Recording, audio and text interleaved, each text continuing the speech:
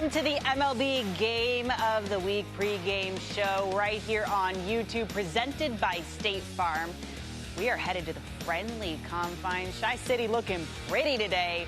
The finale of a three-game set between the Reds and the Cubs.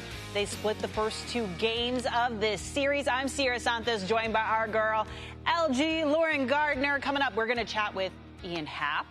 We're getting our gaming on with our YouTube creator, and we're also going to check in with Scott and Yonder at Wrigley Field in just a bit. But can you believe it, LG? This is our final YouTube game of the week. I'm a little sad. It flew by. It does fly by, especially when we get like all the cool interviews. Yeah. Everything's so fun to do, and we always keep it light. And by the way, we need to give you some credit where it's due, because you killed it all season, week in and week out, holding it down here on the YouTube pregame show. Well done, my love.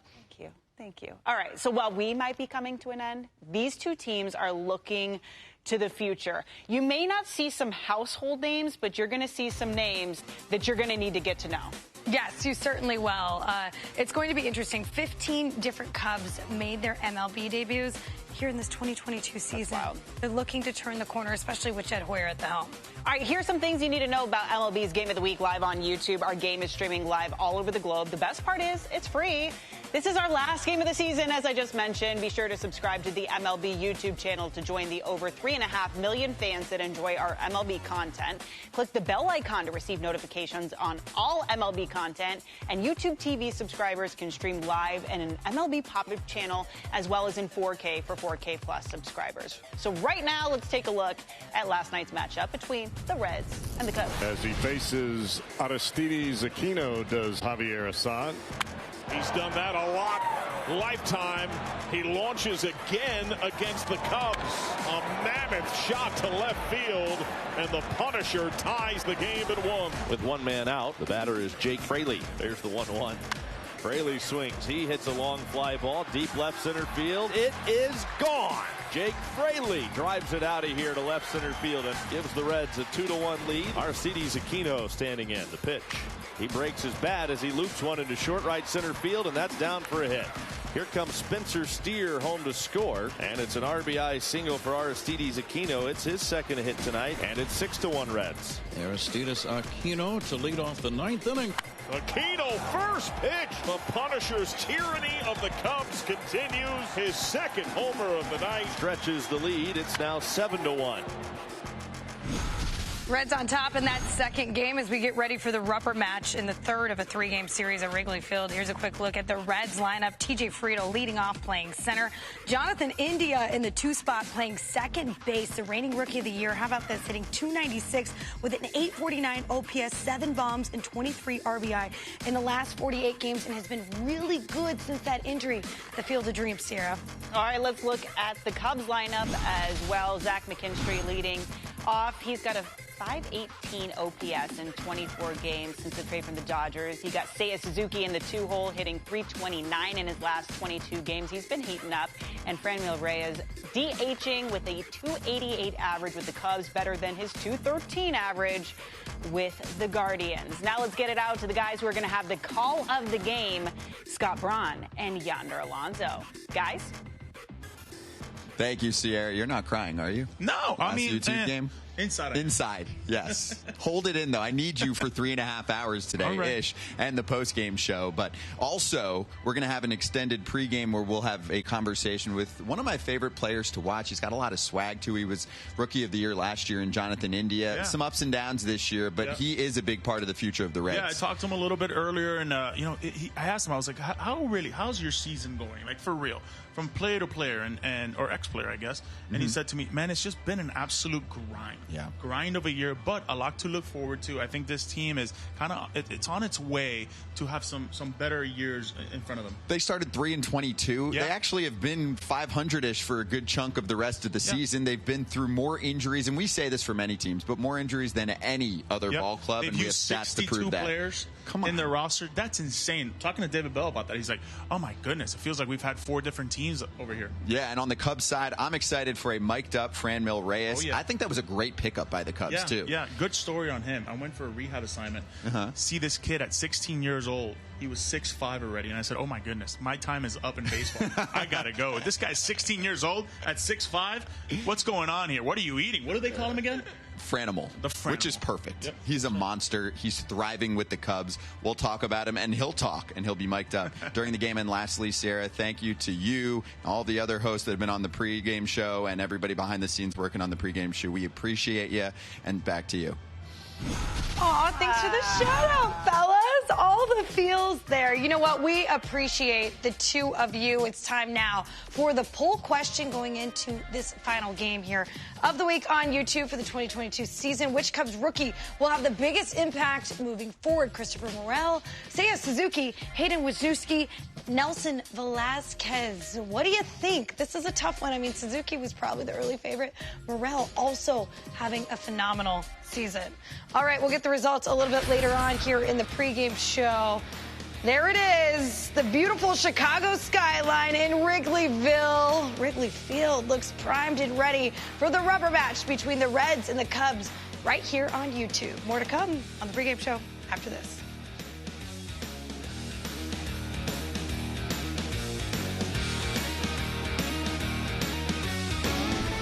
Hey, baseball fans, live Major League Baseball games are back on YouTube. You'll be able to watch select live games throughout the regular season on YouTube free of charge. No fees or sign-up required. Here's how to find and watch the live games from your smart TV, computer, and phone. To watch from your smart TV, launch the YouTube app and search for MLB. Select the MLB channel and click the live game. To watch from your computer, go to youtube.com and search for MLB. This will take you to the MLB YouTube channel, where the featured game will be playing live. To watch from a phone, open the YouTube app and search for MLB. Select the MLB channel and the live game will be the first video you'll see. These games will only be available on YouTube, so make sure you don't miss out. If you are logged into your YouTube account, set a reminder by selecting the game on the MLB YouTube channel and pressing Set Reminder. You'll receive a notification when the live game starts. Watch MLB Game of the Week live on YouTube at youtube.com/MLB.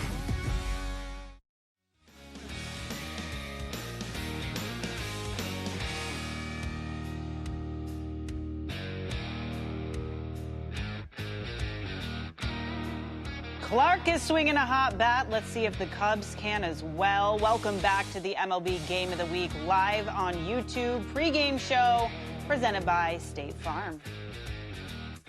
We welcome in Cubs outfielder Ian Happ to the show. And, man, you really enjoy hitting against the Reds. Hitting 26 homers against them. There was one in Game 1 of this series. What is it about this team that seems to just lock you in? I don't know. I went to school in Cincinnati, followed the Reds quite a bit when I was there, and comfortable in the city. Always enjoyed playing at Great American, and coming back to Wrigley and getting a chance to somewhere in the yard is pretty nice.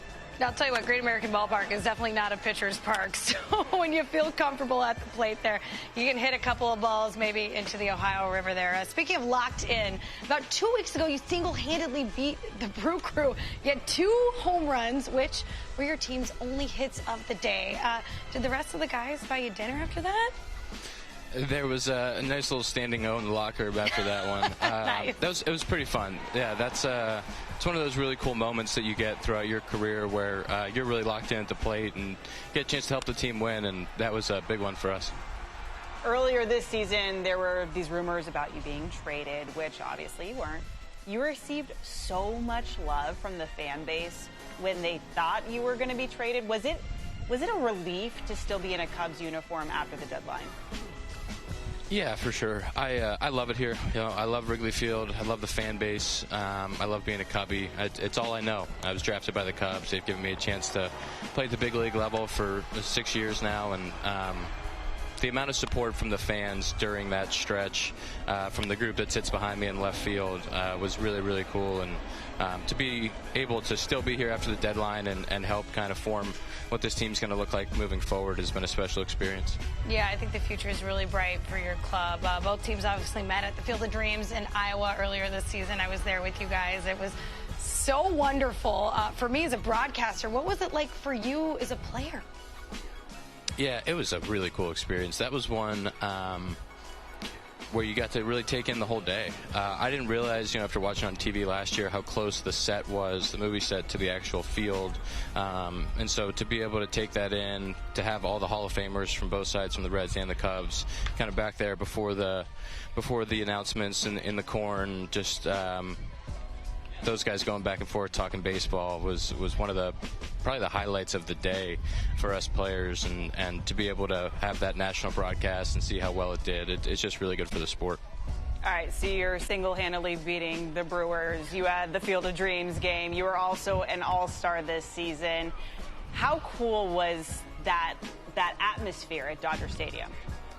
Yeah, that was a really special place. I mean, Dodger Stadium's always a fun atmosphere, but to have the All-Star game there, to have everybody kind of coming into that city, the production that they put on was incredible for all the players. It's a busy 2 days. It's pretty crazy. It's nonstop. But to share the field with some of those guys, to watch Pujols go through his last one in 22 years in big leagues, and just a bunch of really special moments that it was just kind of trying to soak it all in, and to represent the Cubs in that game meant a lot. Yeah, I love that you brought up Pujols and that he was able to not only just represent the Cards, but just represent himself and his legacy. You were also at another really cool event in LA, of course, red carpet. Everyone's looking forward to the looks. Just break down your fit. Yeah, I went with the blue suit there. Got it done a couple weeks before. I felt like it turned out really well. It's my fiance right there. She's looking fantastic. Wow, incredible, right? Yeah, I'm sorry, I wasn't looking at you. I was looking at your fiance. She looks amazing. Yeah, we really put it together. I actually went with the decision first and went with the blue suit, and then she had to work off me, and she did a fantastic job. Yeah. Usually it's the opposite, but you're right. I mean, full disclosure, I hadn't seen the video until just now, and I was like, sorry, Ian. Looking at you, too. Yeah. But I'm sure you had a great interview there with CY and Xavier Scruggs. Those two are the best. Yeah, they are. That was it was really fun. That was a special moment because it's kind of the only thing that we got to share together. You're on the field, you're away from your family for most of that. They get to watch and be a part of it, which is really cool. But for her and I to be able to do that together, to walk the red carpet, and for her to be a part of that special couple of days, and for just all the time and hours that have gone into getting to that point, it was really cool for us. Get her on more red carpet. All right. Speaking of the All-Star game, you have a coffee company, and you released a special All-Star roast. So tell us more about your company and that roast specifically. I don't function without coffee. I'm on like a 4 to 5 cup a day. I also need to know how much caffeine you're consuming. Yeah, I have a high caffeine intake. I'm already a couple cups deep for the day game today. Connect Roasters is the coffee company that I'm involved with. They take care of us in the clubhouse here. And we released the All-Star Blend after that announcement of the All-Star game. And the fan support here, the people that have become part of the Connect Roasters community has been really cool. We have a home run club, so anytime there's home runs hit at Wrigley, we give some dollars to everybody who's in the club with a monthly subscription, and they get to buy memorabilia and some other special stuff that nobody else has access to. And it's really been an amazing community that's been put together. Around the trade deadline, they started, our members started actually giving stuff away to other members, tickets and buying coffee and giving it to each other. And that community that we've formed, yeah, it's been really special. And we have a give back model where for every pound that we roast, we give back to the community in Chicago through the food bank, the First Tee here in Chicago, and also Save the Children nationwide, worldwide. So it's been really, really fun to not only make great coffee and help people stay caffeinated, but also to give back. Yeah, I was going to say the former is important, but the latter even more so. Okay, so outside of Chicago, of course, which city has the best coffee in your opinion? Ooh, that's a good question. Tough one. San Fran's really good. San Fran's got a bunch of good spots. New York has a bunch of good spots. Yeah. But yeah, I'm gonna have to go favorite city overall. I'm gonna go San Francisco. I like it. Pick. San Francisco has some sneaky good little hidden gems you can just I don't know, you just find your way to, right? No, I'm with that. That was an unsuspected answer. All right, so football season is right around the corner. Are you in a fantasy league with any other players? Did you do a draft? I need to know what the trash talk is like. You don't have to show us text messages, but you can tell us about it. If you want to. I mean, we'll gladly. We'll gladly. No group chat necessary. I was present for our team fantasy draft. There was actually a lot more interest than I thought there. I was like, I'm going to sponsor a team this year, maybe front the trainers, be an owner, and really oversee that way. And a lot of interest. Didn't even get a team this year. So I was at the fantasy draft. I was present and supporting. But I'm looking forward to seeing how everybody's teams do. What a coveted league in that Ian Happ can't even get into in his own team. Tough this breaks. is ridiculous. Tough breaks. Yeah. That's okay. Yeah. You can consult and maybe play, certain teams against one another and then eventually buy your own franchise. I'm actually kind of bothered by this. I am too. Who made that executive decision? I'm gonna stir the pot. We get a couple weeks here during the season. We get a couple weeks during the season to see how the guys do. Hopefully there's some upsets week 1 and I can really get on some guys and just, enjoy that part of it. Hand out some good advice, some bad advice, and just, you're right, stir the pot and just see what happens. We'll get you a ladle, my man. Yeah. Thank you. Listen, Ian, we really appreciate your time. Best of luck today. And, I guess good luck with the fantasy football situation. This is bizarre. Thanks so much, guys. It's a beautiful day at the friendly confines. The ivy's looking gorgeous. So are those seats out in the bleachers. 80 degrees and sunny coming up for this first pitch that is just less than 15 minutes away. Time for our Creator Spotlight, and today we welcome in Matt Meyer, who runs the Sports Gaming Universe YouTube account, which is a home for a variety of sports gaming content with a concentration on simulated previews of upcoming games. We welcome in Matt to the show. Matt, tell us more about your channel and how you got into the concept of simulating upcoming games. Well, I've been going at it a really long time now. I think over a decade now. It started as just a big-time hobby. Love of playing sports games like MLB The Show, Madden, 2K, and all those. I just started posting things as a hobby, and it just kind of grew from that. I didn't even know at first it was a thing you could do on YouTube to, make content and actually, make money off of doing it. So it just kind of grew from there, from a hobby to a little bit more of a full-time thing. And just the simulation thing has just been really fun. It's just kind of playing the games out, let the computer decide, don't put the bias in, and just kind of see where things might play out and see if it ends up being like real life at all. Yeah, you just mentioned that. If it ends up being like the actual result, how often has that happened? I'd have to say not very often. I mean, there's so many variables. You can do the little things like get the right starting pitchers in maybe, and if they don't change things last minute, and, maybe Aaron Judge hits a big home run like he does in real life. But every once in a while the comments will blow up and say, "Oh my goodness, this was so close." But more often than not, it's not real close. Can you explain to the unfamiliar road to the show and what it is? So it's basically the career mode of MLB The Show, where you control one player, and that's just a team, and you go through all their at-bats and all their fielding attempts. And so over the years, Joe Broadway has kind of been my mainstay character. I've put him in many variations over many games, and he's the one that kind of seems to come back creatively, to the channel. So I've got the most connection to him and telling his story over many different variations and many adaptations of the game. So he's just been a lot of fun to follow through careers. He's a big time slugger, home run hitter, not a very fast guy, but loves hitting those home runs. Yeah, I saw him trotting to the plate. He was not in a hurry, but he doesn't have to be if he's hitting the ball out of the park. Before we get to your Minnesota Twins and the on-the-field action, can we talk about your friend behind you right there? What's going on? We're big animal people. Yes. Yeah, so I was hoping sometimes he kind of hijacks the scene and would come up on the chair, but that's my boy Jenks. He's a 9-year-old black cat. And I rescued him about a year, actually just over a year ago.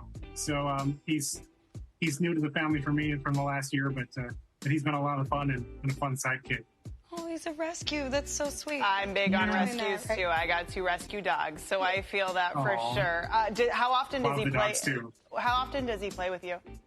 How often does he game it up? He's always trying to get on the sticks. Like I'm juggling him here, and I'm playing here and setting games up, and he does his best to be a part of the action, and I'm surprised he's not right now because he's quite a ham. Yeah, he's just taking a little time out there. Yeah, Sarah, the names of your 2 dogs that you adopted? Inky and Neil Diamond. So yeah, we're all about the rescues at my place too. She was actually texting me about it one time. She was like, "Oh, Neil Diamond." I'm like, well, I was so confused. I'm like, "Oh, that's your dog's name," and that is brilliant. So let's get to the action on the field. You're obviously a big Twins fan. They had a rough string of games though in the Bronx this week, but they still remain just 2 back of the Guardians in the AL Central. How do you like their chances heading down the stretch? Well, I'd be lying if I said it's not waning a little bit. We still have one more in the Bronx today, which is scary, but we do have a lot of head-to-head against Cleveland still. So as many opportunities we've all had to jump off the ship as fans, they're still right there in a weak division. So it's been a lot of fun. We all kind of know the Carlos Correa experiment's probably only going to last 1 year, so I'm just trying to enjoy it the best I can and hoping maybe he heats up and carries this team with Buxton out. And there's been so many injuries and there's so much going on here as fans, the contention with Baldelli and how he handles the pitching. But he doesn't want to let those starters go through the 3rd time in the order. But the bullpen, are they any better to fare it? So it's a roller coaster for sure as a Twins fan right now. Yeah, AL Central may not be an A+ student, but at least it's turning out as a spicy fight to the end. Do you have a favorite moment from going up as a Twins fan? Oh man, well, the last time I was on, I mentioned the World Series. I was at World Series games both in '87 and '91, but the thing that sticks out today the most is Target Field opening up, and I wasn't able to make it to the very first game, but I was at the second one, and I grew up going to games in the Metrodome, so seeing that greener than green grass. The only time I would see that was when I make road trips to Wrigley and Fenway, and so to finally have that in our backyard and there was a rain delay at one point, just briefly, 6th or 7th inning, and it actually got a standing ovation because people weren't used to that. So just a surreal moment, and but taking in every moment at Target Field since has just been a blessing to have the ballpark here now. Yeah, that's truly a beautiful ballpark. Listen, Matt, we really appreciate your time, and best of luck moving forward. Hopefully you can do some sim games with your Minnesota Twins there, and they'll be successful down the stretch. I'm hoping to sim some playoff games. I'm hoping they'll get there for me. Nice. We appreciate it. Thank you, Matt. Thank you. Matt Meyer, great as always. We're just a couple minutes away from first pitch at Wrigley Field, the 3rd of a 3-game series. The righty, Adrian Sampson, getting warmed up for this one. He'll be facing the other righty, Luis Cessa from the Reds. More pregame show after this.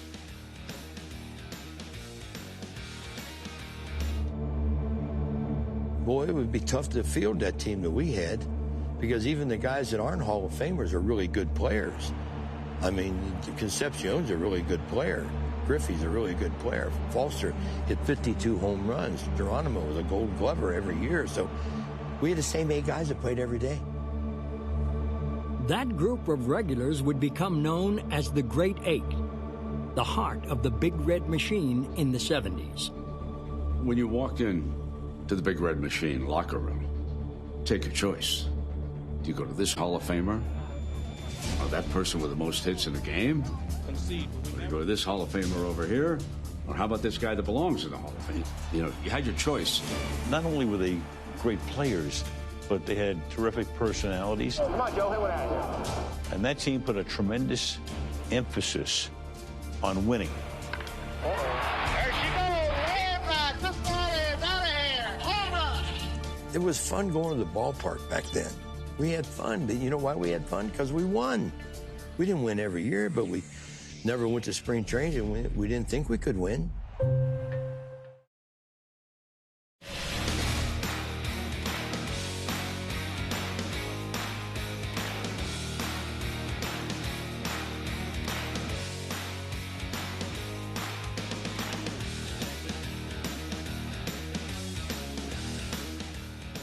Welcome to the MLB Game of the Week YouTube pregame show presented by State Farm.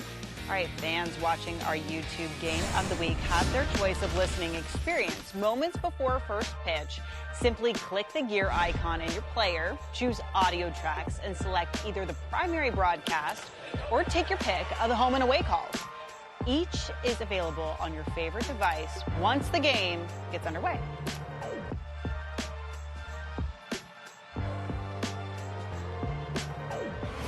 Now it's time to get analytical with StatCast powered by Google Cloud. And for that, we bring in our friend Sarah Langs from MLB.com from the last time this season. Oh my God, it actually breaks my heart to say that. Okay, Sarah, Alexis Diaz has been very good for the Reds, but just how unhittable is he? Oh my gosh, he has been so much fun to watch. And one thing he has been, as you said, is unhittable. Not just giving up very few hits, but most of the swings against him are actually missed by batters. So if you take a look at whiff rate, which is how often a batter swings and misses when he takes a swing against a pitcher, look at this. He is in the top 5 in whiff rate induced in all of baseball, with his brother at the top of the list. I love this. I love that family connection. It's really fun to think about where Alexis Diaz may continue to be with he and his brother being elite relievers. All right, when Mark Leiter Jr. is on the hill for the Cubs, what pitch or which pitch makes him most effective?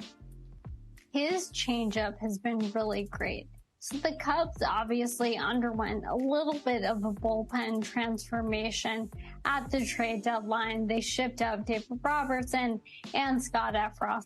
But Mark Leiter Jr.'s changeup, as you see here, has been quite literally the most unhittable pitch in all of baseball. He's allowed just 4 hits on that overall the entire year. And if you take a look at the other pitchers on this list, Felix Bautista, Devin Williams, and Emmanuel Clase especially have been really, really good.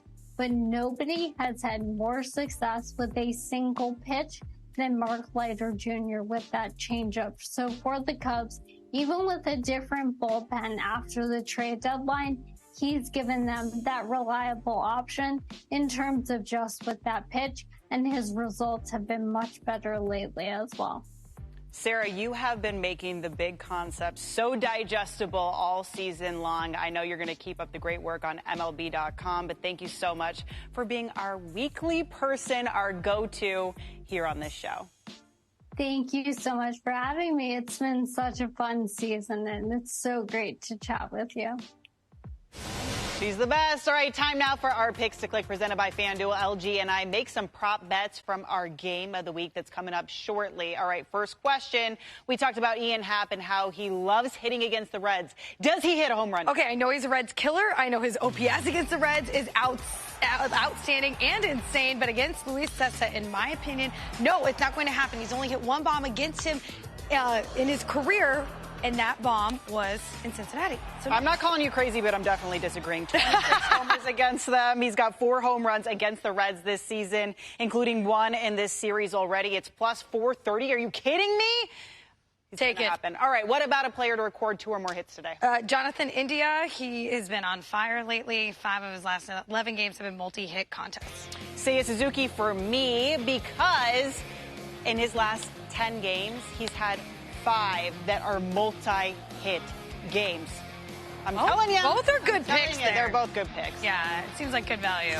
All right, let's check out the results for today's poll. Which Cubs rookie will have the biggest impact moving forward? Who would have thunk? Landslide there, Seiya Suzuki. I wasn't trying to sway the voters when I said the top 2 probably had best numbers, but I also was.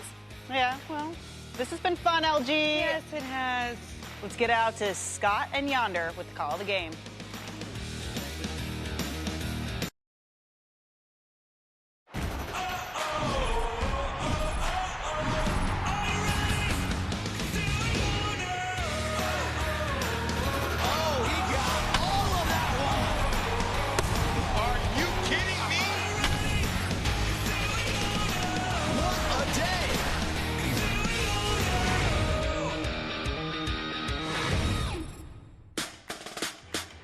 Back in Chicago again, back-to-back weeks. Yes, please. I think I convinced Yonder last week. Chicago summers are probably the best. Yeah, ever. Thank you. Thursday afternoon, skipping work, retired life, chilling, whatever you're doing at Wrigley. This is the MLB Game of the Week, live on YouTube, presented by State Farm, the Cincinnati Reds, and the Chicago Cubs, closing up a 3-game series in Illinois. Series is split, one per side. We'll finish it up today. Scott Braun and Yonder Alonso with you. Welcome to Wrigley Field, and hello to everyone watching worldwide on YouTube for our last game, our last stop on the tour for the entire season. You choking up? Yeah, inside up. I've been crying for days now.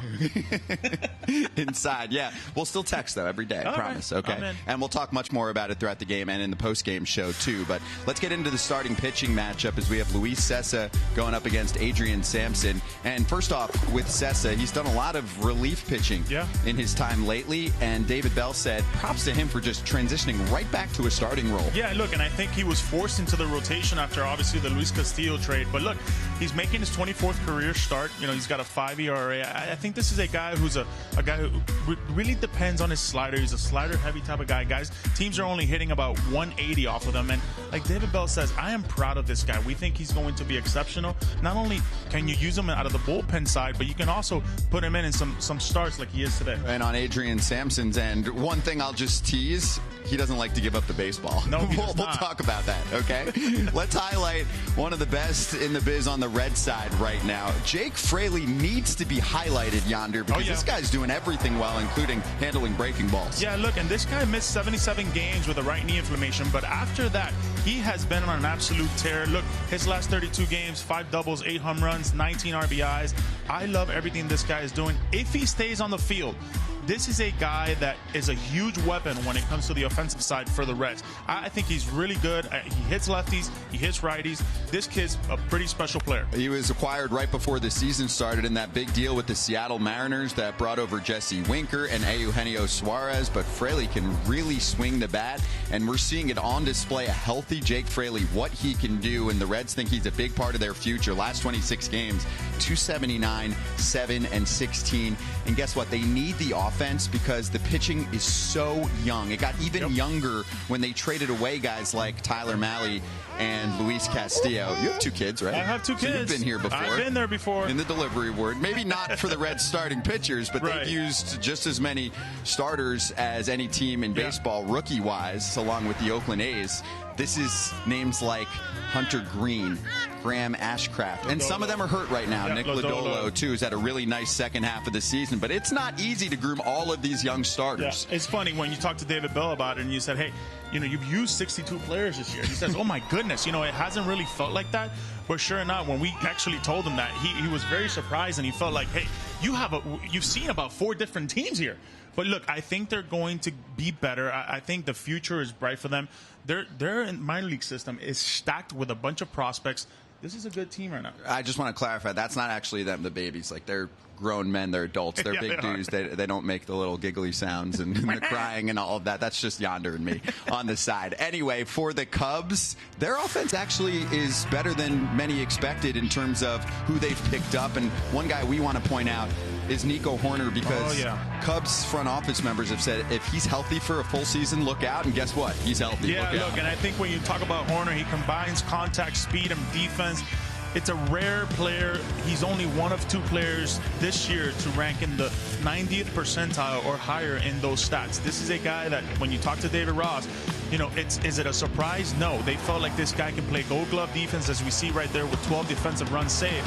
But this is a guy that has also hit. He's done it at all facets of the game. This guy does not strike out. This guy is going to play, and as we can see here with the WAR leaders among shortstops, he's at the top. And this is a pretty good list right here, but it just tells you what type of player they think this kid is going to be. He is going to be just as good as a guy like Xander Bogaerts or Dansby Swanson. He's a special kid. Yeah, and he's barreling up baseballs, power to all fields, and wore an all-encompassing stat, so it's summing up the defense, the offense. He's been Mr. Everything for the Chicago Cubs. And let's tie in Nico Hoerner and some of his teammates, too. Let's bring in our teammate, Brett Dolan, for more. Guys, a good double play combination always seems to know where the other is on the field. Communication is so important, and it's a little bit easier for the Cubs' Nico Hoerner and Nick Madrigal. These guys have been playing against each other back to the age of 11 in Northern California. Madrigal was from Sacramento. Hoerner was from Oakland. Then they both go off to the Pac-12 at the same time, albeit playing for different schools. Hoerner went to Stanford. Madrigal went to Corvallis. He was an Oregon State Beaver and won a national championship. What would the odds be of both of those guys then being first-round picks the same year to the same city? Although Madrigal was taken by the Chicago White Sox then, last year at the deadline, traded to the north side in the deal involving Craig Kimbrell. So this year, when healthy, they've got to be teammates together at that double-play combination. What would the odds be? I know the Cubs certainly hoping that both are key pieces of this team going forward. Always a great story in baseball. Other stories we'll touch on today, the intense surgery and rehab for Joey Votto. We'll talk about an incredible Major League debut from Spencer Steer and a change of scenery that has worked out for Franmil Reyes and the Cubs. Scott? Brett, can't wait. Also, I'm pumped for Jonathan India one-on-one with Yonder Alonso. Can we run that next? Oh, let's do it. Okay. I'm right on that. That's coming up. Summer in Chicago. Can't beat it. Gorgeous day for baseball. Reds and Cubs coming soon.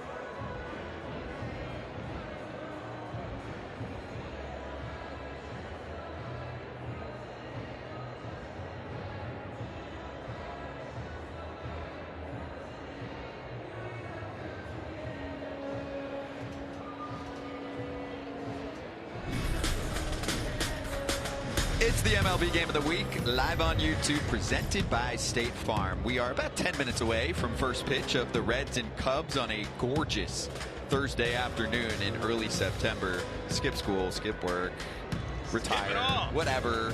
Hang out with us. Yes, Scotty Braun, Yonder Alonso. It is a beautiful day. We spoke with both managers of the Reds and of the Cubs, David Ross for the Chicago side, and for the Cincinnati Reds, David Bell, who actually I just learned, was he your manager in the minor leagues? Double-A manager. Double-A manager. Yeah. Wow. Yeah, and for both of these managers, when we asked them, hey, why is September so important? Because they have to know what type of players these guys have to move forward. Right?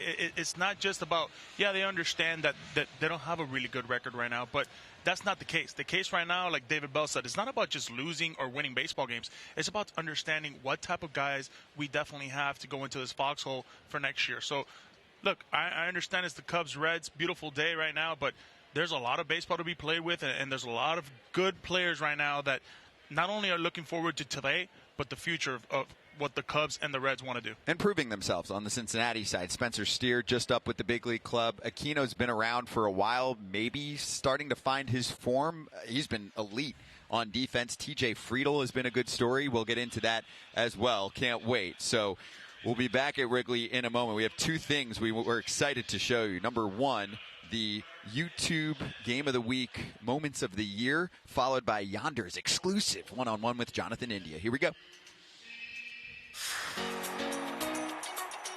We are thrilled to be here for the first YouTube game broadcast of the year. Oh, he can pull the ball down, by the way. That was special and smooth. And that is triple. You gotta go. Christian You gotta go, Yelich. You gotta go.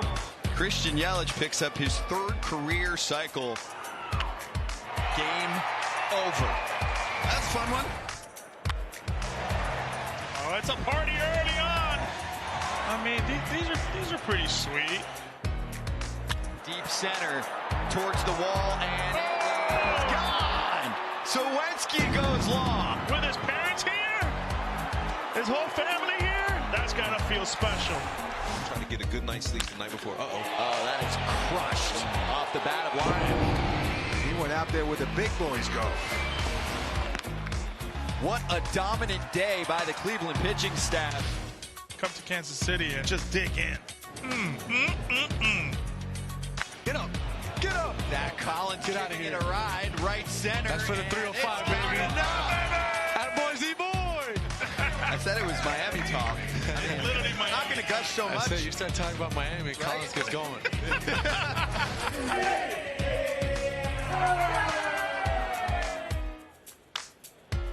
Hot hand on D to start. They're going to need that defense all day long, baby. It's a grasshopper season. Here we go. Lime chili flavoring and sea Oh! salt.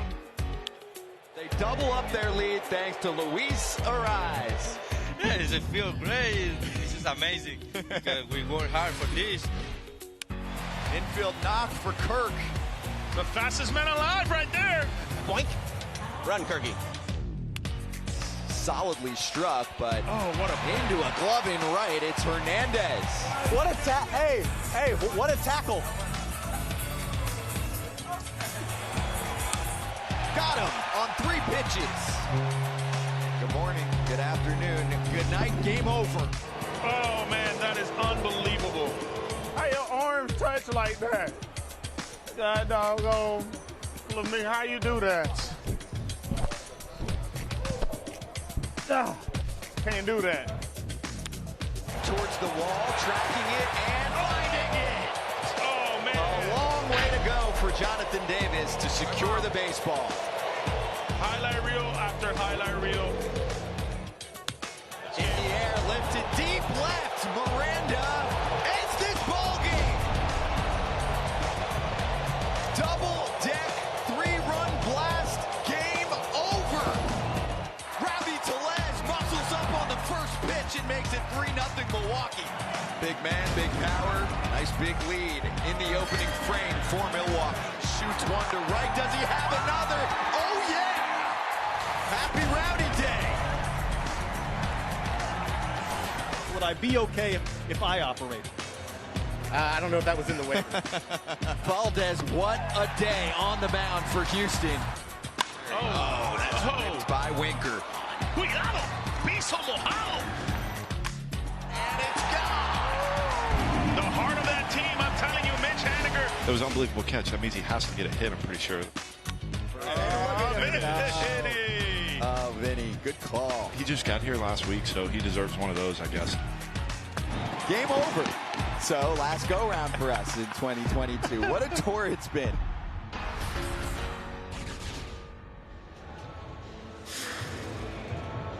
That was special. We appreciate everyone putting that together behind the scenes, too. They loved it. That was great.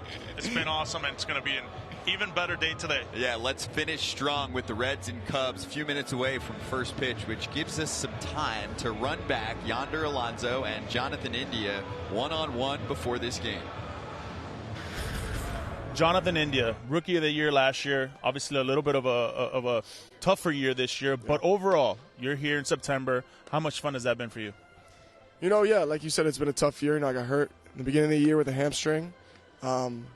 And then some minor little, nagging injuries, but I'm just glad I'm on the field. I'm glad I'm playing baseball. I love to do this every day, so I want to finish this year healthy and strong and, keep continuing what I'm doing. For this year and this team, obviously with the struggles early on, you guys are pretty much playing close to 500 ball. How much fun has that been for you? And now you're kind of, when I look at this team, it's Joey Votto, Jonathan India. Does it feel like that for you as kind of that veteran, even though this is your second year? Does it feel like that? You know what? As weird as it sounds, it does. You know, they're bringing a lot of young guys up now. They're starting to hear that I have to be the guy to take them under my wing and teach them the ways. And it's only my second year, so it's a little odd, but I'm up for it. I'm up for the challenge. I'm up to do this for the team. Take me through your year in regards to getting ready as a hitter. I know you like pickleball. I do like pickleball. I know you're about that. My boy Morero told me about you and pickleball, so I'm gonna have to get in there. But when it comes to hitting and these guys, who are those guys that you really look out for and you're really impressed with right now? So, in the league, on your team. On my team. There's a bunch of guys on my team. I love the way Kyle Farmer swings the bat. Joey Votto is one I always go to. Yeah. Votto has got the best hitting advice you can ask anyone in this game. Mentally, not even physically. It's more mental than anything with him. And Stevenson, Senzel, a bunch of guys on the team that really understand hitting. It's fun to talk hitting. So I'm big with that. Favorite stadium right now? Favorite stadium. And favorite app?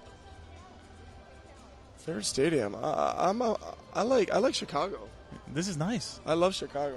It's beautiful here. So favorite app right now on your phone? Favorite app? Besides YouTube app. Huh. Interesting. I always ask. I'm not a big phone guy, to be honest with you. No. Are you like Castellanos? I kind of like Castellanos. Kind of the flip phone? Are you going to the flip phone? I might. Castellanos. I might. He kind of got me into that, but he went back to an iPhone.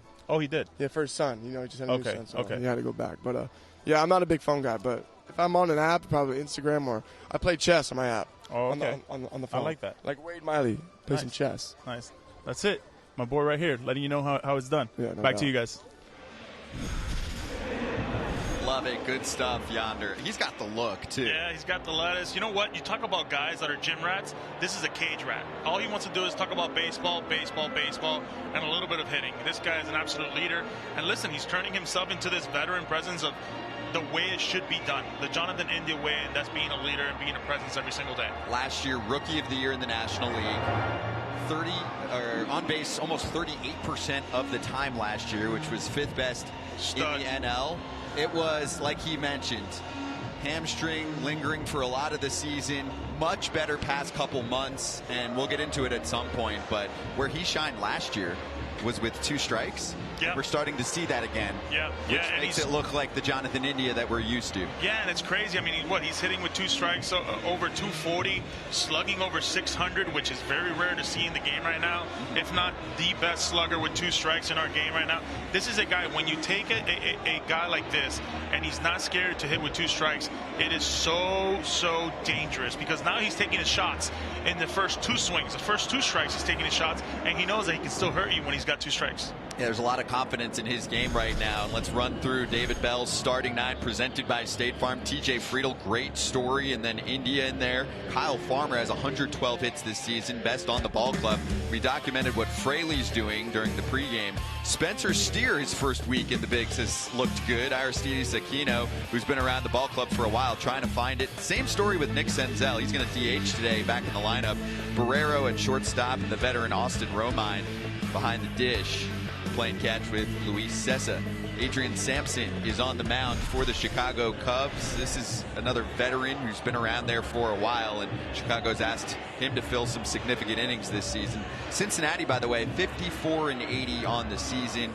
Yes, they're on pace for 90-plus losses, Yonder, but if you go back to July 7th, right? It's not like we're going back a few days. Go back to July 7th. There are 500 ball clubs since then, 26-26. Yeah, listen, in the first 25 games, they got off to a rocky start, 3-22, but the next 52 games, right there, right at 500. So this is a tough team. This is a team that's going to grind it out and play all 9 innings. And for the Cubs, 57 up, 79 down. But again, let's go back. I'm going to pinpoint a spot. How about July 17th? You good with that? I'm good with that. 23-22 since that time period. And let's dive into Adrian Sampson. Last start was Friday against the Cardinals. 2 runs in 5 innings. Cubs lost that one. They've lost each of his last 3 starts. But as you can see, the ERA, sub-4 on the season. And my favorite stat for a starting pitcher, just because it's simple, easy to understand, ERA plus, factors in the ballpark, the league, the whole deal. 100th league average. He's at 106, so he's an above average pitcher this year. Yeah, he is. And look, I think when you look at the stuff he's got, you know, it's sinker slider day. He's going to pound those sinkers on these right-handers. He's going to want to get that ground ball. That will be key. I always felt coming into Wrigley Field, guys pitched to what the wind was doing. So you want to be able to make sure you get your ground ball, strike one, and back-to-back good starts against St. Louis. His last start, 5 innings, 4 hits, 2 earned. They're going to need some type of day like that by Sampson. Let's run through the arsenal. He has reverse splits in his career, by the way. He is much better against left-handed hitters. This is brought to you by Google Cloud StatCast 3D. There's a lot on his menu, isn't there? Yeah, there is. I mean, he throws it all out there. But, you know, I think for me, when you talk about what he brings to the table, it's going to be that sinker. It's going to be that slider. At times, he'll use his changeup to try to get quick outs with rollovers on lefties. But more than not, he's got to get strike one over, and he's got to pound the ball inside and hit the strike zones. And that is TJ Friedl, the center fielder, 27 years old. He is surging, especially with some power, since he was called back up on August 16th. That was his 5th call-up. He's been bouncing up and down, minors, majors, now trying to stick, and looking good since mid-August. Yeah, underway on YouTube. He's been just phenomenal. I mean, you look at the stuff this guy has done as a rookie, and ever since he got back called August 16th, 396, 5 home runs, 12 RBIs. I mean, an absolute gamer leading off for the Reds. Lays off the first 2 pitches. He's also consistently been lifting the baseball, and my good buddy sitting next to me, a former Cincinnati Red, knows that if you know how to get some lift on the baseball and you play in Great American Small Park, yep, that's a good thing. That's that sinker right there, 2-0 right there. Not trying to do too much, not being that cute. He says, here you go, buddy. 2-0, try to see if you can hit it. Nice little fade action by Sampson. 2-1.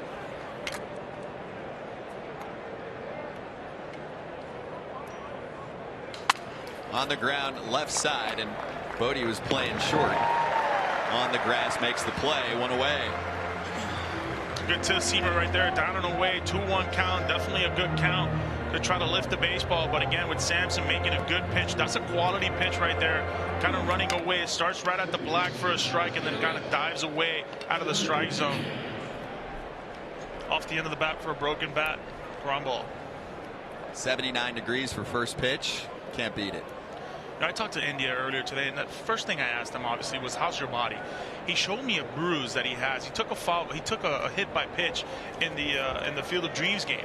He actually was taken out. They had to take him to the hospital. He has the size of kind of like a mini softball in there.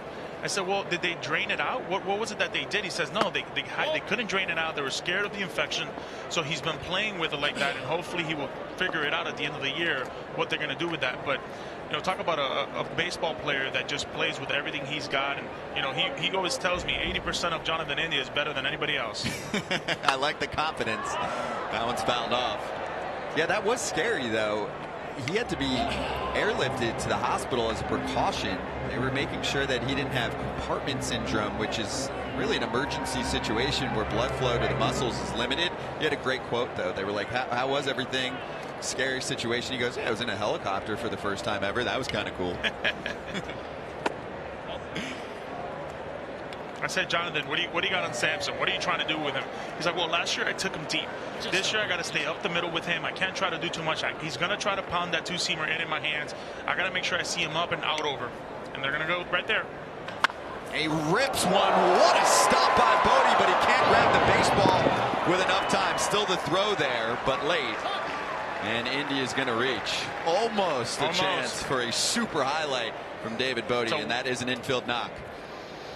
Talk about the hot corner at third base. Check out this move right here. Boom. Absolutely picked it off. Jonathan India running down the line very hard.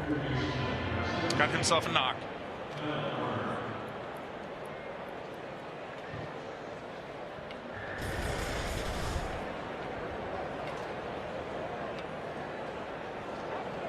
Up to Kyle Farmer in the 3 spot. And a strike down the pipe. We'll definitely, this is my choice, get even more interactive today in the live chat. YouTube creators and everyone else involved subscribing to MLB's YouTube channel. So let's start this way. Just throw some predictions in there. We'll give you the okay, even though the game has already started. It's first inning. So Adrian says Cubs taking it. Give me some predictions, maybe some specific player predictions. Who's going deep in this one so we can look back at it later. Look at Farmer against the Cubs this season. Yeah, that might be a pick to click. He's been crushing it. You know, it reminds me, he's got that batting sense like Turner for the Reds, for the Dodgers. Kind of that open stance right on top of the dish, not trying to do too much. You know, he's played 117 games this year, 9 home runs, 62 RBIs. But you know, this is a guy with runners in scoring position. He is very dangerous, hitting over 320 for the year. He's been one of the rocks, one of the mainstays for a team that's had a lot of turnover, some of that via trade, but also players on the shelf. I mean, 2 of their best. Joey Votto done for the rest of the season. We'll talk more about his situation later. And Tyler Stevenson, who looked like he was on his way to being one of the best catchers in the game. There's Farmer's numbers with 2 strikes. That's a really good mark. Unbelievable. See how he handles the 0-2. We'll do it again. See Sampson right there trying to go up and in on him. That's kind of the hole for Farmer. If you want to get him out, it's kind of in that up and in area right there. But then again, I think 95% of hitters will tell you with 2 strikes, nobody likes the ball up and in.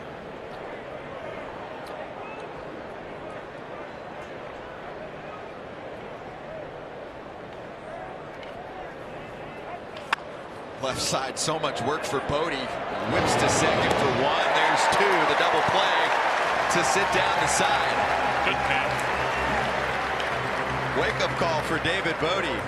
Put to the test. We are through the top of the first. We'll intro the Cubs starting 9 this afternoon. Coming up on YouTube.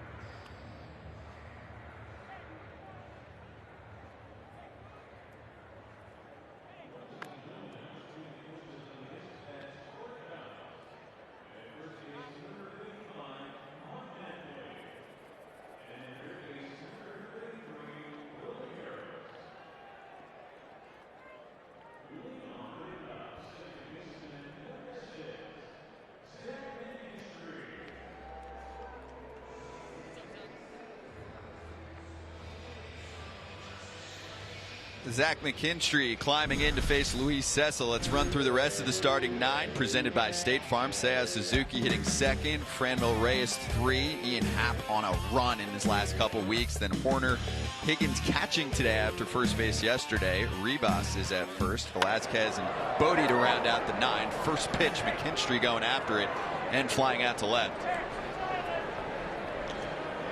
Cecil wasting no time right there, throwing that first strike, 93-mile-an-hour sinker, not trying to do too much. And I think when you look at Cecil and the stuff he brings to the table, I think this is a guy that you can use him out of the pen, but you can certainly give him some starts like this is making his 24th career start. I know he's got over a 5 ERA, but look, this is a guy who's got wipeout slider stuff.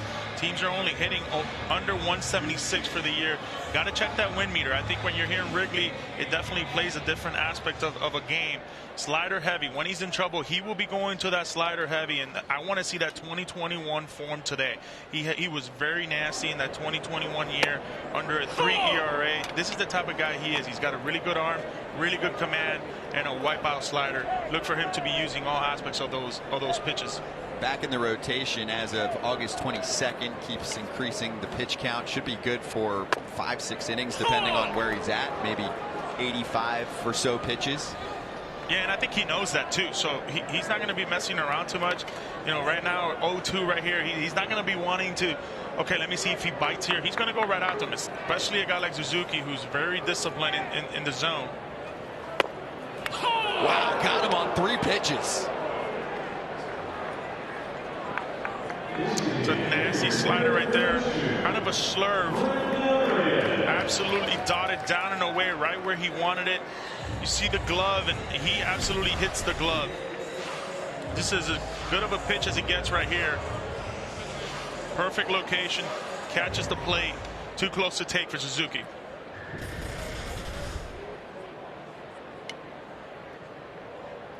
Four pitches and 2 outs so far for the Red starter. Franmil Reyes takes one in. I like this guy right here. You know, when they talk about the grass ain't so greener on the other side, I think when you look at Franmil Reyes, you know, with the Guardians, it wasn't that hot. But then you look at him now here with the Cubs, he's doing so much better. You know, he's slugging over 500. Last 27 games, 13 RBIs, 288, and what an absolute character when it comes to who he is in that clubhouse, the way he talks to the players. I mean, he is just a fresh breath. How do you say it? A breath of fresh air? A breath of fresh air. The yonderisms, man. I'm telling you, man. Oh, my God. I like the way that you do them often, though. My yonderisms? Yeah, like you yesterday, instead of mom and pop, I think you said Pop mom and dad. Mom and dad. Or dad and mom. Good. I'm all over the place, man. I like it. Oh, he went. Yes. He went. Grass has been much greener here for Franmil. Last 9 games, slugging .576, couple homers. Down on strikes.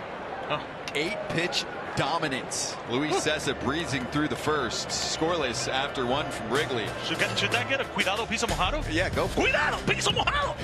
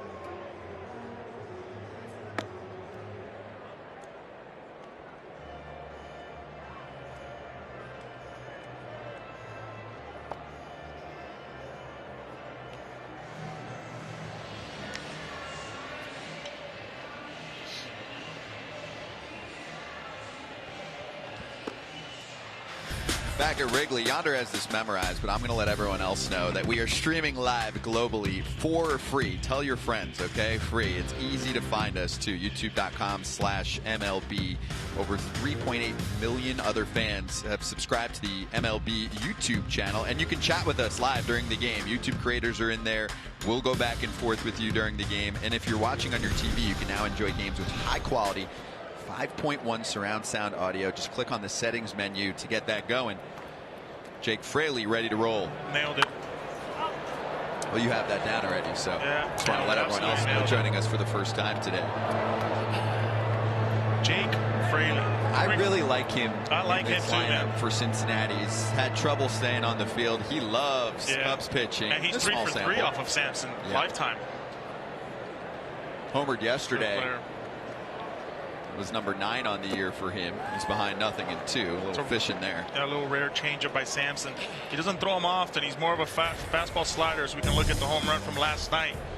This put the Reds up 2-1. That cutter's off the plate. He goes opposite field with it. Nothing better than going opposite field on a ball. Look at that. Look at that short swing extension. How connected he is with his backside.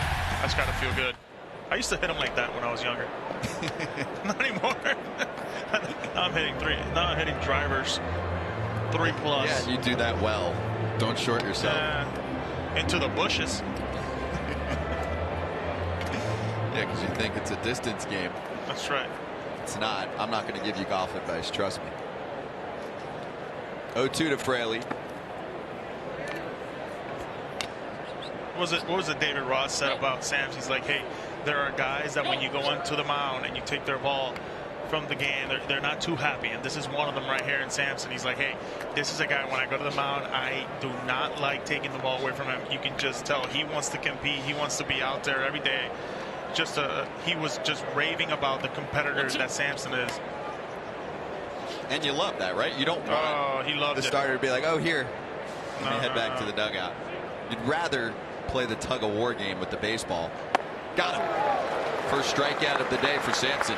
Yeah, and I think that at-bat right there was completely sped up with those changeups. He threw a couple of those changeups in there, and I think Fraley was a little bit more on the quicker side. That's why he tried to go up the ladder there. Just a good pitch sequence by Sampson. Well located and executed right there. Yeah, he knows it.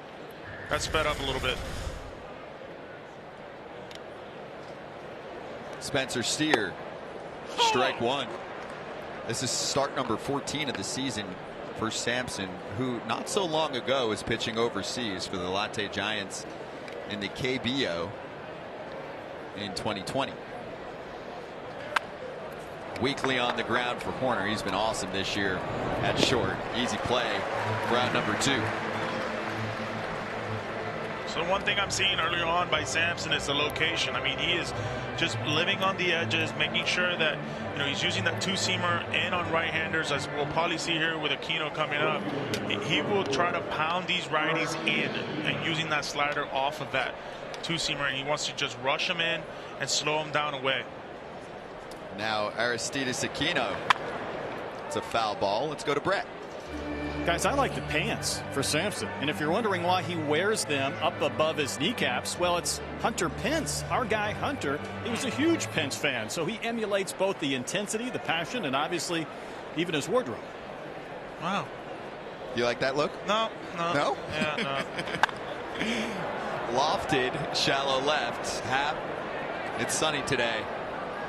He's on it. It's his home ballpark. 3 up, 3 down on 9 pitches. Adrian Sampson, good work. Let's hit the home second.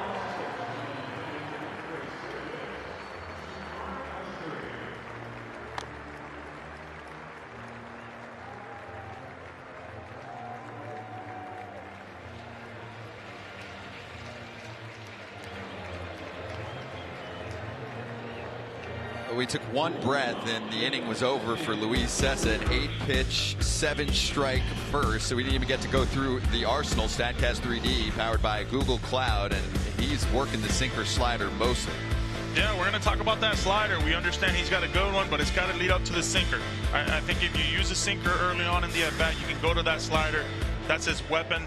And then we can look at the wind right here at Wrigley Field. Oh, there's a jet stream to left center, guys. This is a heaven made for a lefty. If you want to stay on a pitch, you know, anything that's hit from center field on to left field, it will be carrying.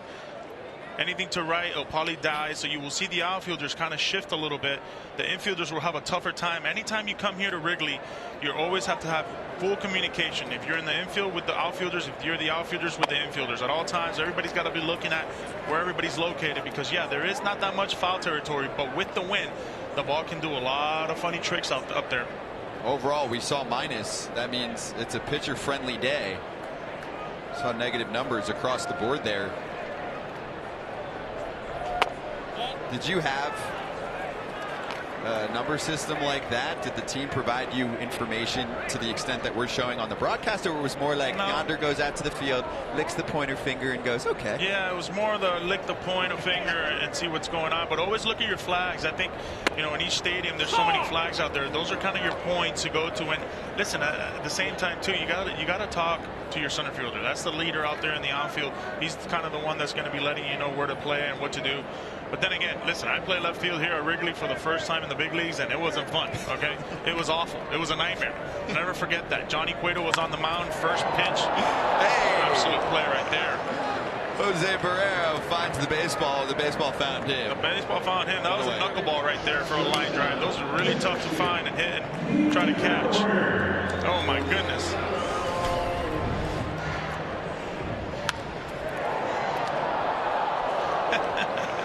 That's a chuckle right there. I don't know what's harder, catching a fly ball or catching a knuckleball line drive coming right at you. Those are pretty tough. Knuckleball sounds difficult. Yeah, the knuckleball sounds difficult, huh? Lucky for him, the positioning was on point. Shifted to perfection. Yeah, so back to what I was talking about. I mean, it is so hard to play the outfield here at Wrigley. I mean, first play, I'm at Wrigley. I'm all excited. Johnny Cueto throws a pitch, ball hit down the line. Guess what? Inside the Parker. It was awful. I mean, it was I probably concussed out there with the bricks. Joey Votto was looking at me when I came back into the dugout, just kind of nodding his head into a no, like, my goodness, what have you done? You smashed into the bricks? Oh, I smashed into the brick. I was running towards the ivy. The left field creatures were killing me. It was an adventure. I will say it was an adventure. See, I look at that game as glass half full, Yonder homered, but okay. There we go. Hey, you brought it up. Flashback. Oh, it's Mike Leake. There we go. There we go. Oh, my goodness. Oh, my goodness. Yonder. Oh, boy. Oh, man. Was the crowd out there going, and that's Campana around in the bases, was the crowd out there going, hey, you got plenty of room, you got room, you got room? It was the one thing we didn't work on. Hatcher, the outfield coach for the Reds at the time. Corner back to center. We worked on hitting double cuts. We worked on our fly balls. But I'm going to give this on him. He never told me, hey, ball hit to the wall on the corner. Just play it off like a straight up double. Okay, don't worry about it too much. Don't even try to cut it off.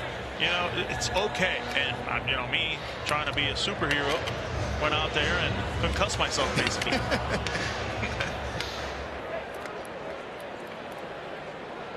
Well, you gifted it a nice inside the park home run. Yeah. No error charged on that play? No error charged. Inside the Parker? There you go. You know what? I think that same day I hit a bomb, so it was okay. You did. Yeah. That's what I researched. Oh, it was the next day, actually. Oh, the next day. I had to make up for it. That was your first career dinger, right? Yeah, first career dinger here at Wrigley. Great fans. They threw the ball back. It was awesome. Thank you, fans, for that. And thank you, production crew, for digging this one up. Nice. And left center. Wow. So then when you sum up those first 2 days at Wrigley, what did you think? It was a nightmare and a beautiful day at the same time. It started off really bad. The series. Started off bad, and then it got better. First base runner today for the Cubbies. Ouch.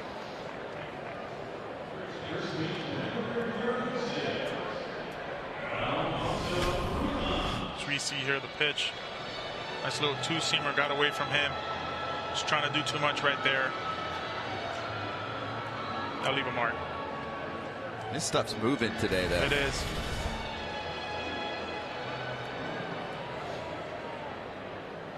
I go right back to it. Higgins on board for Rivas. 353 in his last 8. Downstairs. It's an interesting way of shifting right now with men in first base. Kind of that middle infielder pinched together.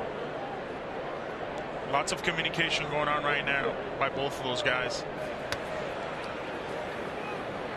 Well, then you're not thinking up the middle, are you? Well, as a hitter, you're not. As a hitter, I kind of want to use that hole on first base as my weapon. So I'm looking for something middle in. Anything soft like his best pitch, which is a slider, I can kind of roll it over and get myself a knock and maybe make it first or third situation. But certainly you want to look for something up right here. That was it right there. That changeup. A rare changeup by Sessa, but he threw a good one right there. I think it was more of a surprise pitch. That's why he took it. And Rivas.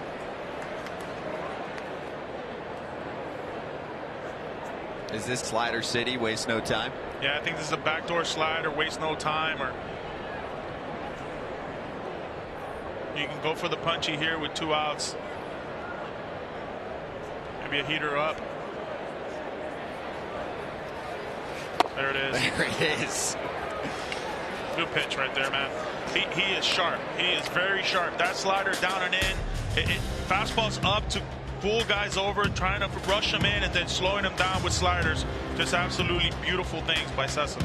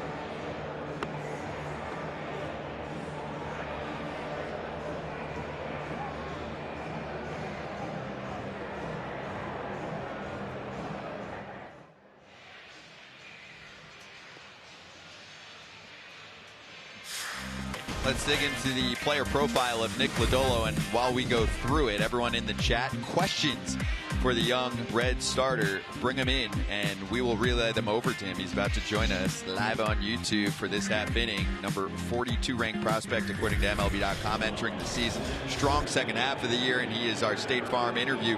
Nick, good afternoon. How you doing today? Good. How are you? Great. We appreciate the time. How is it down there? I mean, it's gorgeous today at Wrigley. Can you beat that? I mean, no, you'd rather be on the mound every day, but if not, you can't beat where you're at. No, you can't beat it. Especially, it's my first time at Wrigley. When I think of Wrigley, honestly, I think of day games. So it's my first one. It's pretty cool.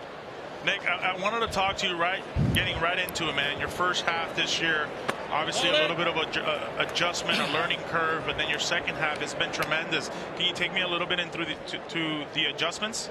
Yeah, it's honestly it's a lot different than minor league baseball. I think the biggest thing for me is really figuring out what I got to do to pitch on 5 days. That's one thing you don't do in the minor leagues is you're pitch on 6 every time. So I think for me that was the big thing, was getting my routine dialed in, and I feel like I've gotten to that spot and kind of now my body's gotten used to it. So trying to finish the second half strong, but it's definitely, I feel a lot better the second half than I did in the beginning. Hey, who's messing with you over there? Who isn't? That's the real question. Who isn't, huh? What's going on over there, man? We got water, seeds, Everything. Call out some of the guys that are causing problems. Well, I'll tell you this. Ashcraft, Farmer. If we get hits and you get runs, you got to stay on with us. All right. Sounds good to me. Yeah, it's been happening quite a bit during these games. Yeah, you got to carry this thing out, right? In the third here, bottom third of the order, Senzel, Barrero, and Romine. And we're looking at game 1 of the doubleheader on Sunday for you. 6 innings, no earned, a walk, 9 punch-outs, strikeout city so far for you in your rookie season. That's a great point, though, and I don't think we've gotten into that with, and we interview pitchers every week, with any other young starters that we've spoken with. I wonder, do you think, Nick, there's any way for teams to better prep a starter in the minors? Like, would you have preferred maybe towards the latter part of your career in the minor leagues to do some every 5th day starting, as that one is caught in left by half. Good play right there. What a grab. Yeah. It was all about that first step understanding and realizing he had been jammed. He saw it right away and took a really good front foot towards the ball. Back to the question. Yeah. I don't think you can with the way the schedule's set up. Because it's off on Mondays, right? It's off on Mondays. Yeah. So, I mean, you get, it's like one every like 5 starts or something like that. You get to go on 5 days because you have the Tuesday, Sunday turn. But other than that, I don't see a way you can do that. And I honestly, I think it's something that's kind of important because, like I said, you plan your schedule out and everything, your routine for 6 days. Then you get here and it's like, oh, well, now you got a day less. So I don't know how they do that, but I think that's something for me that it took a little bit of an adjustment to get to. That is strike 2 to Jose Barrera. That means I better move it. I got great questions coming our way from the live chat. Addison says, I'm a big fan. Can you ask him who his favorite player to watch in MLB is? Favorite player? You know, I really enjoyed watching Chris Sale, and I still do. It's something that, I mean, tall, lanky lefty, probably a little bit different of stuff. But I think from like the arm angle standpoint, that's someone I really enjoyed watching. Nick, who's the one hitter that, you know, it was that, hey, welcome to the big leagues moment for you that really stood out to you? I would say probably my second start facing Machado. Growing up in Southern California, also watching him play on the Dodgers and everything, and then being in San Diego, I think it was kind of the moment it was like, all right, this is for real. Nice. I don't even know how to attempt the name here. Tempe. There's a Tempe State something. Why do you pitch with the arm angle that you do? Is there any connection there to what you were just referring to? No, I think that's just natural. It's natural slot. That's just what felt good off the jump? Yep, that's what feels good. I like that. Here is Austin Kleschka. First time at Wrigley. What's your favorite part so far? Really, honestly, I feel it's just unique. I mean, like the ivy and everything, I don't even know how to explain, honestly. It's just, it feels like it's true baseball, you know? It doesn't even feel like really like a stadium. I would say, obviously I haven't pitched here yet, so maybe I'll have something different after that, but I think it's really just taking it in, honestly. Yeah, it just feels different. It's pure, it's majestic. I'm with you. It's baseball. I mean, you got bleachers out in the outfield, and they're stacked during BP. It's pretty cool. We're running through your start on Sunday. How did it feel? I mean, the numbers looked good. The results were there against Colorado. Do you feel like you're picking up steam here? Yeah, I definitely. I feel like every outing is getting a little bit better, honestly, of late. I feel like I'm starting to get on a little bit of a roll. Like I said earlier, just I don't know how many I got left this year, maybe 4 or 5, but just trying to finish the year strong. This is a good one from Mr. Redlegs. Ladola, how did it feel pitching at the Field of Dreams game? Oh, you've really run through it this year, haven't you? I have. That was awesome. Really unique. I mean, talk about something that's literally, I mean, I've never been to that part of the country, out in the middle of nowhere. Was pretty cool. Were you freaking out when you found out that you were going to be on the mound for that one? No, I wasn't like freaking out. I mean, I was really excited. And that's a little blooper in the right. 2-out knock for Romine to keep things rolling. It's just such a different day, especially like travel day of and everything going on. You want to try to take it in, but at the same time try to stay locked into the pitch. You know, you still got a job that day. Those stats matter. So take me through your day today. Like, what was Nick doing today? What did you eat for breakfast? How'd you get ready? Did you throw a bullpen? Did you throw lawn toss? Today, came here, ate some breakfast. I got to start tomorrow in Milwaukee, so threw a bullpen yesterday. So really just went through some arm care stuff today, some light catch, and be ready to roll tomorrow. Any video watching? No, I'll probably do that on the bus ride up there. Okay. I honestly don't watch that much. Okay. I'll run through it a little bit. Just because at the spot I feel like now, like I faced them already once this year, so I know them a little bit. I've watched them plenty of times, and it's more now. I feel like it's just kind of down to what I do versus what they do. That's great, man. You know, it's so funny. You see all these pitchers are just using analytics that much. Are you more of an analytics guy or not as much? Not really. No. People Old ask school. me. Give me the ball. Let's go. Yeah, exactly. I mean, there's parts of it. Don't get me wrong, that can help and that I like. But other than that, I'm not that far into it. I like this question, and we might not. Oh yeah, we will not be able to ask it because yet again a sliding catch from Ian Happ. Brilliant play for 2 outs out there. They're loving it. Hey Nick, this was awesome. Really appreciate it. Good luck the rest of the way here. Finish strong. Okay? No problem. Appreciate it, guys. Thank you. Nick Lodolo joining us. Great, huh? 3. Yeah, he's awesome. Wade Miley's going to join us in a bit too on YouTube. But Ian Happ on defense stealing the show, and we'll talk more about the progression that he has made with the glove this year. It has stood out, and Sampson's loving it.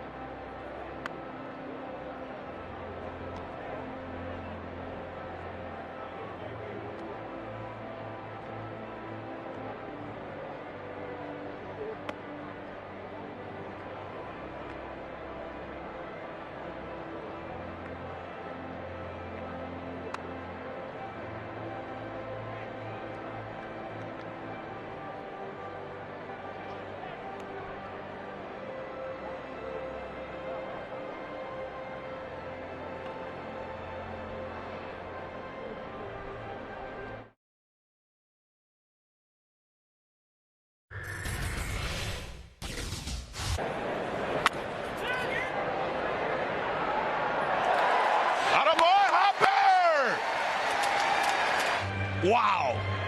And make everything happen. Mic'd up Franmil Reyes today. He's a character. We're going to have fun with him. And he's breaking down Ian Happ's play in left field. I mean, let's look at defensive runs saved for Happ. -2 each of the last 2 seasons this year, and it's probably going to go up after today. He's at +10. I mean, he has improved significantly in that category, and David Ross was quick to point that out to us this morning when we hung out with him. Yeah, he mentioned that. You know what I've seen from him is April. You know, it was kind of getting your groove going, and then now I'm seeing just a different athlete, a guy who can go out and get it, a guy who's now covering the gaps much better as well. So this is a guy that's making adjustments. This is a guy that's an all-star for a reason, and you know, he's doing it in all facets of the game. Yeah, we're seeing a more athletic ball player on both sides because the offensive profile has changed too. He's sacrificed a little bit of slug, but much more consistent at the plate this year. Velazquez to Friedel, didn't have to move much. 1 gone in the 3rd. Taking a good route right there. Making sure he catches it. I love sliding catch. Sliding catches like that from an outfielder is just a thing of beauty, huh? Especially when it's smooth. Smooth. It's a good play right there. Good baseball player. big eye black guy when I played day game. You were? Yeah. Does it help? It helps. Especially with the glare. It just all helps. This was Saturday's catch right here. Going down the line. Ooh. Oh, just a really good catch right there. That's going to hurt the next day. Sessa misses to Bodie, a ball to strike to the 9-hitter. Yeah, Happ, I mean, team leader, all-star, breakout performer this year. The Cubs have some decisions to make this offseason. I was going to say, I thought they were going to trade him. Yeah. I thought Contreras and Happ were gone. They were doing the hugs, the whole deal, and then they're like, just kidding. Just kidding. But yeah, we could dive into the offseason plan for them because there are options, and it seems like there will be some spending perhaps for one of the big free agent shortstops, and there are some big names on the market coming up. Yeah, it'll be interesting to see because, Horner has played really good shortstop for the Cubs, and we've seen his WAR, we've seen what he does defensively, so it'll be interesting if they do go get a shortstop. Do they move Horner to second base or third base? It'll be interesting to see what they do. I mean, you still got Madrigal there as well. He's turned himself after the IL stint. He's done much better as well. Yesterday, I think he went 2 for 4. It'll be interesting to see what the Cubs. They certainly they got some decisions to make, some tough decisions.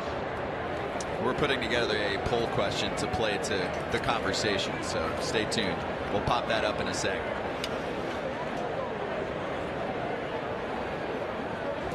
Two on its way to Bodie. Cut and a miss, and strikeout number 4 for Sessa. So ready for this? Nice and simple. Last big poll question of the year, and you can get involved. Tablet, phone, computer, wherever you're watching. Vote, please. Which team will return to the postseason first? Is it the Reds or the Cubs? Also, we'll take your comments after you vote in the live chat, and I'll rip a few of them. We'll read them. Reds or Cubs? Yonder, you might be able to impact the vote here. What do you think? Interesting, man. Well, I think the Cubs are never out of it because I think they understand who they are, right? And they do have some freedom with some money as well, so they can go get some big guys. They can go get an ace. They can go get a good infielder or a good center fielder, and all of a sudden they're in it, right? With the Reds, I think it's taking them a little bit longer. They've kind of had to restructure their minor league system. They've made really good trades and getting some guys in that minor league system to hopefully build for the long haul of winning baseball. So, look, I think the Reds are doing it the right way. I'm going to stick with my Reds. I think the Reds right now, when you look at their future and what they stand for, they got some guys coming up. The guys right now that are young, they're going to be here for a while. And listen, they're a player or two away. Barely any time to talk about it. I'm going Cubs. I think they're going to spend in the offseason. The Reds are back in that rebuild mode. The window just was open for them.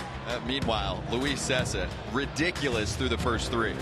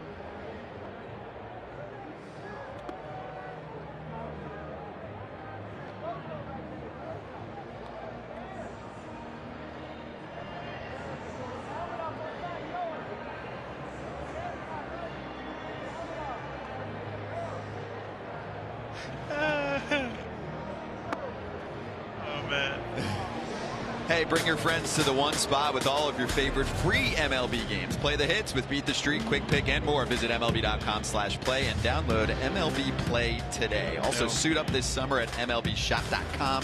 Check out the largest selection of authentic caps, t-shirts, collectibles, and more. Outfit the whole family with your favorite team's gear at MLBshop.com. Boom. Nailed it. You nailed it. That was impromptu. I was. I just threw it his way. Yeah, that's all right. Last game on the tour, and obviously, I mean, you're well seasoned. This is game number 15 on our run. Scotty Braun, Yonder Alonso, Brett Dolan, and strike one to Jonathan India. What'd you do last night, man? Dinner. It was nice. It was great. I was well dressed. Yeah, well dressed.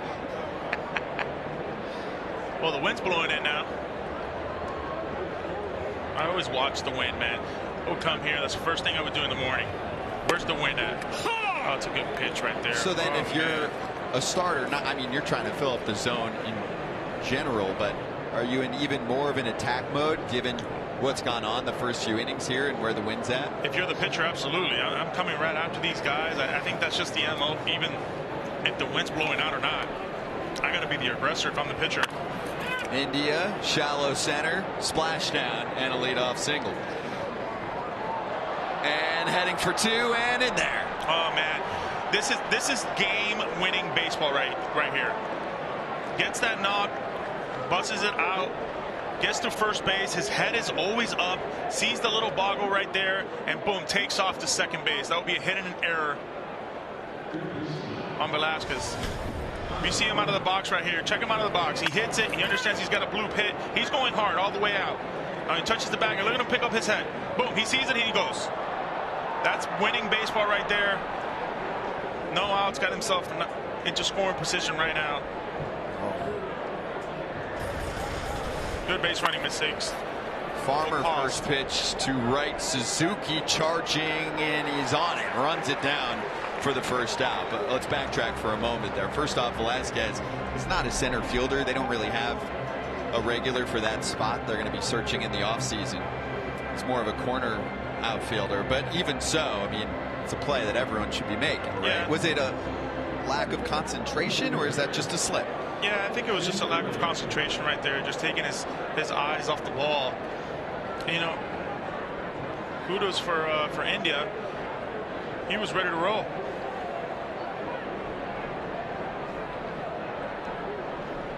Up to Jake Fraley with India in scoring position.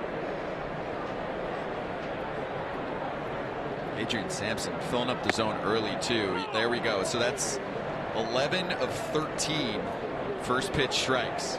You know, we talk about the little things in September, you know, and these are little things right now. You're looking at a team and you look at their record, and 54 and 80 right now, but these are winning plays right here. When you talk about India, when you talk about the leadership, even today when we were doing his interview and we talked about, you know, who's your favorite player to talk to. He talks about Joey Votto, the mental side of the game.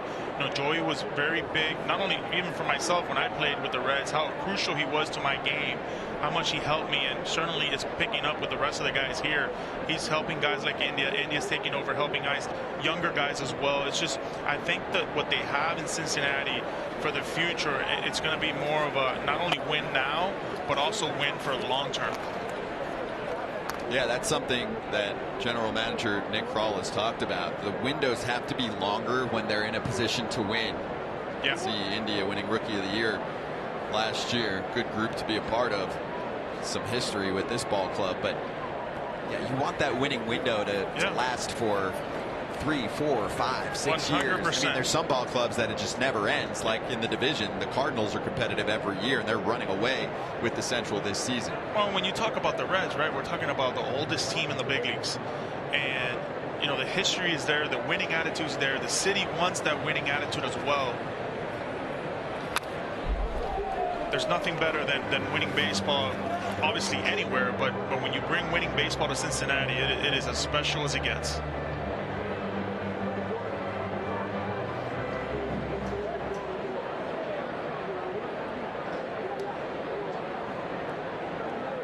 Sampson's really making some good pitches right now.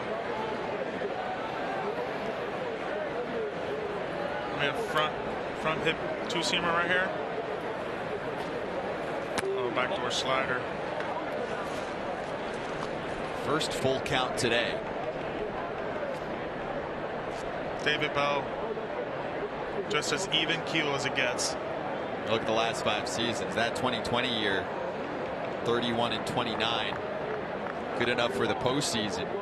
Very different looking ball club since then. Fraley left side. That's going to drop, and India is held up at third. Yeah, good hold. Oh, he would have been toast. He would have been absolutely toast. Hat just came on firing.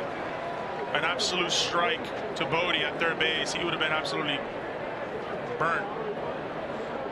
They're on the corners with just 1 down in the 4th. Spencer Steer coming up. There's a situation right here where we want to see what Sampson's made of, right? Crucial situation, 1st and 3rd, 1 out. Can he get out of it with a double play? Can he get out of it by producing a strikeout? These are moments that David Ross really wants to see his players kind of strive in. Put them in tough situations like this and get themselves out of these tough situations. Spencer Steer already with a ground ball to short in his first at bat. In the 2nd, could Sampson get another one? First 6 career games, including today, is 4 for 17. His first career plate appearance last week on Friday, 10-pitch walk, then another walk, and then his first official at bat was a home run off Kyle Freeland on a pretty good first game.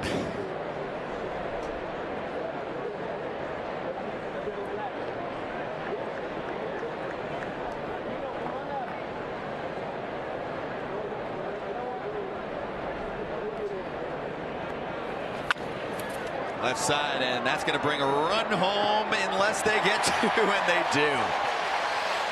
Great turn, and Sampson cues up the double play ball he needs to prevent the run from scoring. And sitting down the side in the 4th. Moments like this, these are the moments that you ask for right here in a young pitcher like Sampson. Understanding he's got to prove himself. He made a big pitch right there to get out of that inning.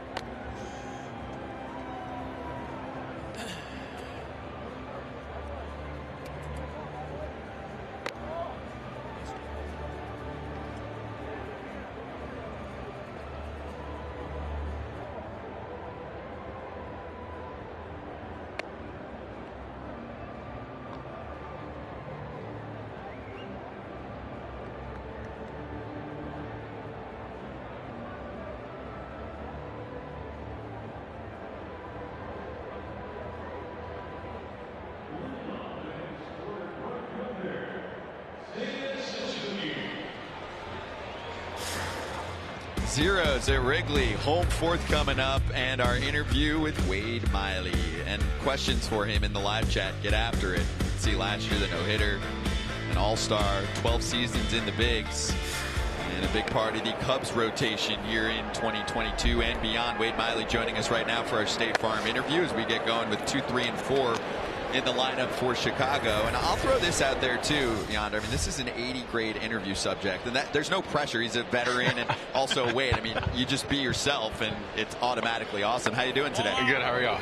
Really good. I loved your line the other day too. This classic Wade Miley line where you pitch on Tuesday, 4 innings. Hayden Wesneski makes his debut, 5 shutout, 8 Ks, and you tell the media afterward, as this one is popped up, I think it's going to go in foul ground for Steer. Yeah, it's staying. He's got it. But anyway, the line for Wade was, I was just the opener. Why do you guys want to talk to me? That was good stuff. I mean, that kid came in there and punched out the world.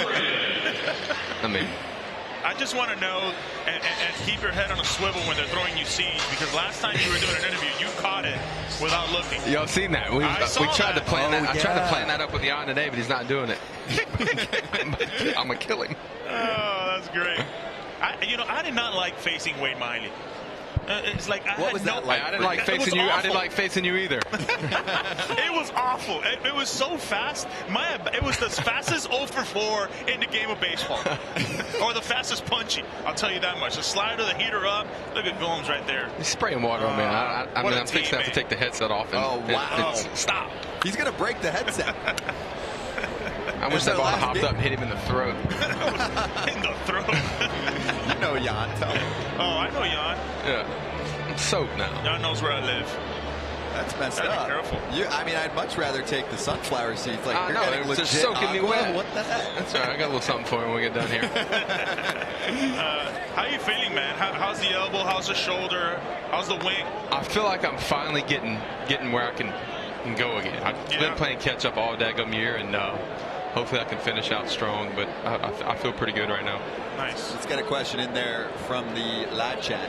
Adam Hopkins, how did it feel no hitting Cleveland last year?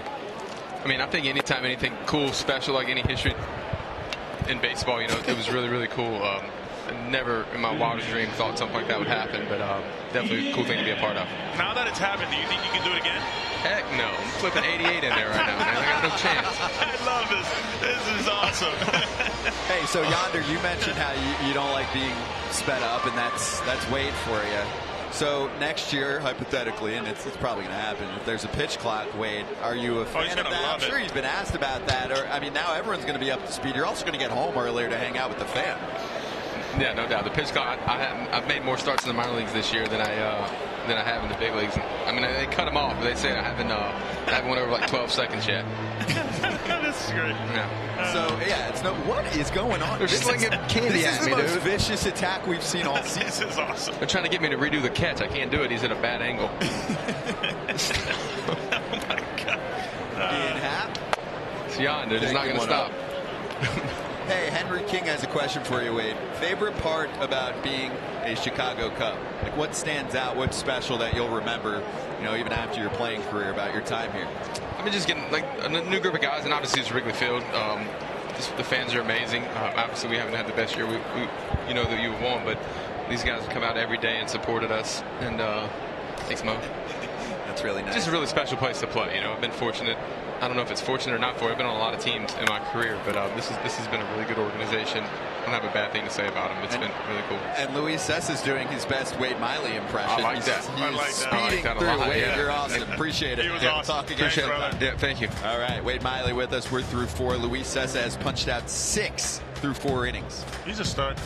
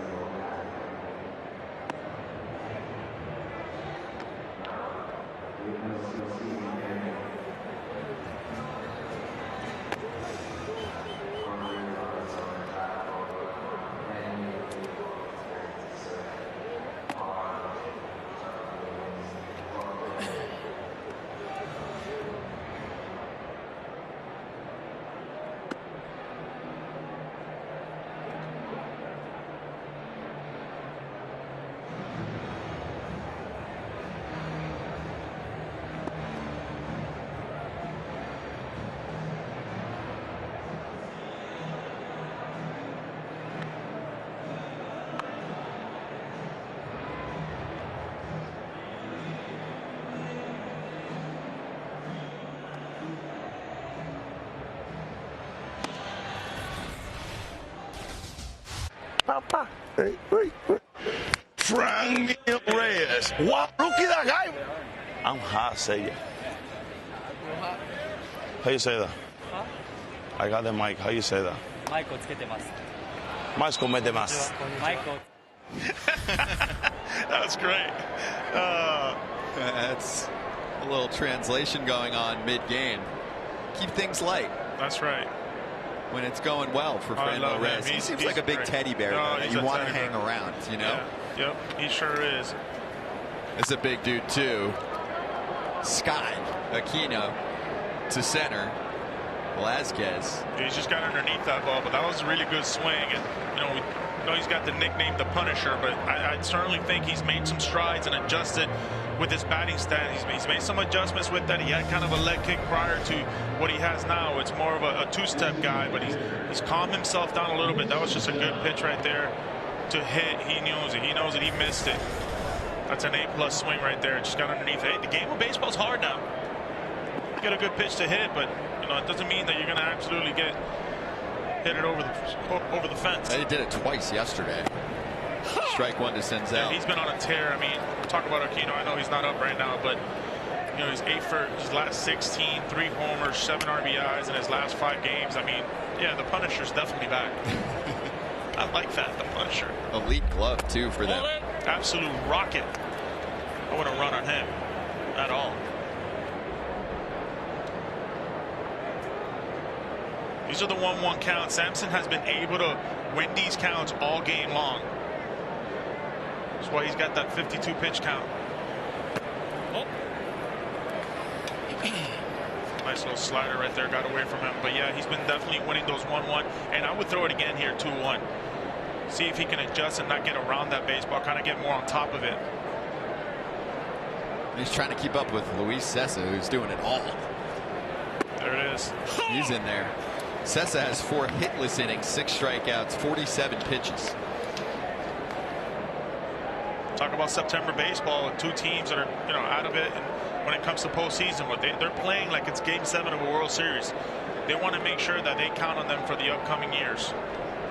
Cessa's trying to state a case for a rotation spot next year. Talk about Nixon. So, he's a guy that now is willing to play all over all over everywhere. Wants to play in the infield, wants to play in the outfield. This is an absolute stud when we talk about what he can do, what he can provide 3-2, not 2-2. for a player, for a team.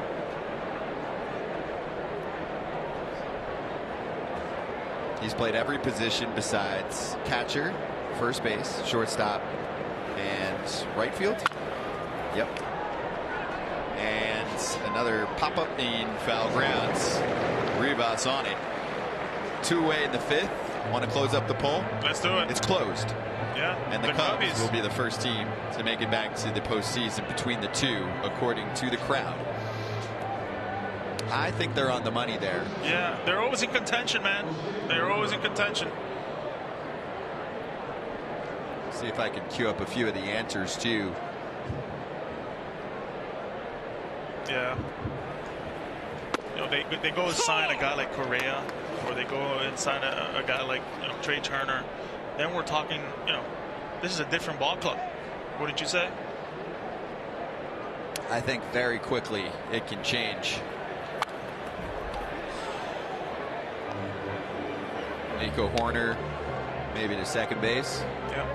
I like this kid right here. Go all over the place. You like Barrero? Yeah. They have a lot of shortstop talent in the minor leagues coming up. Yeah, they do. He's got actions. They do have a lot of athletes. The best players are shortstops, I feel like. So, those guys can always play third, second, short, center. Never can have too many of those. I just like his actions. Look at a guy, the way he wears his uniform, the way he walks, the way he kind of takes his at-bats, the way he plays shortstop. I mean, the ability's there. The 2020 season, he came up and, he had only played high A baseball, and he was up in the big leagues in a big spot. But, talked to him earlier today, and I asked him, how much fun is this? He's like, man, I'm loving it. There's nothing better than playing big league baseball. In the air to left for Happ. easier than some of his other attempts. He's been great out there this afternoon. Perfect fit for Adrian Sampson, and only 60 pitches this afternoon for him. Back to Sessa and the Reds' elite starting pitching so far today coming up.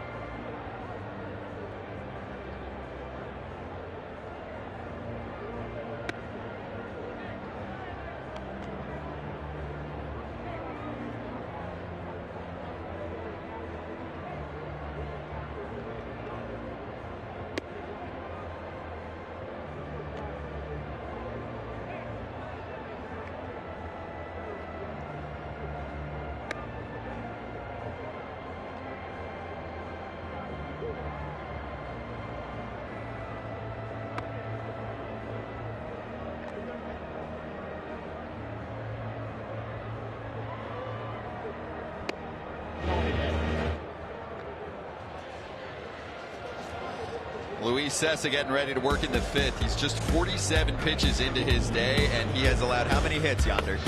Not many. Zero. I didn't want to say it, but yeah, not many. Well, you got to go. I got to go. It's our job. Yeah, he's been nasty. I mean, you talk about what he's got. You understood his slider was really nasty. He's got 5 strikeouts with him. But I think the key for me has been getting that fastball over. He's been at the top of the zone, making sure he's using all quadrants of the plate. But absolutely, when he wants to put people away, look for that slider. That was a pretty diagram, too. The way the tells you location's there. Sliders. Everything's there. Yeah. He's sharp. They look good. First pitch swinging to center. Friedel backtracking towards the track. And he dropped it. Horner is trucking around second, heading for 3, sliding in safely. Leadoff triple for Nico Horner to break up the no-hit bid. Well, you talked about it, and there it is. That's a tough one to swallow, though, if you're Luis Sessa. Friedel had it. Oh, he had it right there. But you got to give credit to Horner. Continues to produce. It's a knock. As we see that fastball right there, he was all over it. Wasn't waiting around at all. As he sees the ball gets dropped, all he's thinking about right there is third. Oh, he just had it. I guarantee you that's a play he knows he can make. Now, best chance of the day for either side to tack on a run. The first of the afternoon potentially here. P.J. Higgins is up. Oh! I like it. MJ sliding into third. You like that? I like that. Third base coach Willie Harris down there with him.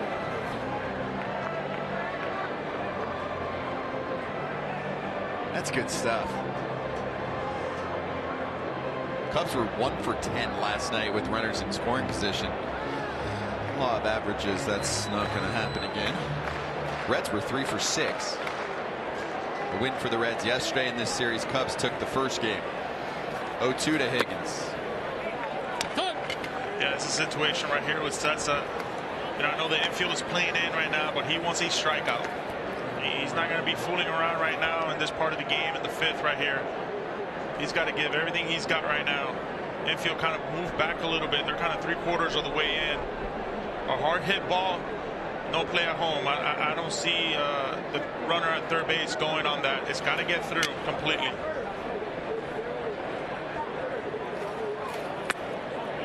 Yeah, he's trying to see if he can bait out there. You know, he's got him set up. He also has him set up with that heater up and in. He's been throwing a lot of that with 2 strikes to righties.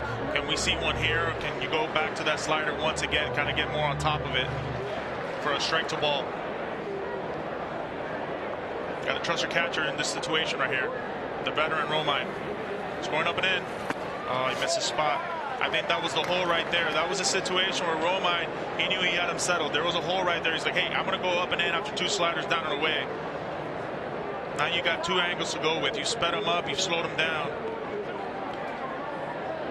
A walk here is not the worst thing as well, right? You can minimize right here. First full count of the day for Cubs hitters. Into center. Friedel. Ready to load up. Catch. Horner racing. Home. Sliding.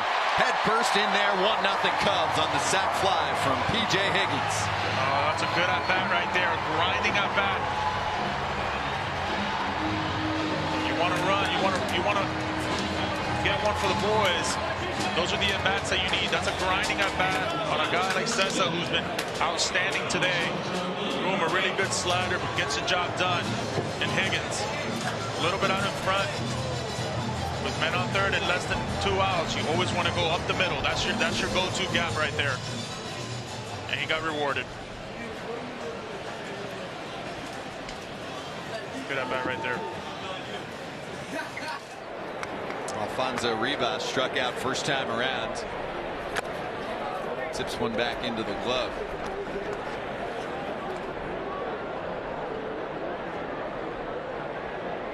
Higgins has been a nice ball player for the Cubs, especially with the versatility. I mean, he's catching today. First base yesterday. Mostly second and third in college. Yeah, he can do it all too. He can play a little first base, a little third base. He can catch. Yeah. Nice to have, especially this time of year, and the limit on how many pitchers you can have on the roster now. It's 13 and 13, making up the 26 during the regular part of the year up until September, when you can add a couple more now. No more 40-man September days. This is a which situation. I like. I mean, it was too much. Yeah, it was too much. I think like 40 was too much. Guys on a roster. Not only that, but it was 28 pitching changes, and it was like, come on, man. Too much. Yeah. Situation with Cessa here. Kind of wish he had a changeup that he can show. It's stopped at first by Steer, but it's an infield knock for Rivas. Second hit of the inning for Chicago.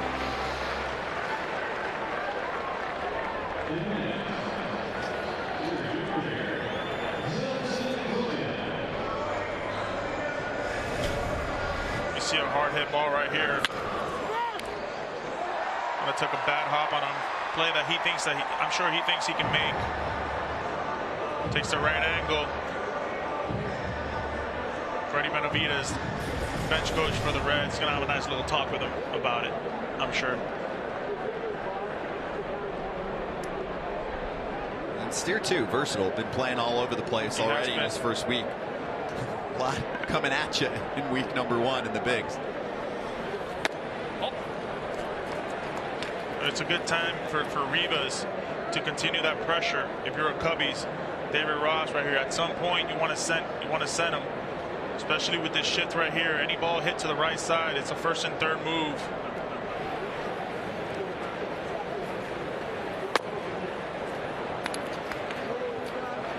Yeah, right here, especially this 2-0 count. It's more of a hitter's count. Obviously, he's going to be looking for something to hunt. It's a fastball count as well. Probably the red light will be on here if you're Rivas. And Cessa has just been speeding up a little bit. I mean, you seen that? It was very sharp with his slider, secondary stuff. He had a pretty good fastball, but you know, he's gotten ahead of some guys. 0-2, can't put him away. Here you see him 3-0 right now. He's kind of regroup a little bit and relax. Maybe a mound visit will do them good. Yeah, the tide has completely turned here. Gets the green light 3-0 right here. I like that about David Ross. You know, he lets his players play. He doesn't really like hold them to a rule kind of guy. Like, hey, 3-0, if you think you got a good chance right here, have at it. Swing away. We've seen that slider on display for Cessa this afternoon. He gets a ton of vertical movement on it. Yeah. Good time to run right here.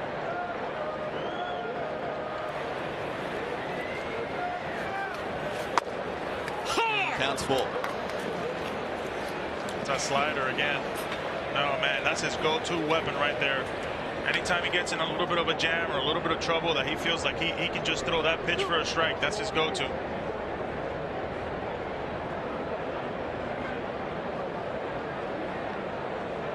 Velasquez has been slumping lately. Runner's going. He strikes out. Throw to second is, I think it hit him. And Rivas is going to move to third. Yeah, caught him on the right arm. But there's going to be called interference. Because Velasquez kind of tumbled a little bit on home plate. I don't think David Ross is going to be too happy about this call. This is the back. You know, it's a tough call. So inning over, strike him out, interference. Yeah, let's see if There's he falls two. over. Oh, he's going yonder. He's going. Look at the eyes.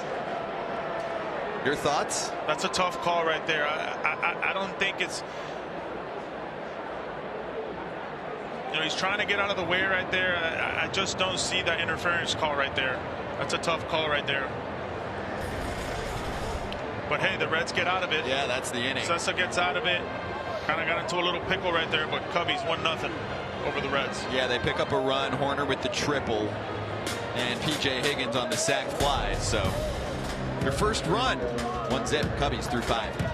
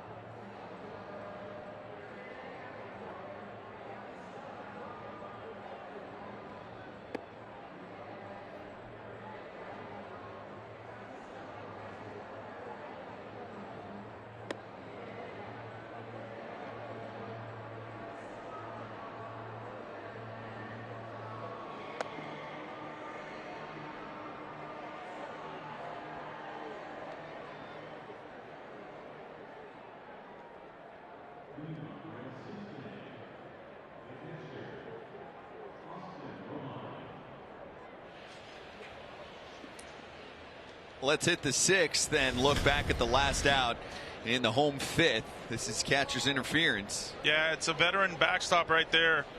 Trying to look for the runner. That's kind of what you're taught. If you don't think you have a play at second base, kind of look for that runner, for that hitter. I'm sorry. And sure enough, I mean, yes, he was collapsing, but I think when you look at Velasquez, he was trying to get out of the way in that last second right there. So you think Romine sold the interference? Yeah, I think Romine sold it a little bit. And he leads off the inning. He was trying to tie this game up with that slider. Romine does not get cheated. No. No. You see that approach from many catchers these days. The all or nothing. Yeah. He's been all over the place this year. Romine with a single back in the 3rd, so he's 1 for 1. He's played for the Angels, Cardinals, and now the Reds this season. Picked up at the trade deadline because for Cincinnati, Tyler Stevenson is one of the best all-around catchers in the game. He's out, and so is Aramis Garcia. Their top 2 down. That means it's Romine and Chucky Robinson, who we saw yesterday. Big play, though, from Romine to draw the interference on what turned into a messier inning for Luis Cessa. He's not nearly as sharp. You know, I think that, you know, he's gone, what, 2 innings, 2 innings, 4 innings, 4 innings. This is his longest outing of the year. Boy, little Samson reminds me of a young Jake Arrieta, doesn't he? little follow through right there. Just follow through the way he kind of lands. Arrieta, the famous crossfire fall over. Man, he was a nightmare. Was that tough to pick up? Yeah, he had that cutter. He had a good changeup. He had a good two-seamer. He was a bulldog out there.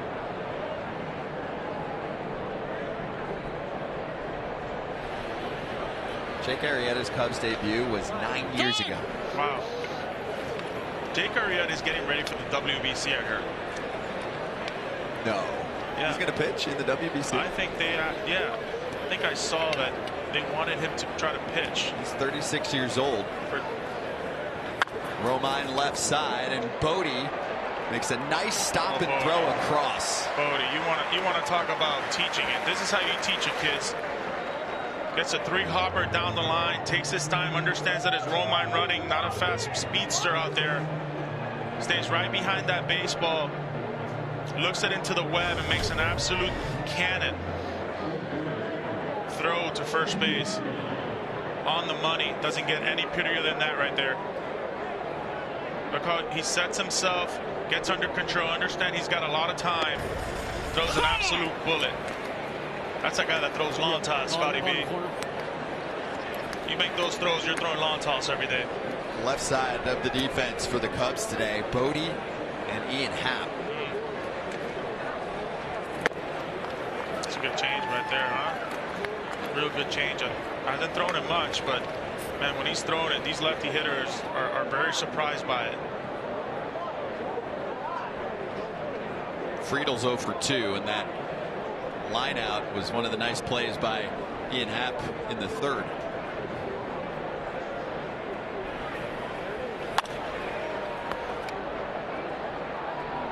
And there's Happ with the baseball almost in the glove. What an absolute effort, though. Good chance there for Happ. Oh, man. Knows where the wall's at. He was that close. There was a similar play like that yesterday, too. There was a very historical play like that happened a long time ago. Exactly. The fans don't move much. If you're out there and left and it's the home crowd, are you going, get out of the way? Move. Yeah, get out of the way, man. Right side, and that's Suzuki. Second out in the sixth.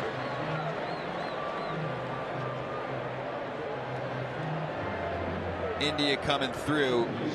Brett, the Reds are missing their main man now for a while. What's the deal with Joey Votto? Well, he turns 39 on Saturday. He's not with the team, guys. Recently had that rotator cuff surgery. It's a 6-month rehab process, but the surgery was a little more than they expected. There was some damage to the bicep, so he hopes to be back by spring training next year. It's the last year of a 10-year deal with an option for 24. But obviously that injury affected him. He was hitless in his last 22 at-bats before the surgery, longest stretch of his career. And, of course, afterwards he tweeted, "I didn't know I was hurt. I thought I just stunk." That's only Joey Votto could.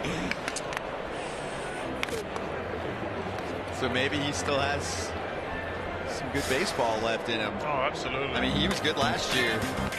There's the contracts. That's a long time ago. April of 2012, $225 million over 10 years. That's what's left. Next year, 25, and then there's an option for 20. Otherwise, a buyout at 7. It's good living. Yeah, and you know what's the beautiful thing about him is that he doesn't want days off. He knows you're going to go through nicks and pains, but it's amazing when you look at Joey and what you look at his career and what he's done. I mean, this is a guy that he wants to play every day, even if he's hurt. I mean, he probably didn't even know how severe his injury was. He just felt like, hey, I'm a little banged up, but so is everybody else. I'm going to go out there and compete. Joey is not only a really good teammate, a really good professional, a guy that takes care of his body. Even David Bell said it. He says, hey, even with the shoulder surgery, he's on the field every day with the guys. He didn't go home. Just an absolute legend when it comes to the Cincinnati Reds and who he stands for. Lifted to center. Velazquez measuring it. And it's another 1-2-3 inning for Adrian Sampson. He's done that in back-to-back frames. Mid-6, Cubs leading by a run.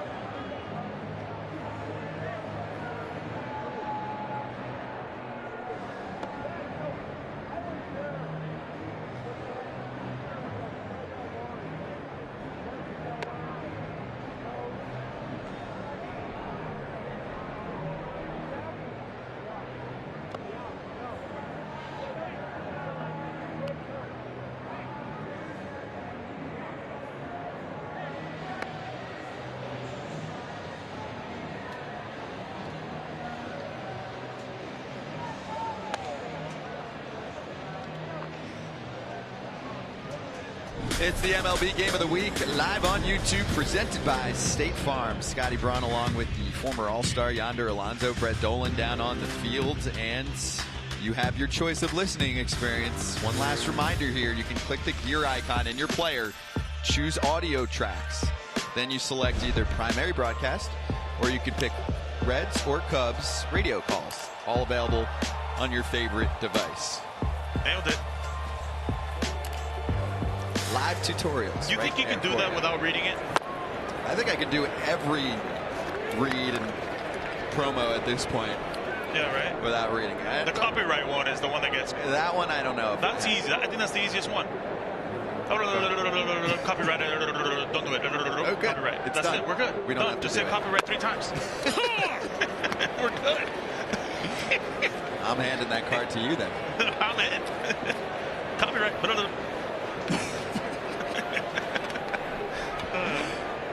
What a day. Wrigley Field. Beautiful. Doesn't get any better than this. Bodie down on 3 strikes. The throw to first to complete it. Luis Cessa has struck out 8. You want it, Yonder? Yeah. How about I give you the end? Go ahead.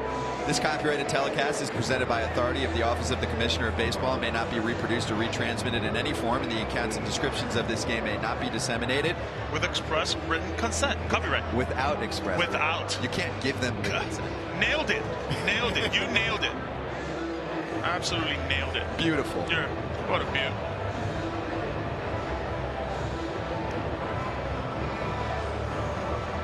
Well, the over for strikeouts for Luis Cessa looking great today. 8 tying a career high. I don't know what the number was heading in, but I know he's beating it.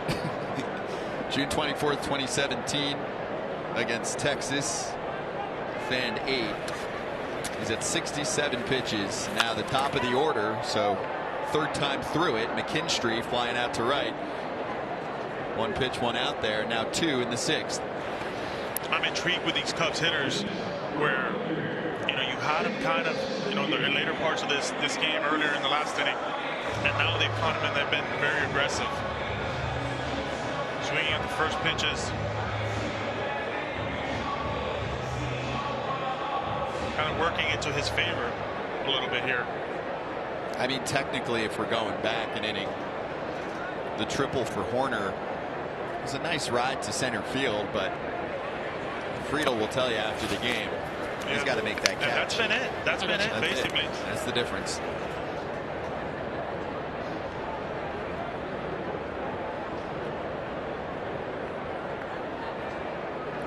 This is, when the Cubs went, I love their song after.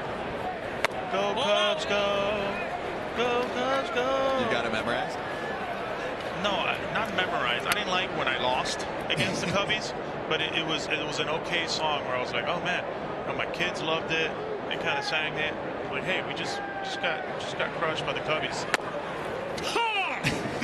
Did you call your kids after a loss and then your son singing "Go Cubs, Go" at you? Daddy, I love the song "Go Cubs, Go." It's a great song. That one was a good song. The Yankees, when they win, they throw out a good song. Sinatra, New York. Right now, the Mets have a good song for their closer and after the game. We appreciate the music. Timmy, is it Timmy Trumpet? It is. Timmy Trumpet. And Blaster Jacks. Together. Right center, Friedel. Running it down and not coming up with the baseball. Suzuki ends up at second. Friedel having trouble with the sunshine on a Thursday afternoon. Just a bad hop on that sun right there. Gets in the way. Kind of lucky it didn't hit him in the head or in the face area. Battle the Cubs, playing outfield here is pretty tough. One of the toughest in the game. You can see he's battling it all the way.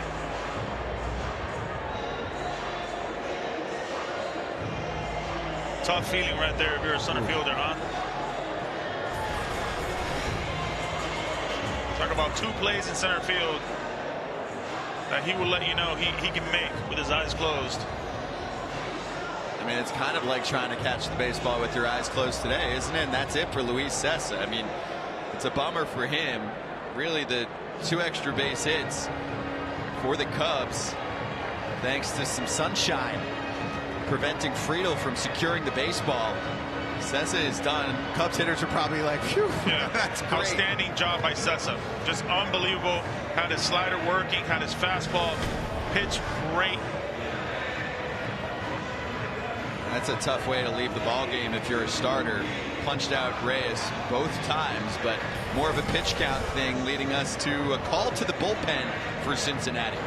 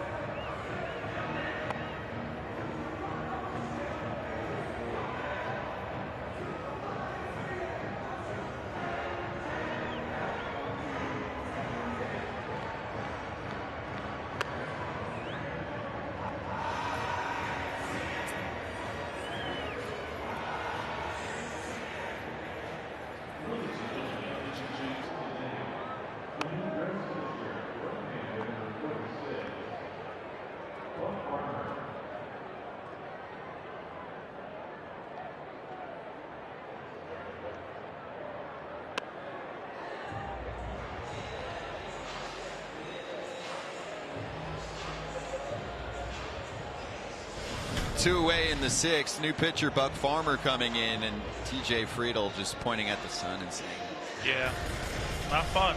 Damn you. Yeah, not fun. Yeah. But, you know, Cessa did a great job. Now we're going to see Farmer. So here's my thing. We'll throw it out there to the chat. As Farmer's in sub-4 ERA this season, making his 34th appearance. Hasn't pitched since Sunday. A scoreless inning against the Rockies. Franmil Reyes taking strike 1. My question is, I expected a little more leeway for Cessa just based on the pitch count as they're trying to stretch him out. 69 pitches last outing. They pull him at 73. Franmil Reyes struck out twice. Don't you just let him finish the inning? Maybe end up with 80 pitches if he can get through? Yeah, I mean, that's a fair argument, but I think for me, when you look at David Bell, it's a process, right? There is a progress into Cessa and what they want to do. You know, you're talking about a guy that hasn't pitched more than 4 innings all year. So, you know, if you look at the process of it, it was a good start, a quality start. They felt like the matchup right here kind of pays off. It doesn't. Ray is coming through, and here comes Suzuki to score the 2nd run for Chicago. 2-0. Franmil Reyes with the RBI knock. Oh, the Franimal not trying to do too much right there. Threw him back-to-back sliders. Did not look good with those sliders, and Farmer tried to sneak up a heater up in the zone with the shift going on. Could have been a ground ball to second base, but he just played pepper with the right side of the field. Was a little late and was wanting to go there the whole at bat. That's a knock and an RBI right there. Good piece of hitting, good adjustment. And the Cubbies, 2-0 lead. We called it out before, though, Yonder. I'd love to learn more about the particular change with 2 outs in the 6th. Your pitchers mostly thriving. A couple really misplays in center field, even though they're not officially errors, leading to the damage for Chicago. Why not let him face one more hitter? And on top of all that, I know there's more to the story, but Franmil Reyes has had Buck Farmer's number. Yeah.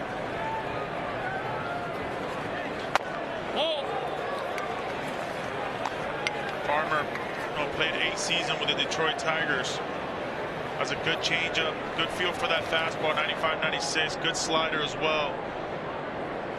You know, I think for me too, you know, he hasn't pitched since last Sunday. pretty fresh. He can go multiple. Blows 95 by Happ, who's hitless today. Am I being too harsh with what I'm talking about? No, I don't think so. No, you know, it's very fair. I think you look at it now and you can say, well, you know, what if, right? What if he would have left him in there and it's said, one hey, batter. He's already 0 for 2 with 2 punchies and Franmil Reyes. The matchup kind of says, hey, this is the at bat for Cessa. It's a huge confidence boost if you can let a guy who's now transitioning back into a starting role finish off an inning. If he walks Reyes or gives up a hit, okay, I get it. Yeah. No, and you know, made a good point there. And Cessa's 30 years old. I mean, he's not like he's 22, 23 years old where you want to save him. Yeah, you don't need to baby the arm. Farmer picks up the strikeout, but damage done for the Cubs in terms of picking up another run. RBI single. They love Franimal. Austin Kleschka in the live chat. Cubs adding on Franimal.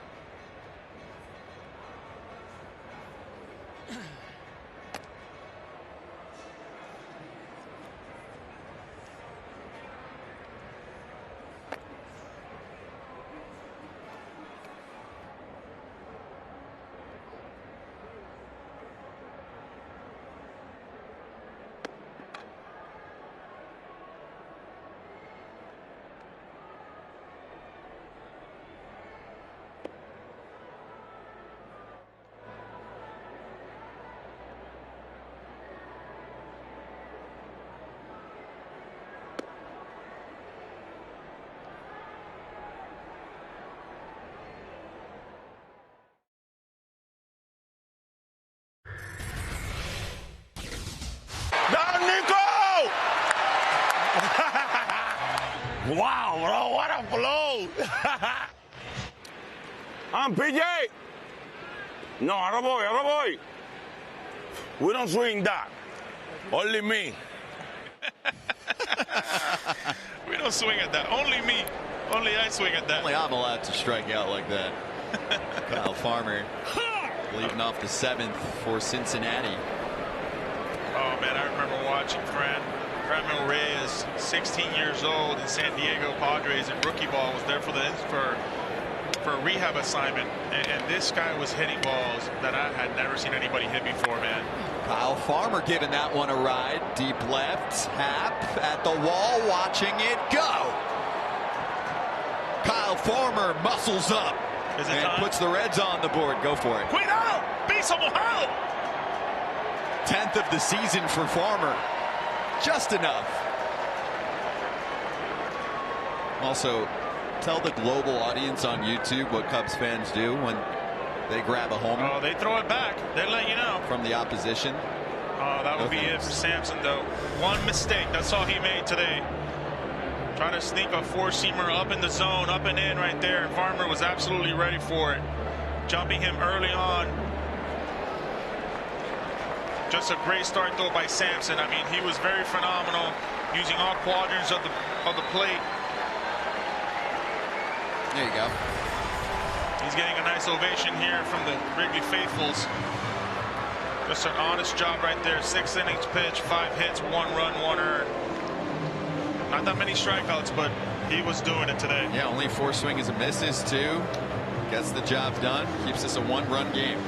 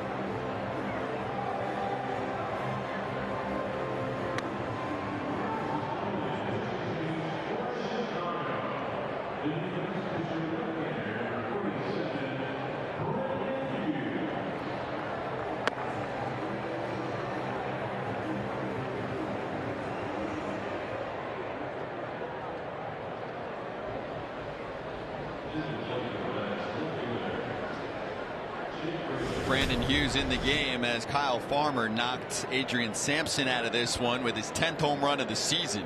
Just enough. Just enough. It's a homer.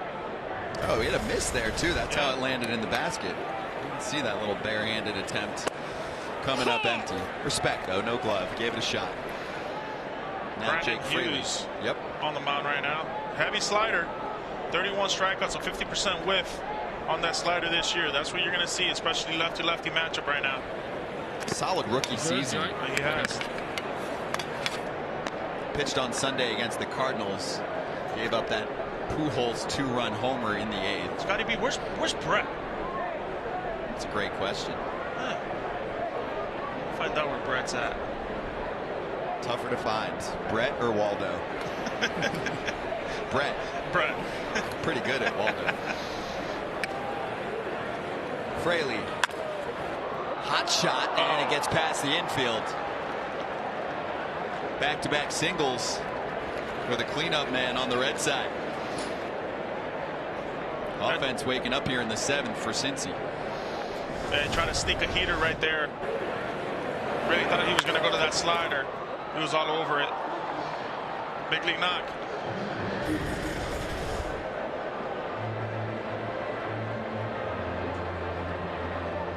Little situation here now.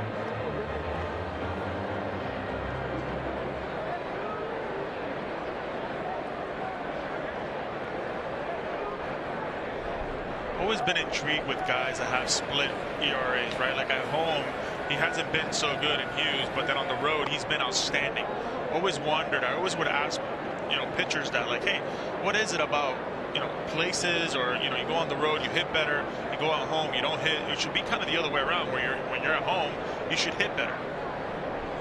Sometimes it depends on the ballpark, right? I mean, yeah, that has a lot if you're to it. pitching in Miami versus Cincinnati, that's Pitchers Park in South Florida versus Cincinnati is tough on pitchers. Yeah, but you look at Brandon. I mean, look, at home he's got a 4.37 ERA, but then on the road he's got like a 2.28 ERA.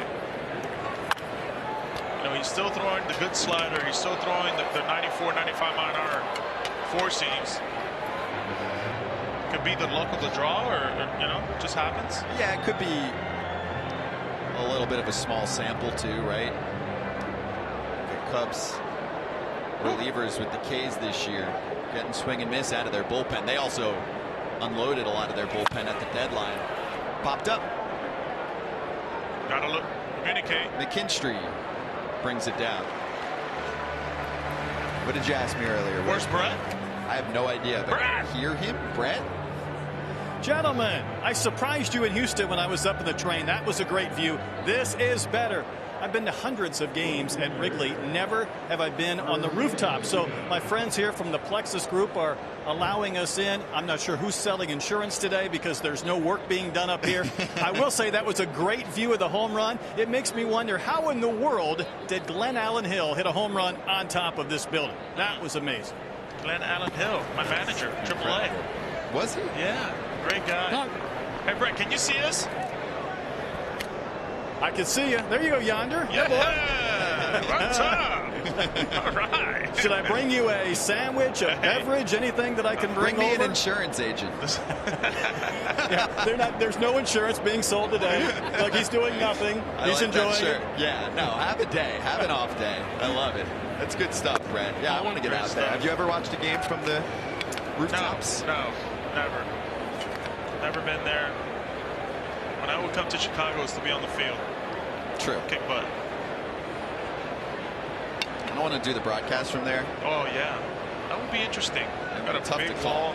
Yeah. That's about where you're stationed when you do a game at Nats Park. Aquino got in front of that one. That's up.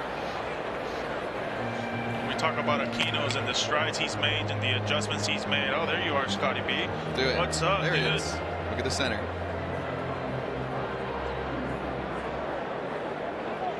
Oh, yeah. Look at that. Stop. That's great. Well, back to Aquino and the adjustments he's made. He went with a leg kick early on. he kind of came into the scene, hit a bunch of homers early in his career. And, you know, as of late, he's made some adjustments. He's kind of simplified his kind of stance now. He's going more with a 2-touch tone. So if you look at that front leg, you see the 2-point touch right there. 1, 2, and then he goes. It's more of a simplified move. Your head kind of stays a little bit more still. It's a little quicker to get from A to B when it comes to your swing. I really like the way he's made those adjustments. He's a big guy. You got to simplify things when you're a big guy like that. Did he think he had ball 4? Because that was definitely in there. Or did he just fall over? Okay. Ball 4. That's ball 4, even though it looked like it was in there. Man, thank you. He'll take the bag and bump Fraley up to second.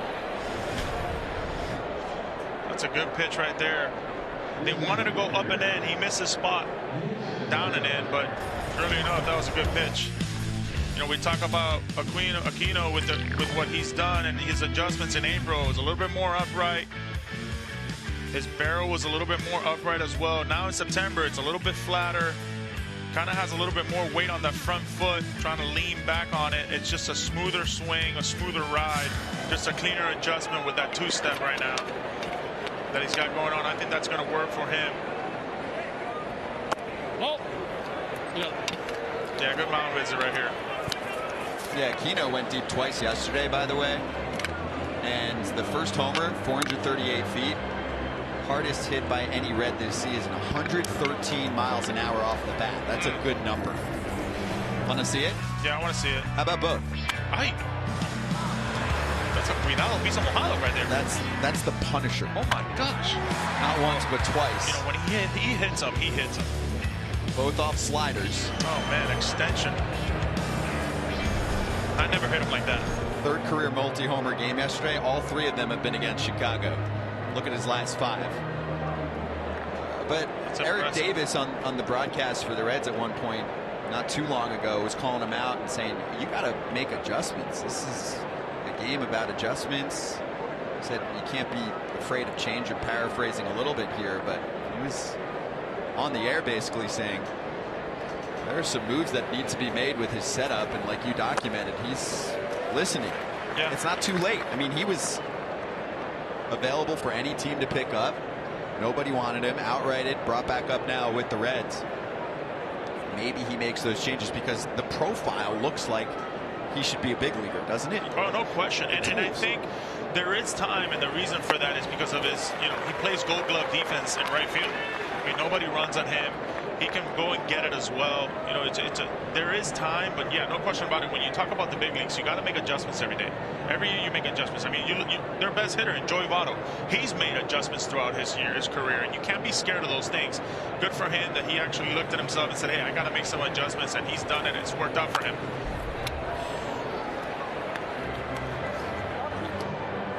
Kyle Farmer homered to start the 7th. A hit for Fraley and Aquino walks. Yeah, I like this kid, man. He's going to be special. And they like him. They like him as well. And, you know, he's got that number 44 jersey, like Eric Davis. Boy, what a player, huh? He was. Eric Davis was fantastic. What a great coach, too. He was my outfield coach. He tried to help me in the outfield. You know, I didn't do so well, but he tried. What'd you say? Teach me how to run that fast? Yeah, he's like, hey, buddy, stay off the brick walls. Don't go there. Oh, man, what a swing, huh? Gamer. Just remember Eric Davis with the high tops. Oh, he didn't mind. He didn't mind pipping a homer, too, huh? He'll let you know. That was some baseball back then. Senzel. Oh, strikes out. Whoa. Senzel's not going to be too happy about that. Is that it? You can't do that anymore. That's a give back call. No, you know, here's the thing with that is, you know, clearly it was a ball. It's not even close. What? Oh no! Look at Senzel. He's completely surprised. I give him credit. The poker face. Yeah. That's it for Brandon Hughes. New pitcher coming through. I guess David Ross didn't like what he was seeing. Jose Barrera is going to dig in with 2 on. Big spot here. We'll be right back.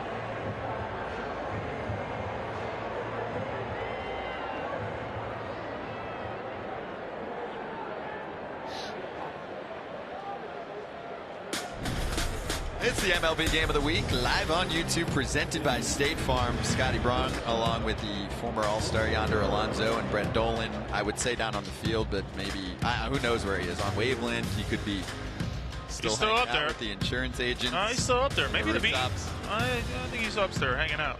Yeah, Brett, do your next report from there. Manuel Rodriguez. Oh, we're going to see some gas. You ready? This is 96, 97 coming at you. He's made some adjustments right now. His exit velocity off of him is way down from last year. Guy who played in Mexico, from Mexico, the 26-year-old. You're about to see some absolute gas coming your way. Walks were the problem last year in a small sample. So far, he's finding the zone in his short time in the bigs this season. This is appearance number 5 on the year. 5 innings, 1 earned run, 2 strikeouts, and a walk. Finds the corner for strike 1. Close. Nice little splitter right there. Little change-up split action. Well, now the Reds are all fired up. Yeah. They're coming off the K, looking for Nick Senzel, and then Barrera really chasing one there. That's a young player right now that, one strike that's borderline can kind of take him away from the whole at bat. It's a situation where you have to regroup. You have to say, hey, you got to let that go. You still got 2 more to go. This at bat is a long at bat, and now you're in fighting mode completely. Fraley and Aquino on. Ball. Just like the other pitch. Yeah, that was a strike to Senzel, but it shouldn't be. But the thing is, it's important, like you said. Managers have told us all year, you can't carry that into the dugout. You got to just play.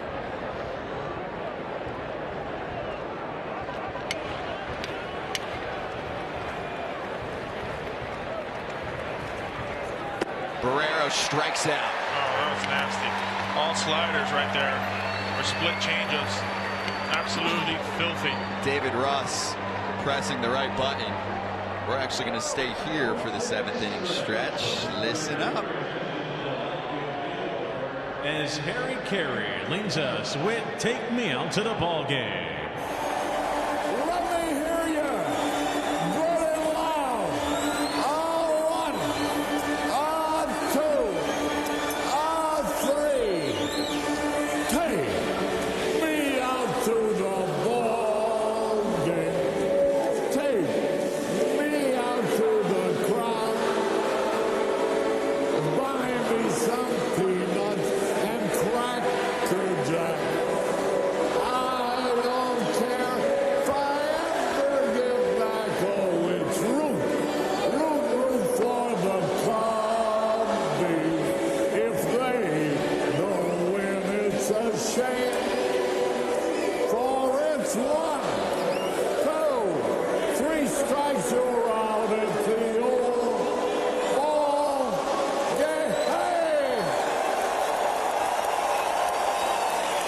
Boy, you never sang better in your life.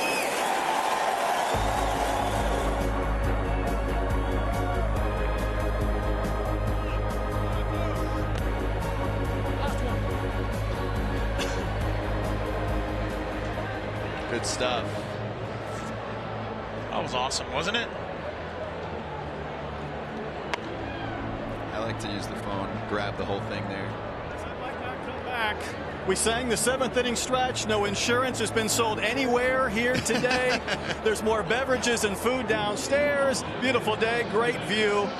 This is Wrigleyville. That's Wrigley Field, but this is Wrigleyville, and our crew having a great time. Wish you could join us. That's the story. That's the way it goes. Bring the hovercraft, and I we'll be suppose right we there. need to come back inside. Oh, Keep that's doing your great thing, right Brett. there, That's man. the beauty of the job. Go anywhere, especially on YouTube. No rules. I love it. That was fun. Cubs 7th. Ball in. Starts with ball 1 to Nico Horner. Nico with the triple in the 5th ended up scoring the first run of the game.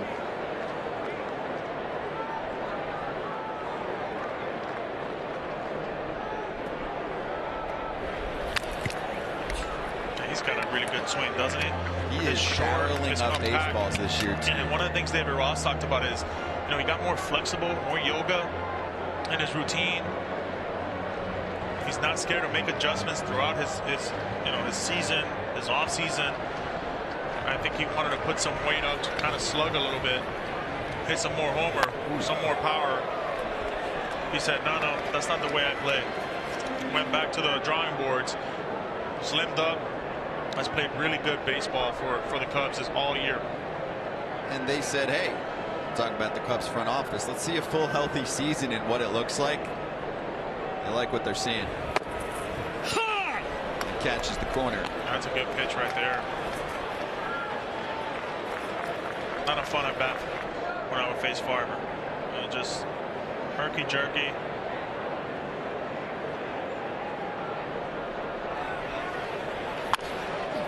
Shipped to center. Oh, that could be trouble. And Friedel can't find it again.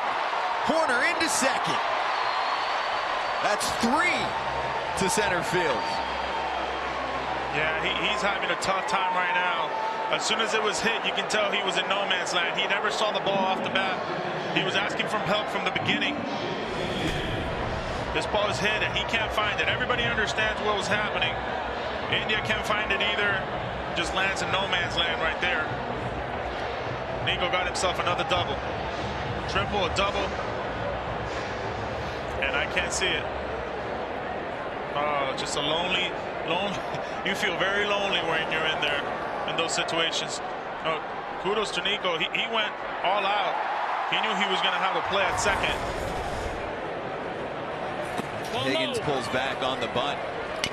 So for the Cubs this afternoon, they have 3 extra base hits. All of them sunshine baseballs to center. Yeah, I mean, it's living right there. What do you do here if you're the Reds at some point? I mean, this is the entire game, though. This is 3 baseballs out there. Maybe ditch the sunglasses and try. What do? You got to try something else. 3 times in one game? Yeah, I think obviously the outfielders know, the infield. I'm sure this was talked about in the dugout. Like, hey guys, we need help. Anything up right now, especially to the center field, we need help. Because everybody was crashing towards center field. So nice bunt laid down right side, and Higgins is going to move Horner to third. This is good baseball right here by David Ross. He wants to see what his boys can do in tight situations like this. Putting a butt down is high skies, meaning there is no clouds at all, so the ball just gets it goes into hiding mode completely. And then you have the sun on top of that. You got the wind from right to left. Yeah, it's a struggle out there to play center field today. No question about it. That's the whole game today. Yeah, whole game. Are you getting cute and trying to drive one up the middle just because it could turn into extra bases if you're a batter? The game is too hard. Hitting is way too hard. I wish it was that easy. If I could do that, I'll probably still be playing. But hey, I mean, approach-wise, sometimes if you're thinking, hey, I'm going to rip this baseball, maybe you're just thinking up the middle nice and easy because the center fielder can't see it. Scotty B, you know how many times I was thinking up the middle and it didn't go up the middle? Only 95% of my times, my at-bats. This game is way too hard. Ouch. In the hands. StatCast powered by Google Cloud. Look at Horner back in the 5th inning and the wind moving that baseball, the wind and the sun combination. So look where it would go. The wind moves it to the left side. Friedel got a piece of it, couldn't secure it, turned into a triple and eventually a run scoring for Chicago. Oh, Google Cloud. That's high tech. Yeah, that's really high tech right there. And we talk about the wind right here. I mean, this is a show as it gets right here. Great job there, YouTube. Yeah, and the wind, sure, it definitely has a factor to it, but I think more than not, it's the high skies, the sun. These fly balls and these drivable balls are very hard to catch at this moment right now in the game. Even a pop-up in the infield. I mean, we've seen 3 or 4 pop-ups to first base already. They've been a struggle as well. Sports Gaming Universe goes, Sun for YouTube Player of the Game. Just give the Sun the trophy. Can we make that an option? I've always wanted to interview the Sun. I'll tell you what. The way Sampson has thrown the ball, through the ball. he's a candidate. We talk about the issues with his son.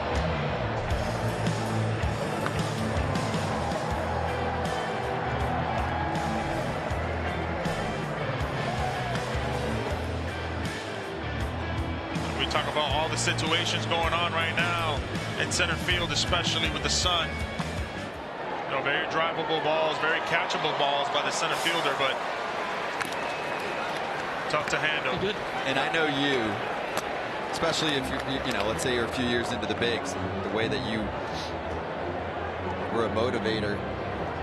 What are you saying to TJ Friedl when he comes back into the dugout? It's part of the game. You know, there are kind of some types of techniques that you, as an outfielder, can learn. But it's one of those days.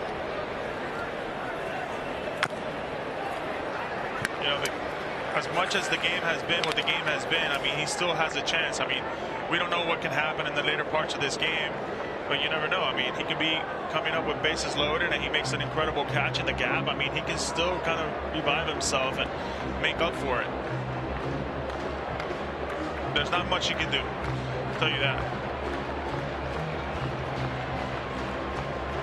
You can kind of get on the side of it.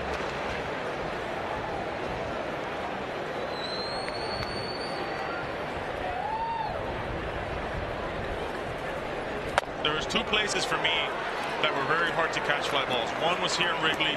The other one was in the Coliseum in Oakland. There was a lot of wind up top. The wind will come in from the stadium down low, and it will pick up from the ground this wind. So the ball would have all types of trajectories. I mean, you can hit a ball in the gap, and it would end up in center field, just like you can get fooled by it, and it will be on the wall. Rivas wins the battle, works a walk.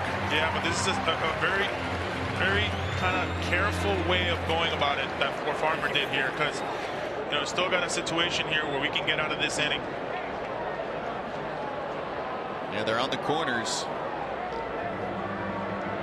Looks like Ortega's gonna hit against a new pitcher. Here we go. Here we go. Alexis Diaz, Edwin's brother, best arm out of the bullpen for Cincinnati. Can we get the Timmy trumpets? He's got to have his own song. It's a future closer, though, and he's already pitching the high leverage situation. Absolutely nasty. I can't wait to watch this. First and third, bottom 7, 1 out. Can he get out of it? Tough test. We'll find out. Yes.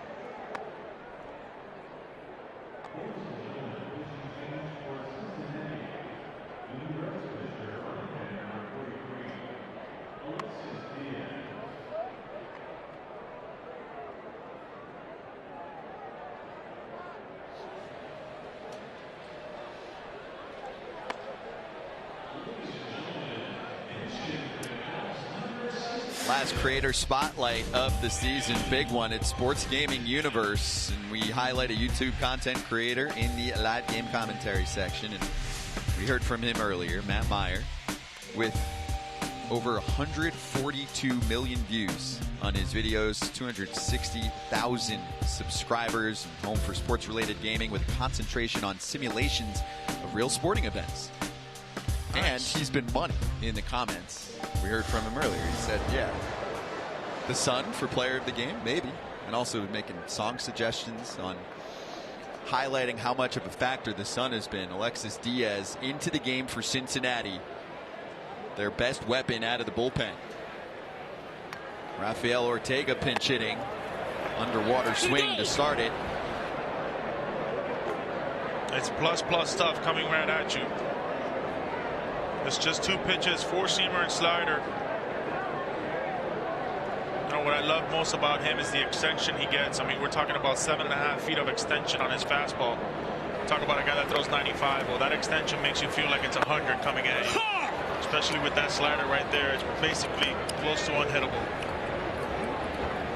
Last 18 outings, he's been outstanding too. 19 innings pitched, 2 earned. Under a 1 ERA.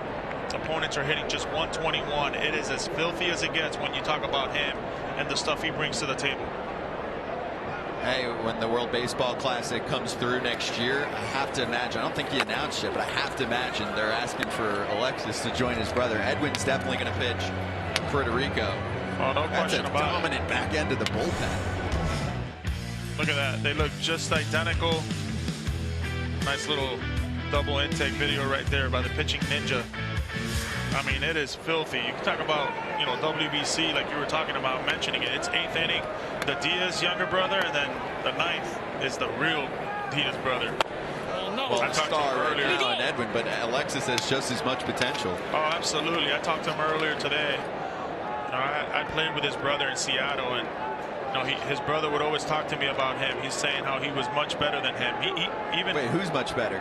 He said Alexis is better? Yeah, he would say that his younger brother was way better in stuff-wise. And then earlier in this, you know, in his career, he's been pretty filthy for the Reds. He certainly has been one of the breakout relievers in our game right now. Strikes out Ortega. Hey, Brad, what do you have? Well, no trumpets, right? When he comes in, obviously this is a road game, but his walk-up song, in case you're curious, because we all need to be, is by Bad Bunny. It's an upbeat Spanish rap. I don't know if anything could trump the trumpets or his brother, but you almost feel like you have to elevate your game, right? If your brother has the best entrance in baseball. I agree. But, I mean, I really want to know what the Bad Bunny song is. Which one? I'm a listener of the Bad Bunny. Yeah, Bad Bunny plays, too. I mean, that's... Yeah. It's a global icon right now. Puerto Rican guy as well. Another Puerto Rican guy. Yeah, these guys, man, they can throw the baseball with the best of them. Intrigued if we can see a little action here. We've got Nick Madrigal right now pinch hitting, but it's a good time right here to maybe steal a run with 2 outs. First and third action, double steal situation. Got to wait if he gets the 2 strikes. That's when you kind of put those plays on. I like this move. You bring a bat off the bench who's been swinging it well, and he's known for making contact. You can look at the last 25 games, close to 300. It's got only some speed 8 as strikeouts.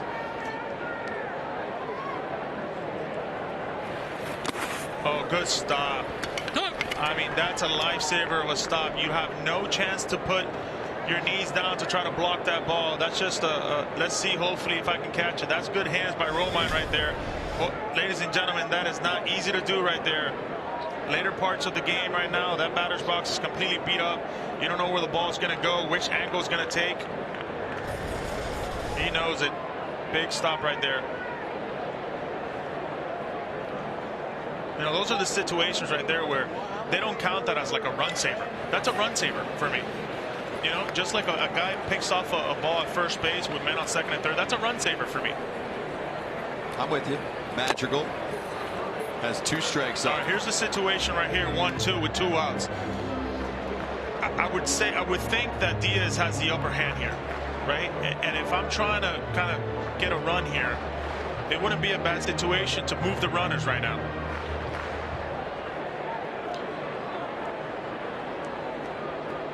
You imagine this is the slider to maybe try and get him to chase.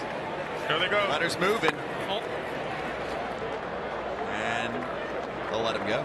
Yeah, they let him go. It's the right move by the Reds right there, not trying to avoid any play at home plate, because if he throws that ball to second, there could be a play at home. And it was good heads up play by the Reds. Everybody knew, everybody kind of stayed grounded. Nobody even covered second base. That was a pre-play. You see the runner go right there. Everybody just stayed put. Stayed put completely. Got him to chase. Alexis Diaz is a stud out of the bullpen. That was a tough test, and he aced it.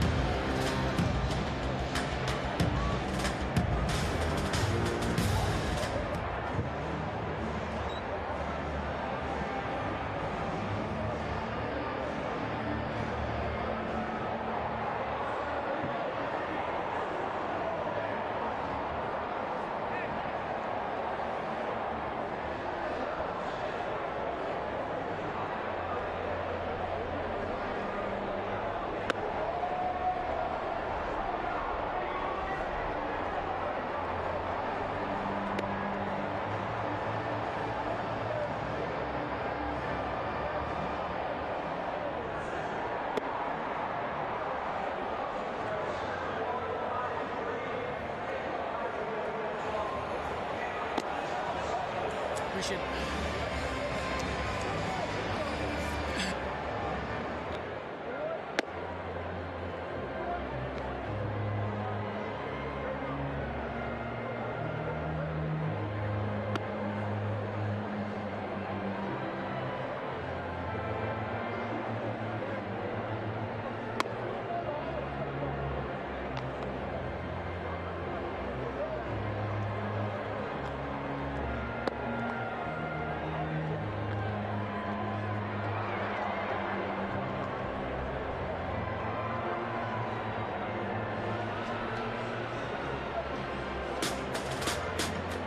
Like this. College students, bring your favorite team back to school with you this September with MLB.tv. Receive a free subscription with authentication through ID.me. Blackout and other restrictions apply. Visit MLB.tv for details. And enjoy the postseason chase with the MLB app with coverage of in-game highlights, pitch-by-pitch features, select live broadcast coverage, and more. You won't miss a beat. Download the MLB app today. Lots of changes as the Cubs with a couple pinch hitters not able to capitalize. Alexis Diaz was money. Runners on the corners, one out, no runs come through for Chicago in their half of the seventh. And we do have an update. What's the song? Bendiciones. That's his song. Yeah, bendiciones. Bendiciones para todo el mundo. Hey. Yeah, you know it. It's a good song, yeah. Not much of a singer. I'll pass on that. Alejo Lopez pinch hitting for Austin Romine. Reds trying to get something going here. Yeah, they are. One-run game. Running out of outs. I'll show you the D changes in a moment.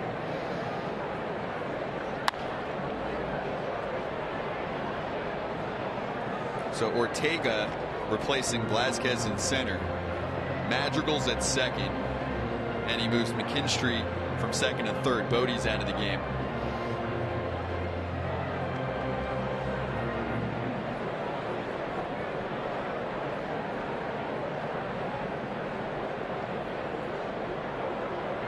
I like Nicky Madrigal, former teammate with the White Sox. He can hit, he can defend, he can run. I mean, that was a fun matchup where you bring in one of your best contact hitters. Yeah. Known for that. He barely struck out at all in college. But Diaz wins the battle. Yeah. The two Mexicans squaring off right now.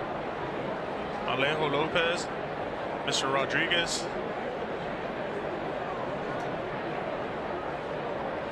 You think he's faced him in the past? In Mexico? Yeah. It's pretty good at bat so far. Boy, Lopez Rodriguez on a heater too. He's 13 for his last 31. Yeah, he's been pretty good. Look how early he puts his foot down. Chip shot to left for Happ. Google Cloud is powering StatCast with massive amounts of data points to reveal new insights, taking you deeper into the game than ever before. Google Cloud is the official cloud technology of Major League Baseball.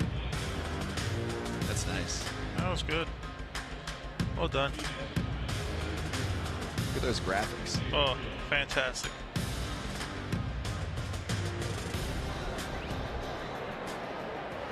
That's real life, by the way.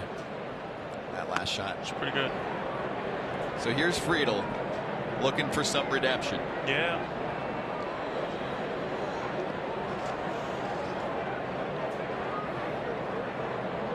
Everything's tying together. What was it, 4 or 5 innings ago?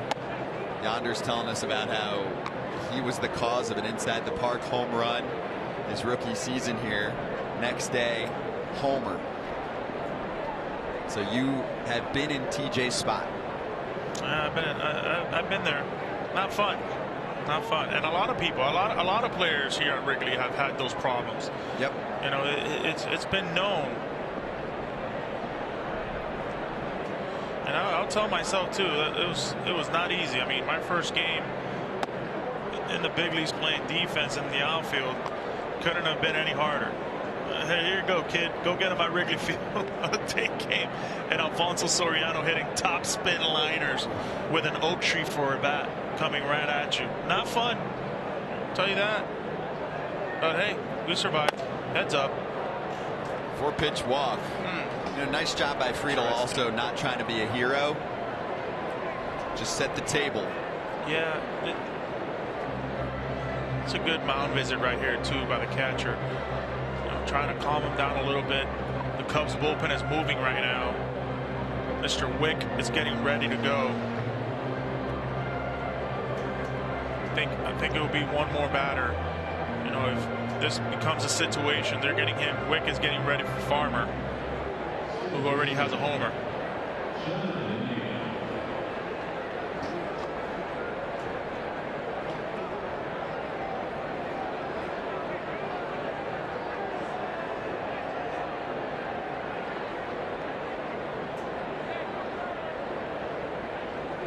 India's 2 for 3. Oh, that's a good pitch right there. There's a strike. Oh, that movement right there. A two-seamer down and in. That's where they've been trying to go all day against India right there. Oh. It's like a hard two-seamer change-up action to it. The way he gripped that. It starts for a strike and it just dives in at your hands.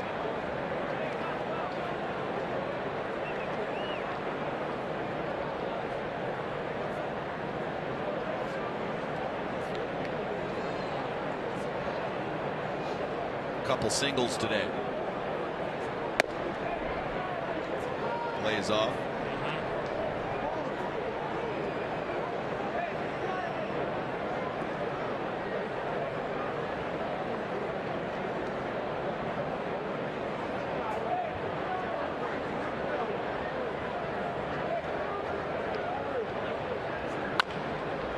All right, here we go. 2-strike Jonathan India lately. Yeah, here we go. This is where the at-bat happens. The at-bat starts now. This is when the at-bat begins. Slugging percentage with 2 strikes since July 7. He is top 5. And those are some names around him. You know, you talk about wanting to get hot and wanting to get in a groove. You can do that with 2 strikes. More than not, you're going to get in a groove.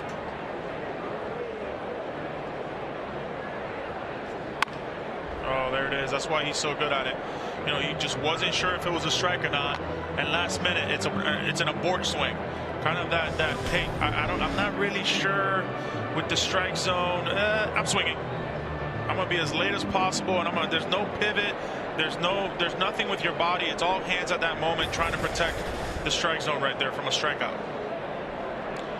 Good hitters have to be able to give themselves, you know, the sand wedge and the 7-iron and the pitching wedge and the driver. Those are all different swings throughout a game that you need. And to be a good hitter, to be a consistent hitter, you need all those types of swings.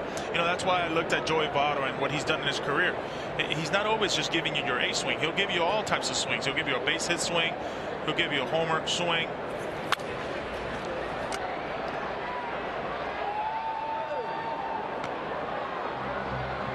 That's why this game is so tough, but that's why this game is so great.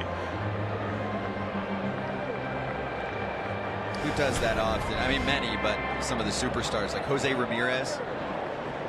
See how out in front he was right there, kind of thinking he was gearing up for a heater up in the zone. And it's a very simple approach. I talked to him earlier, and he was, hey, I just try to take everybody up the middle. Left side, right into a glove at short, a fire back to first, and Friedel is there. So Horner makes the second play right there. We talked about how the at-bat started with 2 strikes. Man, he didn't disappoint. He fouled off a couple of tough pitches and then hit an absolute rocket to the shortstop. Good heads-up base running right there. Trying to get back from Friedel. And you see Jonathan India not too happy with himself right there. You know, hey, good players line out, right? Good players will hit the ball hard and they'll line out.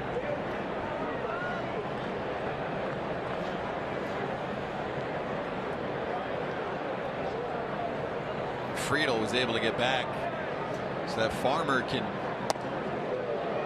pick up an AB in the 8th here with 2 outs coming off the home run in the 7th. We talk about Farmer. I know he had a homer earlier today, but I love his batting stance. I love the way he stands. He's right on top of the plate. He's looking for something out over middle end that he can drive and pull. He's kind of, you know, gone with that new school approach where, you know, he's kind of flipped the field over a little bit. Where we talk about this home run from Google. StatCast powered by Google Cloud, but it's the Brett Dolan view, the Brett Cam, the virtual Brett Cam. Didn't make it by much, got enough of it, just like home run number 9, which he had a couple days ago to start off this series. Sent one to left center, 374 feet. Didn't clear that one by much either.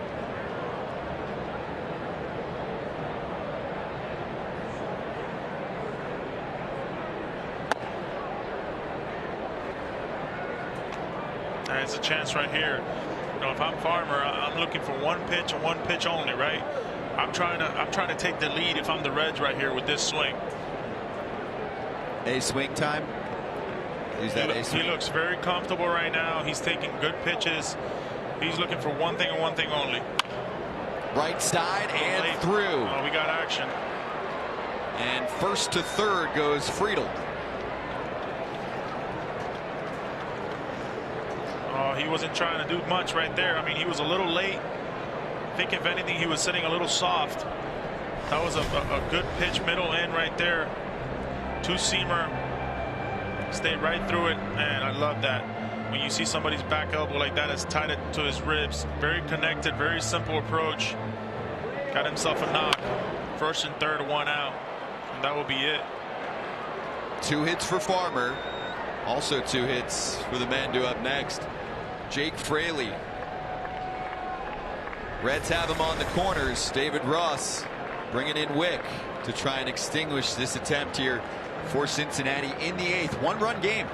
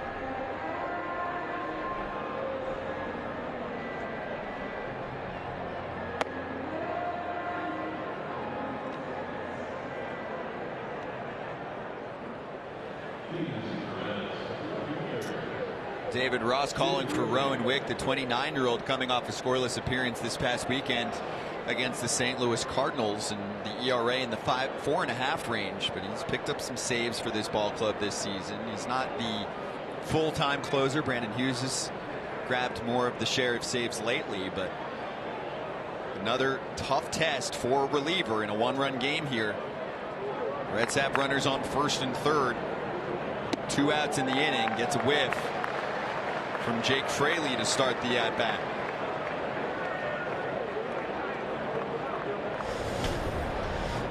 It's a good curveball right there.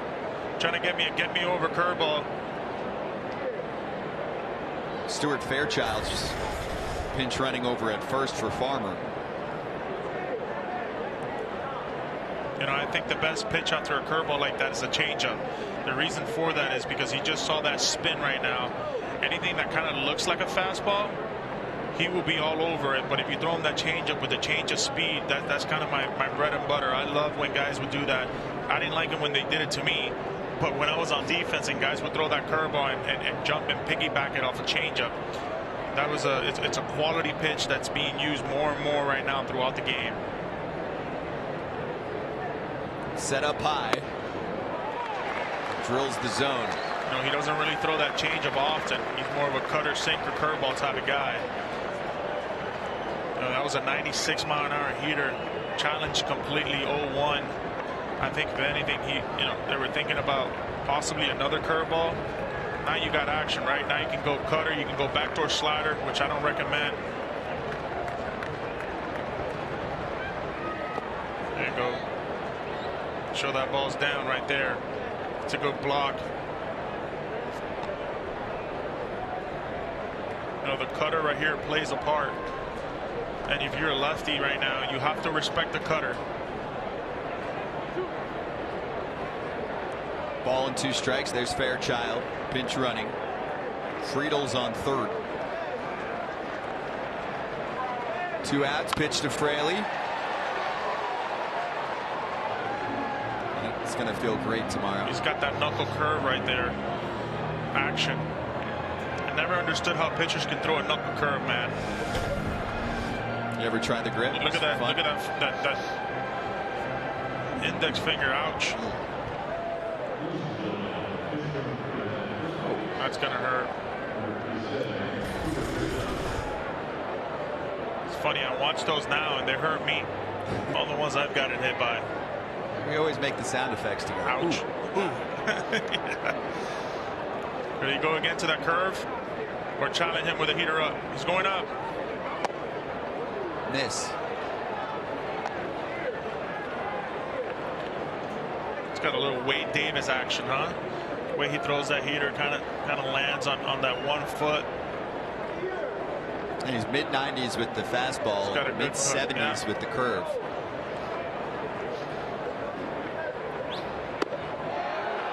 Oh, he wanted that. It's full. Wick wanted that. Look at him staring at the umpire. Oh, don't be doing that. Umpire don't like that. He sure wanted it. I think it was inside, though. That's a good call. It was inside for a ball. Oh, the runners are going now here. Everybody's rolling. Plays at first. 1-run game.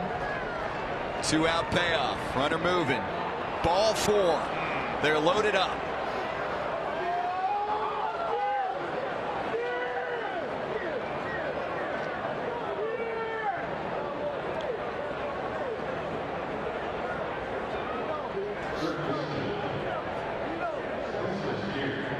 They're full for Spencer Steer, and I think I hear some barking from the Cubs dugout yonder. Yeah, they're barking. Pitch, but they weren't too happy with that pitch, but it was clearly a ball. Yeah. It's a situation right now. It's a pickle right now. But hey, we talked about earlier with David Ross is that hey, we're going to put guys in situations to see what they're made of, and this is a situation right now for Wick where he can show who he is, right? He can show in moments like this, I can pick up a big out right here and move on.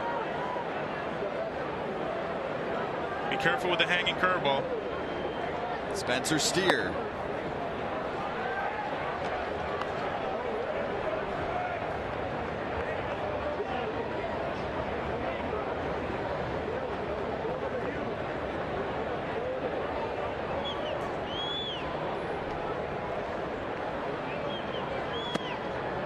Yeah, he's losing it a little bit right now. Maybe a pitching change, maybe a nice little visit will do him well.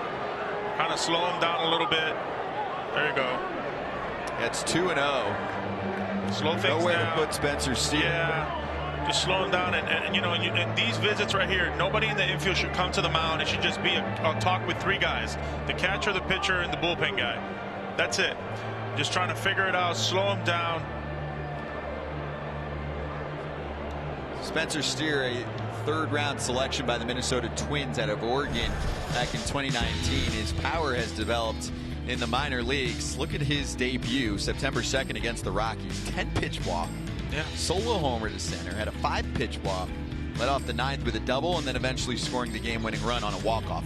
That's amazing, man. Oh, my goodness. First Reds player. Go ahead, read it. First Reds player to score a walk-off run in MLB debut since 1932. 1932. That's 90 years. My goodness.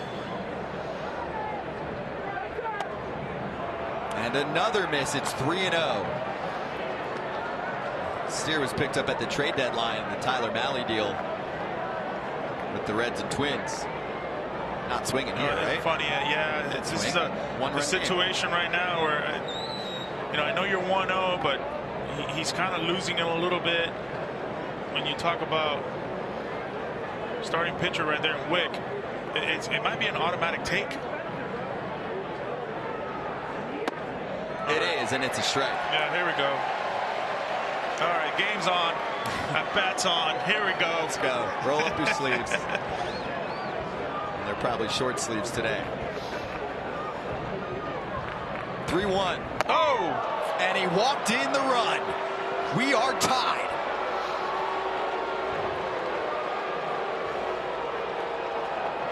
That unraveled very quickly, huh? The rookie with the RBI take. Friedel scores. And you're not out of it yet. Now you got a guy that's been pretty hot. He's had some good swings today. Yesterday he had a 2-homer game. Got to be careful here. And right to it. Yeah. Aquino fouls the first one off. That's a good curveball. That's a quality pitch right there. They didn't hang it. It was kind of that strike to ball ratio right there. Aquino couldn't do much with it. Cubs by far leading the pack in blown lead losses. They've lost a ton of ammo out of their bullpen. Yeah. You know, David Robertson, even Scott Effross, who you didn't necessarily expect to be dealt tons of control left, but they picked up some serious players on the other end in that deal with the New York Yankees, including Wesneski, who we talked to Wade Miley about, who was brilliant the other day, 5 shutout innings. Man, I wouldn't throw him anything but a curveball here. Oh, man, he got away with that. That's a good swing right there. We talk about the grand slam from Sunday. Let's take a look at that. First career granny for Aquino. He didn't think he had it. He didn't think it was a homer. Oh, what a great feeling that is. You go back to the dugout, go, I didn't get all of that. Oh, you never get all of it, man. You can hit a ball 500 feet. You never get all of it. It's game 2 of the double dip against the Rockies. 1-2, and that is a foul ball. The story with Aquino, he's now 28 years old, but back in 2019, I mean, he took the league by storm. Yeah, 19 home runs in 56 games as a rookie, but since then, batting average below 200, actually has 19 homers over 165 games over the last 3 seasons. So he was a big burst, a lot of promise, and then fell off. 2-2. You went up the ladder there. You can go again up the ladder, but you know that curveball, the curveball he threw him in the first pitch of the at bat. That's kind of the pitch I would go to right now.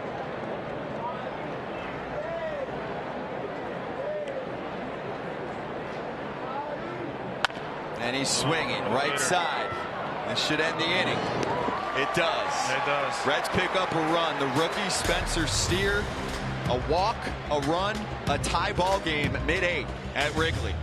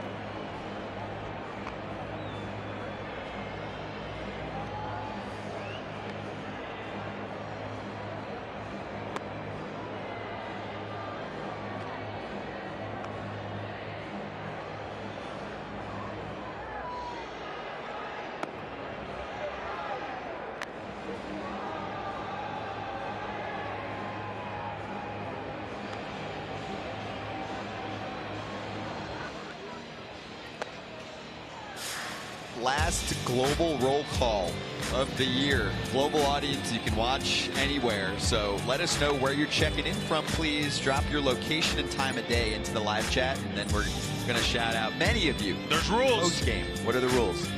Can't tell me it's 16:28 because I won't know.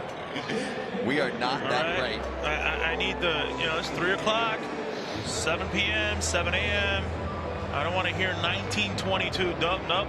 Yeah, don't do that to us, international crowd. We can't do the military. Much appreciated. Thank you. Defensive changes now. Solano's in at first, Lopez to third, and Chucky Robinson taking over behind the dish. Reds tying up the score at 2 in their half of the 8th, thanks to the RBI walk from the rookie Spencer Steer, who's now out of the contest. What we got going on here?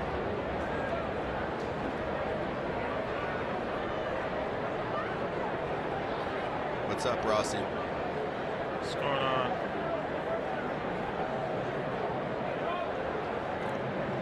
Somebody not too happy about something? Rossi's the nicest guy, but man, you get him fired up, and you get him fired up now. Oh yeah, he's tough. Oh yeah, he's tough. Long-time catcher in the bigs. Both guys, Rossi and Bell. And these shadows are creeping. Not like to hit with shadows, I'll tell you that much. Who does? Oh, no. The leadoff man, Zach McKinstry, hitless today. That's in there. That's a riding.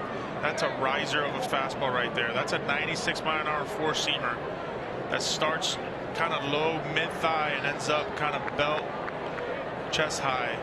Those are tough to hit. You really got to get on top of these balls right now. You want to make any contact, you got to think about hitting the top half of the ball. If you're anything underneath or just trying to square it up, you will miss it and you will foul it off and just completely whiff on it. Problem is, he's got such a good slider, like probably the one we're going to see right now, this back foot slider. It's just so nasty, unhittable. There you go, heater. Oh man, not fun, I'll tell you that much.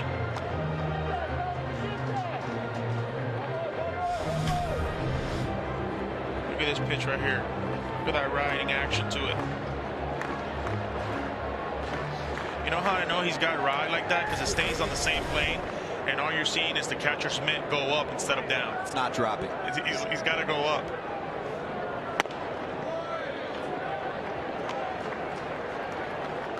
And as a hitter, right, you're timed up to a certain trajectory of the ball dropping down. It just doesn't happen with a guy like Diaz. Correct. Yeah, you kind of have to set your sights, maybe a ball or half a ball up onto where that ball is coming from.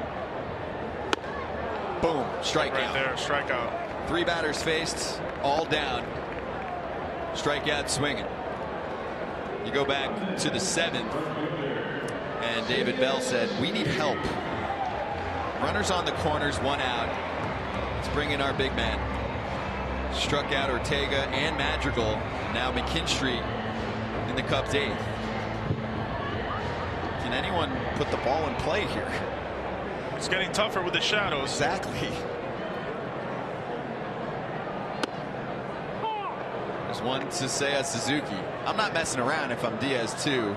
Going off what you're saying, he's well aware of the shadow situation. Yeah, and the stuff's popping. Yeah, I always love the shadows here at Wrigley, especially when I was hitting, because if you notice, maybe after this pitch right here, you can see the batter's shadow, but then I can also see the catcher's shadow. So when the catcher was set up to the away side, you would kind of peek and you can see his head, so you knew he was going to throw you away. See, like right there, we're seeing his shadow, but on the lefty side, if he moves away, you can kind of see the catcher's head, and you can kind of pick up on something. Maybe location. That ball's hit. Yeah, Suzuki makes contact, drives it to left, and it's gone. Seiya Suzuki breaks the tie. His 12th of the season. It's 3-2 Cubbies. Say it in Spanish. Cuidado! Piso mojado! Translate. Wet floor! Be careful! Oh, he got on top of this pitch. Nice and short. first floor. And they cracked the code against one of the best relievers in the game. The second in rookie RBIs with 44, but my goodness, he got on top of this heater. Line drive, rocket. 5th homer giving up ideas this season. Wow. My, oh my. Take a look right here. A little slider. Doesn't really slide. Kind of cemented it. Dropped the hammer on it. Lower half extension.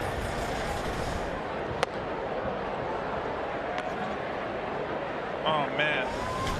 Yeah, my brother. Yeah. Hey, hey, hey, hey, hey.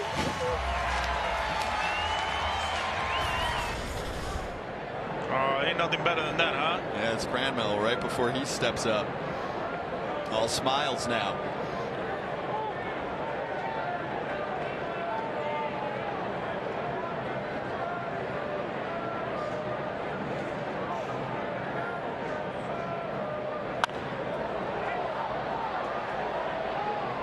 Oh, Cranmel wants that pitch back, huh? Oh, no. No smiles at all here. Diaz did not like that. You know, these are kind of those growing pains, right? When you talk about such a good reliever, he's had such a great year, but you know, he'll go back and he'll study this and he'll learn from this. Reyes to the right side in the sun for Aquino. He locates it.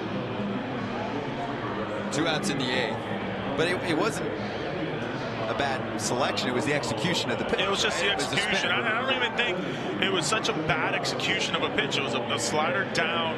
You know, maybe he would want that ball to kind of slide a little bit more, but surely enough, I mean, you got to give credit to Suzuki. I mean, he put an absolute good swing on it. He was very short to the baseball. Didn't miss it. That's the big leagues for you. Everybody wants a big house. You know? Good call. I think that's the slider he wanted to throw there. Yeah, you know, something like that. It's a good one. An action slider like that. You know, you talk about this slider for the home run. You know, didn't really slide all that much.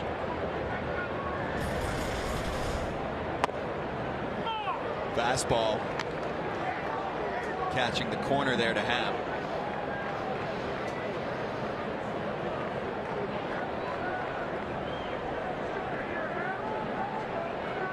For 3 day for Ian. And he gives that one a ride. To right in the corner towards the wall. Aquino is there. Up against the ivy. Inning over. Seiya Suzuki has hit 12 home runs this season. 5 of them the go-ahead variety. Huge shot makes it 3-2 Cubbies through 8.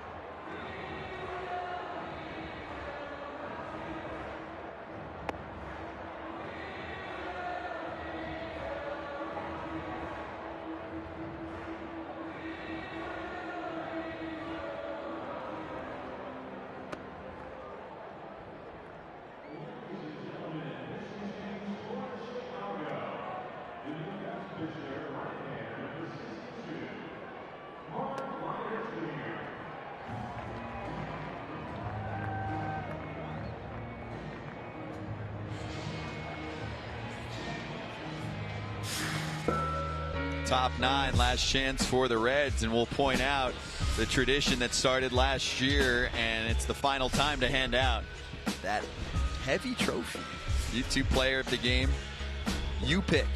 We'll open up the poll soon, and then at the end, we'll show the winner. We'll hand out the hardware. We'll talk to him post-game. I mean, there is a strong leading candidate at this point. I know Adrian Sampson had a good day, but I mean Seiya Suzuki off Alexis Diaz in the 8th to break up a scoreless game. I'm going to go even one step further yonder. Yeah. If anyone, because I want to get the live chat involved and give him some love, as Mark Leiter Jr. is going to try and nail down the save here. If you have questions for Seiya Suzuki, I'm just going to assume that he's the guy. Whatever, don't say I'm jinxing anything. Then let us know in the chat right now, and we'll ask him a few. Post game. Good plan? Yeah. Okay. I like that. Got to pick up 3 outs here first. Mark Leiter Jr., nephew of our own Al Leiter. Yeah, the nephew of Al. He's been really good, man. Last 13 appearances, 1.45 ERA. Talk about picking up 3 important outs right here. He's a guy that can do it for you. He uses all his pitches. He has about 6 or 7 of them. He'll give you the kitchen sink. Much better line out of the bullpen this year. Yep, absolutely.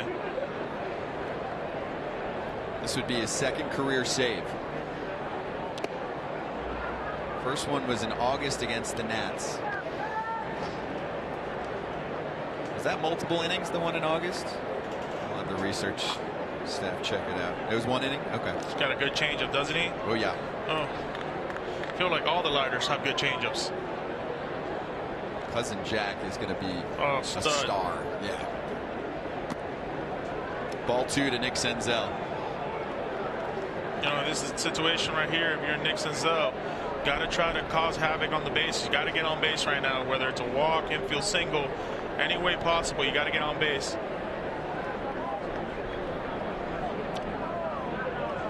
Not much from the last 3 in the order for the Reds the last couple days. It's 2 and 2, so 7 through 9 hitters today, 1 for 9. Just that Romine single in the 3rd inning, and last night 0 for 7.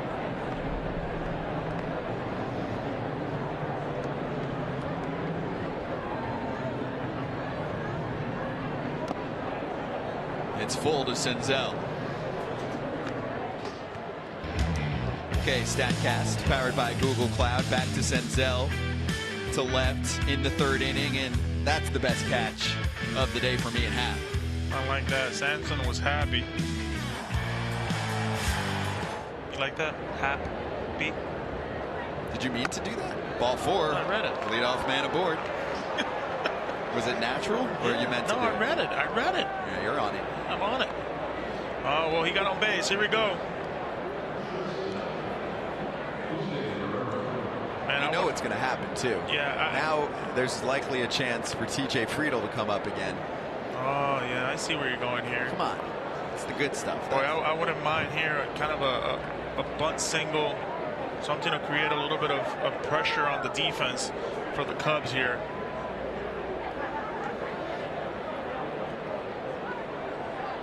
Senzel can now really run, too. There we go. Oh, he tried. Whew. Chin music for Valero. He tried for that bunt single. I think Leiter knew that as well, that, hey, possibility of a bunt single here. Just a 2-seamer that got away from him right here. Heads up.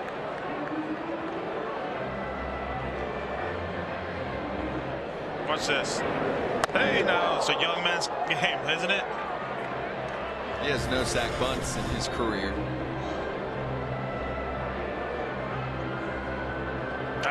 You know, I've always said this, and people thought, you know, I was crazy, but when I would think about it and talk about it, it was so much better. I never liked people to sack bunt. You just don't practice it. I was always more of an athletic move, and I'd rather a kid like him, you know, go for a base hit bunt. That's something that he does more often than not. You know, if he does a sack bunt, you just don't practice that play. Other than spring training or your first couple pitches in a BP round, it's not an athletic move. I'd rather you try to bunt for a base hit.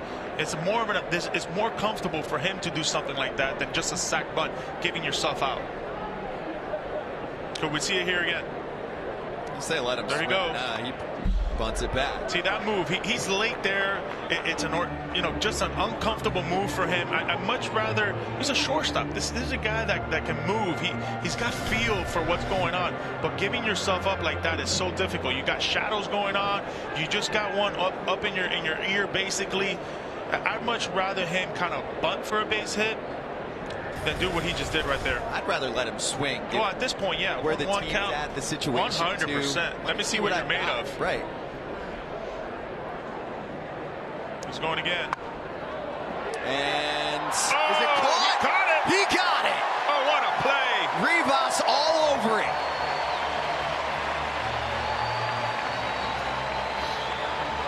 Probably the most. My favorite play for a first baseman is when you get those pop-up bunts like that and you're all out for it. I mean, there is all-out move right there. You got to catch that ball before it bounces. Watch him go. He sees it and he's just all-out guy. That's a summer dive in a pool right there. Oh, man, that's beautiful right there. Help my teammates out, huh? Anthony Rizzo. Best impression. I like it. Alejo Lopez, 9-hitter, strike one. That's what I'm talking about, though, Yonder. I mean, a feel for the situation. It's not a playoff team. No. You're trying to see what you got. Yes. In young Jose Barrera. There's many other shortstops behind him in the minors. Yep. Give him a chance to take a big swing. Yeah. Well, a problem here with this situation, too, is that you don't want to put Senzel running right now. You got that lefty. You want to keep that hole open a little bit. Given that liner throws a really good changeup if you're out in front. Yeah!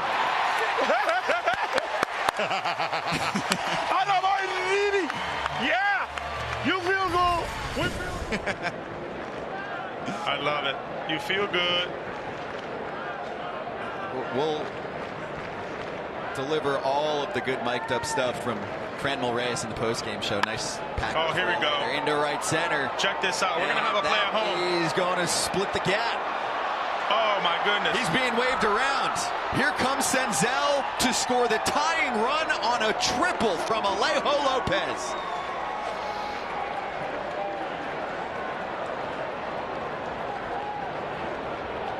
Open space in right center. Damage. Tie ball game in the ninth. Took that nice little slurve right there. Wasn't trying to do too much with it.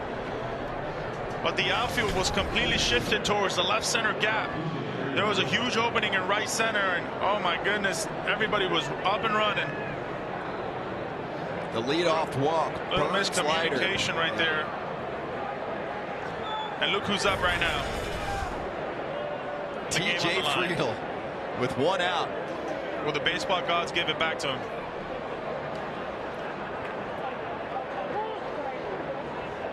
What is going through TJ Friedl's brain right now? Oh, this is my time right now. If you're new to the party, recently joining us, 3 baseballs to center field that he was not able to handle, losing it in the sun.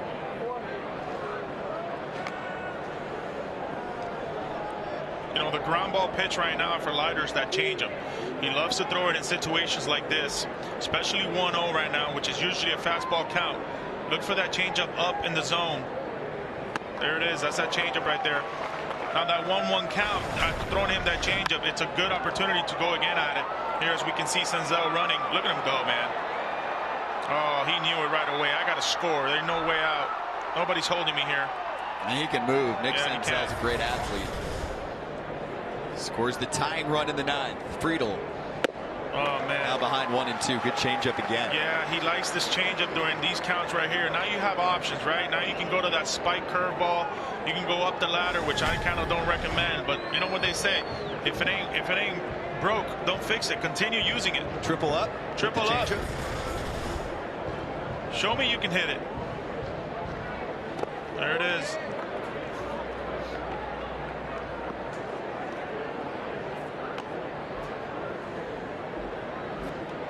update that number. 28 blown saves. That's a lot, ain't it? Yeah. But like I mentioned, they unloaded. How about the Rays? The big arms out of the bullpen. Yeah, that's surprising, isn't That's it? very. And the Braves. You talk about 3 teams right there that are all in postseason contentions. Friedel in the air out of play. I mean, it's been a heavy dose of changeups right now for Leiter. I will say this for the Rays, too, though. They have the most relief pitching innings because of the way they operate, right? A lot of times with the opener and short starts, so that actually causes more blown leads from their relief staff.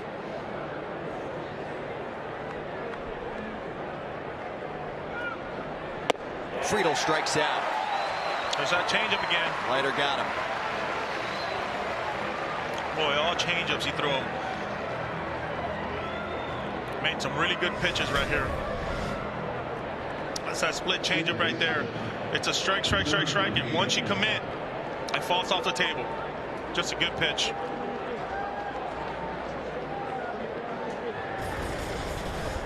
You're not out of it yet, though. 2 hits and 4 trips for Jonathan India. Starts him with the curve.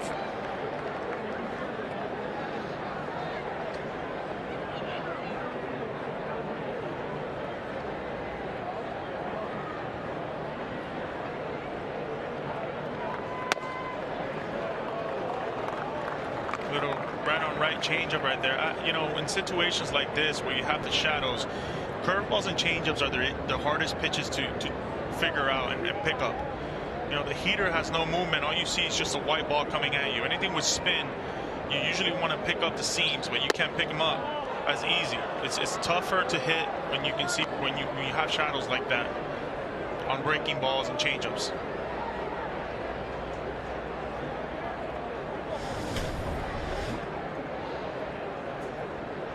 Oh, that's a good pitch right there. Just He missed wants it. Yeah. Yeah. He deserved it. Yeah. India left side gets through. Reds grab the lead. It's 4-3. Third hit of the afternoon for Jonathan India. Oh man, well, we talked about him and we talked about how good he is with 2 strikes, but in clutch situations, moments like this, a guy who's in the big leagues in his 2nd year, he's come up as clutch as he gets. Looks like an absolute veteran and a leader for the Cincinnati Reds, not only for this year but for the upcoming years. Just an absolutely clutch base hit right there on a curveball by India, who's put together very good at bats all day long. Talk about the shadows. Well, he was ready for that curveball. There's not much you can do with that. Jonathan India, man, he understands the situation and he delivers. Contact. And a fist bump. Alejo Lopez with the triple to score Nick Senzel. Senzel with a big leadoff walk. And then India bringing home Lopez and giving the Reds a 4-3 advantage. New pitcher coming through. It's Rucker taking over in a moment.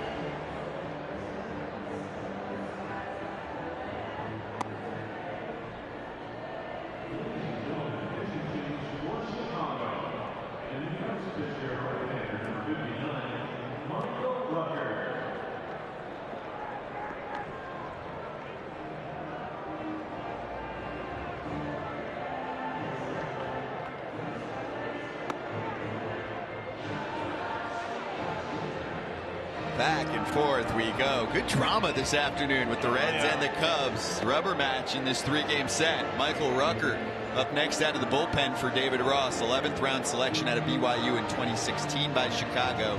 Last seen yesterday. 1 2/3.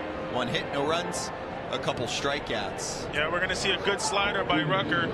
He's got a whiff of 44%, 20 strikeouts on that slider this year. Look for that slider to be a kind of his go-to pitch, especially early on in this situation against Solano. And real talk, this is a depleted Cubs bullpen from what it looked like in the first half of the season, and that's been on display here. Not able to secure the ball game. Reds with 2 runs in the 9th. A Lopez triple and India single. Those are the 2 RBI hits, and now first AB today for Donovan Solano.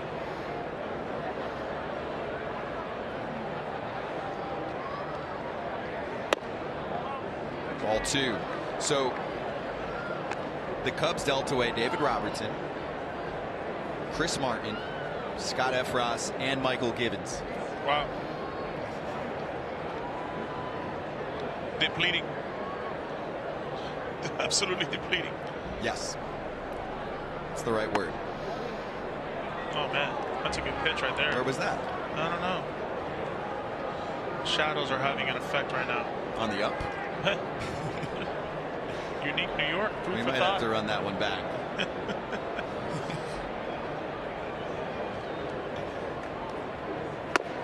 Oh, he gave the green light right here.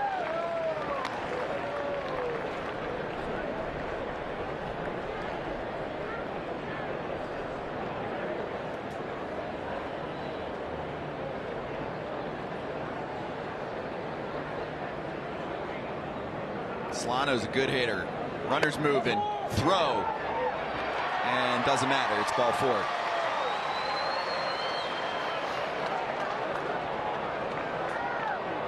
Two on now.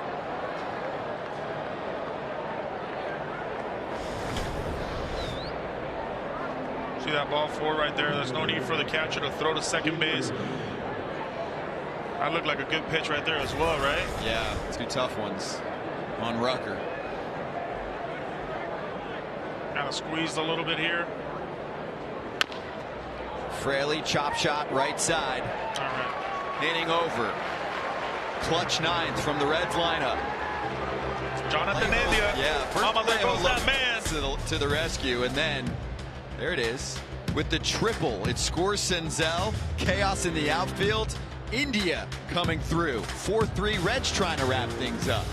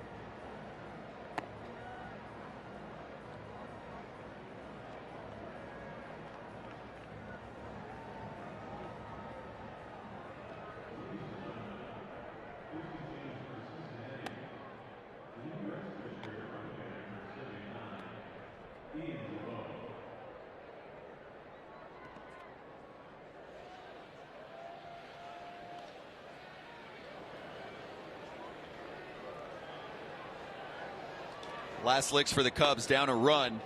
Can I show you how close this was to being a 2-run edge for the Cubs through the 8th inning? Look at Ian Happ into the right field corner. Eventually a ball caught by Aquino.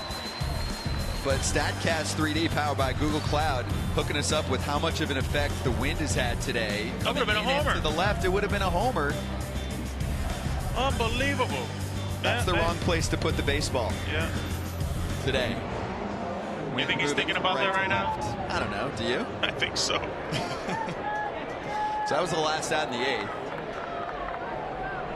Ian Jabot into the game for the Reds.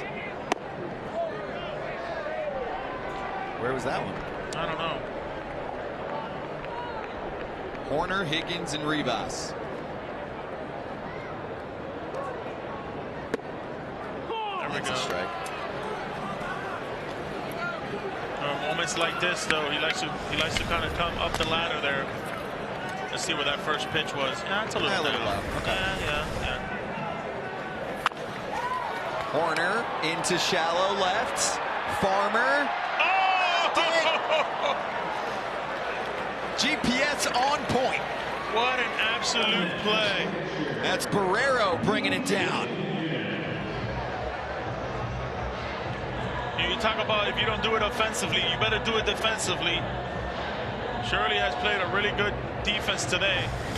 Knuckle line drive earlier in the game that he was able to catch, and now this pop-up right here. Oh my goodness, just a thing of beauty. You can't teach that, Scotty B. That's skills, my man. Big exhale after falling. Hey, PJ Higgins up the chute. 1 out base runner for the Cubs. How big is that catch now, huh? Wow. What a situation.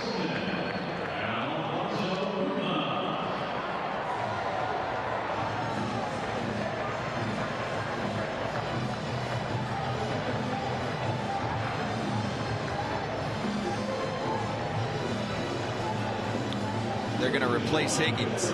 Yeah. You know, the only thing right now that's, if you're a Cincinnati Reds defense, is avoiding the doubles, right? There are no doubles. You can live with a single, but you can't live with a double. Michael Hermosillo.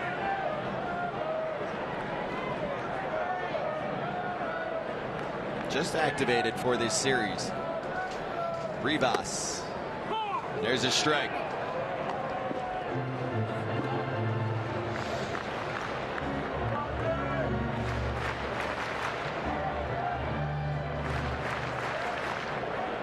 Single and the walk in the last 2 at-bats.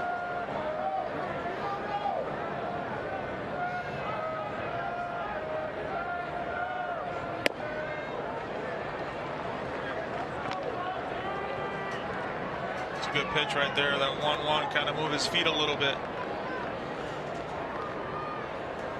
You know, in moments like this, though, the changeup is kind of that move after that cutter. I don't necessarily see it, though. I think he can go off of that, come in on him with a heater. Challenge fastball. Yeah. Now the third baseman moves back to shortstop. So now there's a hole at third base, but it's a double play situation, and everybody's communicating right now. Who's got who? Do you want to send your runner? No? Not yet. Strike that right there.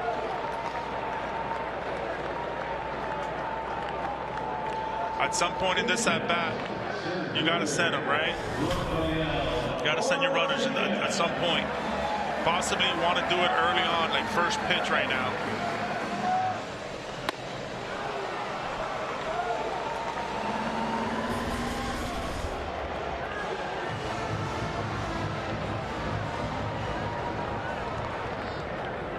He's feeling that high heat. He likes to throw that pitch. He likes it. He likes to throw it. Up and away to lefties. And I think that's the problem with wanting to steal, right? A high fastball like that, 94, 95 miles an hour, all Romine has to do is play catch with the second baseman, whoever's covering.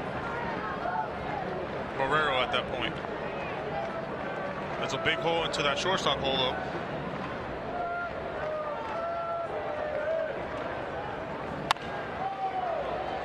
And now we got Chucky Robinson behind the plate instead of Romine, who was pinch hit for earlier. Apologies. But no, same story. Same story. Just, doing the bookkeeping. got you, partner. And my partner. It's my teammate. Oh, you got to crowd him, though. You got to crowd Ortega right now. He was late on that heater. Got to completely crowd him. Play him to your advantage. Play him to your shift. If you're the Reds. There they go once again. Borderline pitch right there.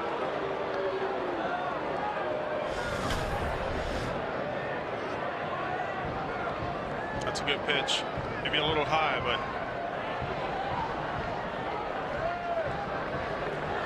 if it ain't broke, don't fix it, right?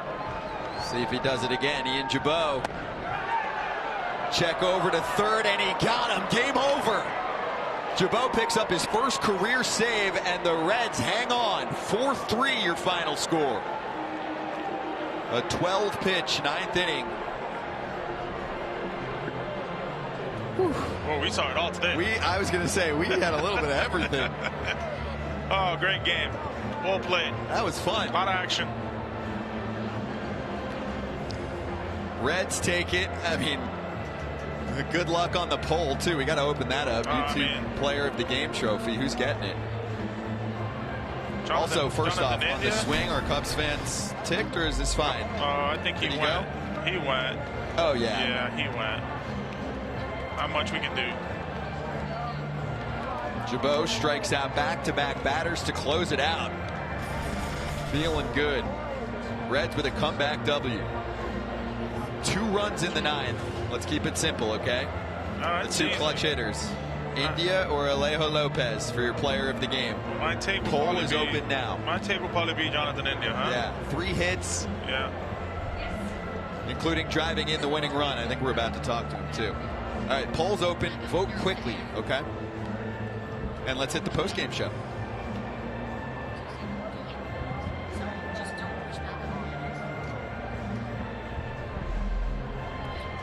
Oh, baby. 3 hours, 14 minutes to complete this one. Reds up their record of 55-80 on the season. Cubs falling to 57-80 on the year. What's up? Scotty Braun and Yonder Alonso with you, and we're about to talk to Jonathan India. Poll is open right now for you on YouTube. That's a nice finish for us, because this is the last game of our tour, of our little run, our game package of the season. We had it all. Yeah, we did. We had it all. We had good pitching. Adrian Sampson was phenomenal. Suzuki with a clutch home run in the 8th inning right there. Wasn't enough for the Cubs. Cesar was impressive, right? 5 2/3, 8 strikeouts, and Jonathan India. We started the show off with Jonathan India in the sit down, and now we finished it off with a clutch RBI base hit, going 3 for 5. Just a great game by both of these teams. A lot of good defense, a lot of good stuff happening. The sun was a factor. The sun was a huge factor. Everything was going on. Let's hit the post-game show, and then we have a lot to do. Let's do it.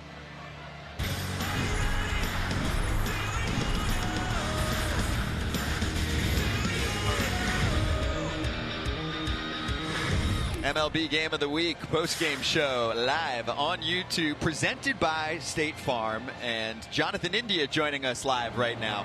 Wow, 2 interviews today. I mean, but you feel great after that one. Take us through the roller coaster ride that was that ball game, and let's start with your knock that ended up being the winning run. Yeah, that was a great game by both teams. Like you said, both pitchers did unbelievable. Sampson had a great game, and Cesar had a great game. So it was a pitching duel for a while. We just grinded that one out. That was a good Reds baseball win right there. That's how we've been playing all year. And grinding wins out no matter how. So that was fun. Take us through specifically that last at-bat, though, Jonathan. The RBI single, driving in Alejo Lopez, giving your team the lead. What were you thinking? What did you see and end up hitting? Yeah, so, I know, I believe that was Leiter Jr. Yep. He throws a lot of off-speed. Not many fastballs at bat. He only threw me 1, and it was away. So I was kind of waiting for a hanging curveball or something slow. So I kind of timed up that hanger. I kind of mishit it, but thank God I got through the hole. But yeah, it was a good at bat. I just wanted to win the game right there. I wanted to get my team up and have a chance to win. So I did that. Jonathan, we were talking about the shadows, man. How hard was it with the shadows? and given that during times like that, more than not, you're going to get breaking balls in that situation. No doubt. I think that's what was kind of affecting me. I kind of pulled off that curveball because my depth perception was a little off with the shadows. But stayed on it long enough, got it through the hole. But yeah, you got to lock it in. That's not an excuse. So. Jonathan, take me through what was going on defense today with obviously the fly balls. I know it was a tough day, but in that dugout, it was that belief of, hey, we're not going to give up. We're going to continue to grind. And we talked about it earlier today, how you're the leader of that team right now. Well, what was kind of said in that club, in that dugout? It was we couldn't make any excuses. The sun is a factor, of course, but we just picked each other up. All we could do is keep playing hard. And that's what I was telling my guys in the dugout. Just keep going no matter what. Let's finish this game strong because, it's a one-run game. Keep going, keep going. So that's what we did, and we came out with the W. You provided that clutch hit, so guess what? Wow. There it is. The player of the game. Yeah, YouTube player of the game last week. Exactly. That's exactly what we wanted to hear. It's kind of heavy, man. We get every single week. That's we'll engrave your name on it. Awesome. So make this one special. Fifth three-hit game of the season. I got one because the last seven games you've been on a tear, man. I know you're hitting well with 2 strikes. I didn't even want to bring it up today during our interview because you know how it is with hitters and numbers and the whole thing. But given now that the game's over, how much fun is it right now, the fact that you can go out there, have a long at-bat, and not be scared with 2 strikes and take your shots earlier in the at-bats? Hold on, sorry. I mean, my what is this thing called? The headset? The thing in my hat, man. The pitch com is blowing me up. Take it out. We got time. You're good. Show the flow, baby. Yeah. Show the flow. Sorry about that. That was saying breaking balls, fastball. I was like, was it still playing? Was the pitch still going? I'm trying to find it right now. And I'm here asking you about breaking balls and 2 strikes. Oh, that's good. So wait, was someone pressing the buttons? Yeah, right now he's trying to find it right now. The guy that gives us the pitch. Oh, that is amazing. Gosh, see, that's the beauty of technology. Yeah, there we go. That's where we're at. Okay, so take me back to your 7 days, man, because you've been on a tear. I didn't want to talk to you about numbers and all that stuff, but with 2 strikes, you've been phenomenal, and I think that gives you a kind of fresh air of going into an at-bat knowing that you can play with any count. How much fun has that been for you, and what are the adjustments that are being made? It's me playing every day again. I'm just comfortable playing out there again. That's all it is. There's nothing I made adjustments. It's more mentally than anything. It's me believing in myself, staying to the player I am, not trying to do too much, and producing for my team. So, but the past 7 days have been great, but to be honest with you, the last 2 days haven't been great for me, here in Chicago. So I wanted to step up this game anyway, and I did. Oh, yeah, you did. Yeah, congrats. You got the trophy, and in your dreams tonight, you're going to hear like slider. Yeah, that's all I hear every night now when I put this pitch down. So. Good stuff, Jonathan. Thanks. Happy flight back home. All right. Appreciate you. Well, I guess they're still on the road. Reds going to Milwaukee. 77% of the vote. I mean, you get the game-winning knock, you're probably going to take it. Although I don't want to sleep on the fact that Alejo Lopez had a triple to tie up the score and drive in Nick Senzel. That was exciting. 9th inning for the Reds. 2 runs. Here's your YouTube player of the game, Jonathan India. Not 1, not 2, but 3 knocks this afternoon off Cubs pitching. Oh, he was phenomenal today, man. Staying up the middle, not trying to do too much, but coming up clutch right there in the 9th inning. Hard-nosed baseball, played good defense, ran the bases the right way. Getting that hanging curveball right there in a moment of clutchness by probably the team leader right now for the Cincinnati Reds, Jonathan India, man. He comes to play every day. Former first-round pick, Rookie of the Year last year. We talked about some of the ups and downs for him this year, and a lot to do with the fact that the hamstring was really barking this season and caused multiple injured list stints. But he's back in a big way to finish the season strong, and you know how important it can be for a player to finish a season strong when he's going through something like that. Absolutely. So, 4-3, Reds top the Cubs on a Thursday afternoon. We have highlights, we have mic'd up Franmil Reyes, another interview coming your way, a stacked post-game show.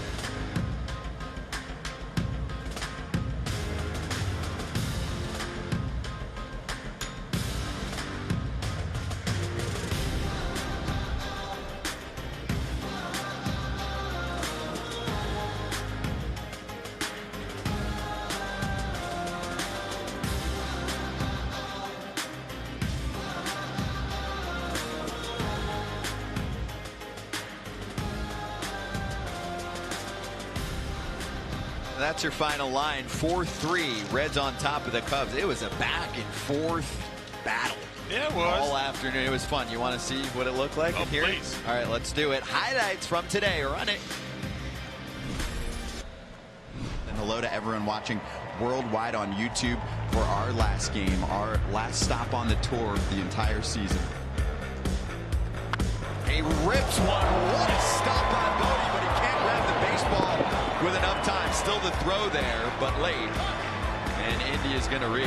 Almost a chance for a super highlight from David Bodie, and that is an infield knock.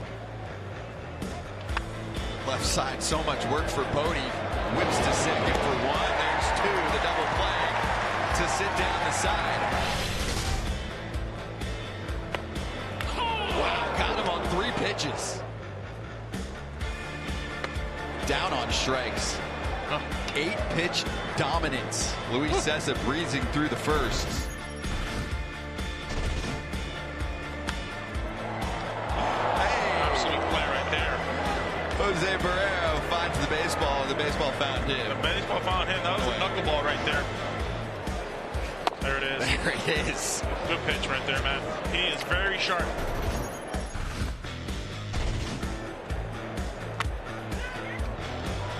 As that one is caught in left by half. Good play right there. What a grab. Yeah. It was all about that first step understanding and realizing he had been jammed. 2-2 on its way to Bodie. Cut and a miss, and strikeout number 4 for Cessa. Meanwhile, Luis Cessa, ridiculous through the first 3.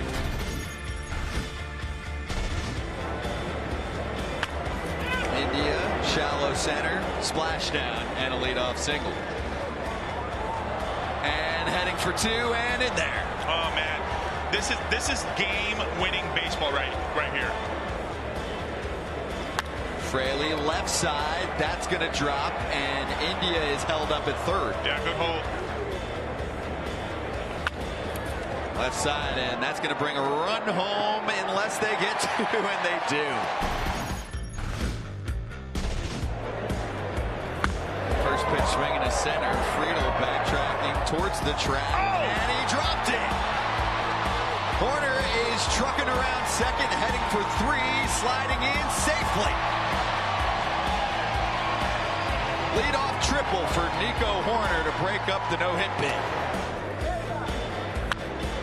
Into center, Friedel ready to load up.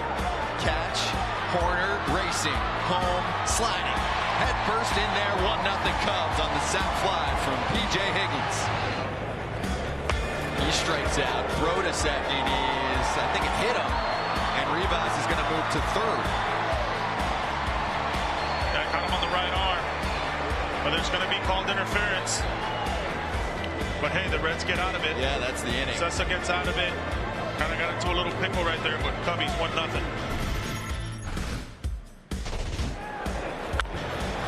Right center, Friedel running it down and not coming up with the baseball. Suzuki ends up at second. Friedel having trouble with the sunshine on a Thursday afternoon. Kind of lucky it didn't hit him in the head or the face area. I mean, it's kind of like trying to catch the baseball with your eyes closed today, isn't it? And that's it for Luis Cessa. Reyes coming through, and here comes Suzuki to score the second run for Chicago. 2-0. Franmil Reyes with the RBI knock. Oh, the Franimal not trying to do too much right there. Okay, ready. Yonder and I in real life running through the rest of this one. Kyle Farmer got it. Just enough. Just enough. Oh, that guy. He got the baseball. He missed it initially, but that's what you do at Wrigley. Double-digit homers on the season for Kyle Farmer. Knocks out Adrian Sampson, who had a nice day. Yeah, he was great. Pitching a contact. 2 on, Senzel. Down looking. Uh-oh. Barrero. I don't know about that one. You don't like that one, right? No. Nobody did. That was insane, frankly. And then Barrero strikes out. Inning over. Frustration from the Reds. Nico Horner. What happened? Where Can't is see it. Bad hop in the sun. And he said it right off the jump. He's like, I can't see it, but there's nothing you can do. No one's close enough to the baseball. And here comes Alexis Diaz. Dynamite stuff out of the bullpen. Runners on the corners and just one out yonder. 2 Ks. He was phenomenal, huh? Until, well, we'll get to that. One mistake. Yeah, but in the top of the 8th, Friedel's on first. Farmer, base hit. Oh, we got good action. Piece of hit there, too. Rowan Wick into the ball game for David Ross. First and third, 2 outs. Jake Fraley, they're loaded up. And then Spencer Steer. That's an easy ball 4 take. 2-2, we're tied. Friedel scores. Aquino grounds out to end the inning. And then Seiya Suzuki all over that slider from Alexis Diaz. Yeah, I think it was the one mistake he made with that slider. Not such a bad pitch. Got to give credit to Suzuki. He absolutely unloaded on that slider. Cubs are like, okay, we're up a run. Mark Leiter Jr., great out of the bullpen lately. Try and pick up the toughest 3 outs in baseball, the last 3. That's going to help. Barrero, foul ground bunt attempt in a glove for Rivas. But then this is the trouble. Senzel walked. Alejo Lopez ends up with a triple. That's a misplay out there, right? Maybe that should have been a double? It was a clutch triple. Yeah. Could have been a double. The shift was on, but Jonathan India, man, comes up again clutch with that curveball, hanging curveball for a knock. The Reds take the lead right there. 4-3, carry it into the 9th. Nico Horner. Jose Barrero, where's the baseball? There it is. Play, absolutely play. Listen, sometimes you can go 0 for 4 and not get a hit, but right there could be a game-changing play, game-ending play, if anything. And that is your ball game. Strike 3. He went around. Ian Jabot, first career save. Reds 4-3 winners. That was fun. State Farm game summary. First, the Reds lineup. Jonathan India, our player of the game. 3 singles, including knocking in the winning run. A homer for Farmer. And Jake Fraley reaching base 3 times this afternoon. He's sneaky good, Jake Fraley. Yeah, he is. He needs to get more attention. I think he's a big part of this team for the next whatever amount of seasons they keep. 4-3, Reds topping the Cubs. And then the Cubs lineup with the Suzuki homer. Solo shot also doubled and scored 2 times. Reyes with an RBI hit in the 6th. You had Horner's triple and a double. Higgins with the single and also drove in a run with the sac fly earlier. And then Rivas, single walk, stolen base. So there's your standout performers on both sides. Brett Dolan downstairs. More interviewing to do. Brett, take over. Well, indeed, Alejo Lopez didn't even make our graphic as far as the box score, but he had one of the biggest swings and at-bats in this game. There were several heroes for the Reds, but he had that triple that continued to roll all the way to the Ivy in the 9th inning that tied the game, and I had him take me through that sequence in that AB. Yeah, I was just sticking to what I was trying to do and just trying to put a good swing on the ball, staying ready, staying prepared, and I got the opportunity and executed it. In part, that's your role, right? Even if you're not starting a game, you need to be ready to come in late, maybe pinch hit or contribute to try and win a game? Of course, that's my job, just to always stay ready, stay prepared, and whenever the team needs me, I need to be there for them. So, yeah. You've had 4 different stints with the big league team this year. Big picture, how crazy has this been? How much have you enjoyed it? Yeah, it's been a lot, but, you know, it's a blessing to be here. Yeah, 4 different stints with the big league team this year. So it's been a little bit of a crazy campaign for Lopez, but you know he's enjoying his opportunity this month, as are the Reds as they win this series. And David Bell told us before the game, guys, his phrase, and I love it, was developing the habit of winning. And his goal was to have things turn for this team a little bit ahead of the pace that the rest of the world might anticipate it occurring. So for the most part, again, whether you're competing for a playoff position, whether you're trying to establish your seed, or you're just playing to develop and continue to win games in the months of September, there's always something to play for in these remaining weeks down the stretch. Yeah, that's right. They're evaluating the Reds in general. Who's part of the next winning Reds franchise? And also just teaching the youngsters how to win at the big league level. How hard is it to win a big league game? It's so hard. I remember winning. It just brought me back to winning. It says, hey, we just won a big league game. They're hard to come by. They're not easy at all. Like I said, everybody wants a big house, and today the Reds came up big. And how fun was this season on YouTube? Oh, phenomenal, man. Couldn't thank everybody for it. I got something to show you, okay? All wrapped up nicely into a package for you. I made a little mixtape. Let's go. The crew did. They're awesome. It looks like this. We are thrilled to be here for the first YouTube game broadcast of the year. Oh, he can pull the ball down, by the way. That was special and smooth. And that is triple. Off the you gotta go. Christian you gotta go. You gotta go. Christian Yelich picks up his 3rd career cycle. Game over. That's a fun one. Oh, it's a party early on. I mean, these are pretty sweet. Deep center towards the wall, and it's gone. So Wensky goes long. With his parents here, his whole family here, that's gotta feel special. Trying to get a good night's sleep the night before. Oh, that is crushed off the bat of Lyon. He went out there where the big boys go. What a dominant day by the Cleveland pitching staff. Come to Kansas City and just dig in. Get up. Get up. That Collins get out of here. A ride right center. That's for the 305, baby. Attaboy Z-Boy. I said it was Miami talk. Literally Miami. I'm going to gush so much. I said you start talking about Miami, Collins gets going.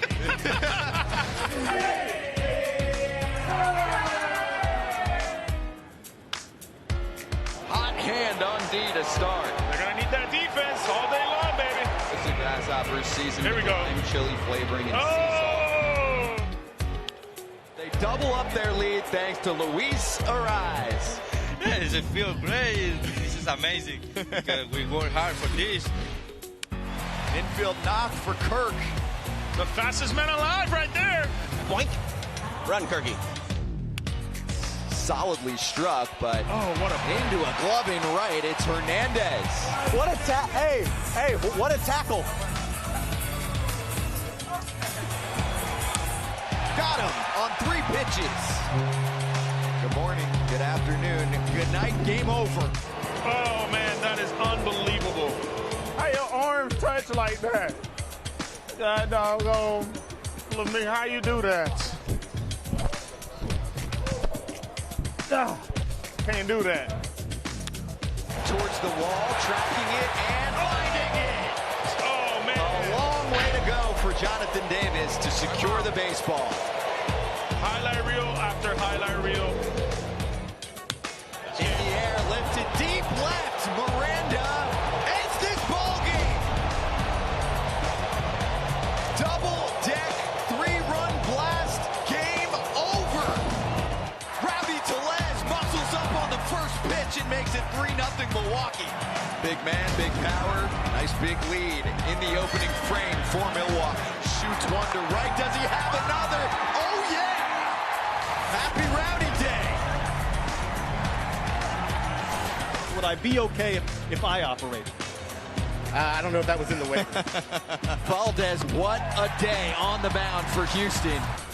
Oh, that's ripped by Winker. Cuidado, piso mojado. And it's gone. The heart of that team, I'm telling you, Mitch Haniger. That was an unbelievable catch. That means he has to get a hit, I'm pretty sure. Vinny, good call. He just got here last week, so he deserves one of those, I guess. Game over. So last go round for us in 2022. What a tour it's been.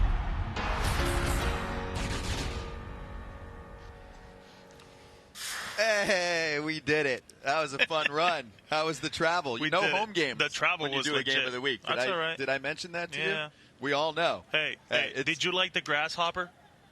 Oh, no. Or the wings? Oh, you didn't eat the wings. No, I couldn't do the wings. I crushed it. I did the grasshopper, unfortunately. The grasshopper was legit. See, that's Yonder taking advantage of the tour and the delicacies of each city. 100%. Yes. And also, hey, great baseball, though, and thank you for being here. Thank you, with you're me, the man. bro. And also, the biggest thank you to the crew. Absolutely. So many names to thank, okay? And we appreciate all of you. Superstar crew. We still have more to go, by the way, on the postgame show.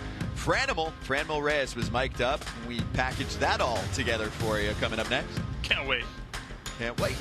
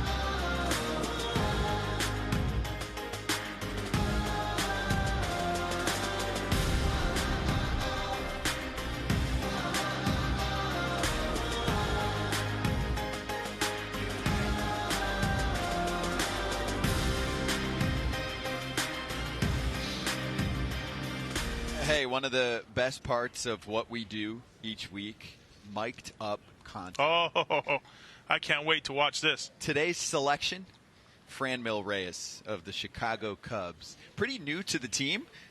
Feeling like he's been there for years. Though, in terms of the interactions. He's just a friendly Big guy. Poppy. He is a big friendly giant. Yeah. And this is what it sounded like all day to have a microphone on Franimal. Papa. Hey, wait. Hi, coach. Bro, can I wear this in the game? Sure. Franmil Reyes. Wow, look at that guy, bro. Look at that beautiful. I'm hot, say it. How you say that? I got the mic. How you say that?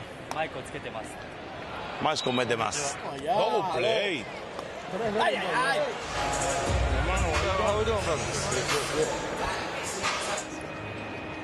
Michael, Hermosillo.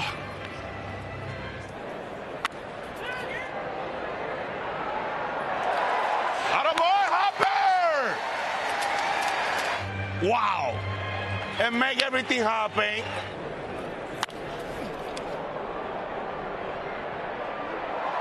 Bonita! You happy? We happy. Make it happen. Hi, we happy. Ay. Down, Nico! Wow, bro, what a flow! I was gonna ask you, do you think it's a good idea what I have planned for the off season? Like, right after the season, take at least like 2 weeks off with my family and stuff like that. Then I wanna do only bike and walk. Walk in the mornings, like very early, and like around 5 to 6, bike. Only my exercise and good diet. Only cardio and good eating for like a month, and then work out. I'm PJ! No, Araboy. We don't swing that. Only me.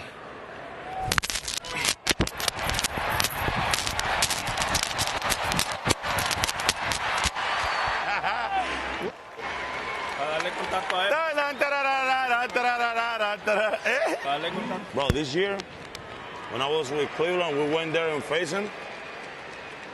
And Ramirez in the first inning got on a bat with him about 14 to 15 or 16 pitches. Bro, last pitch to the train rail.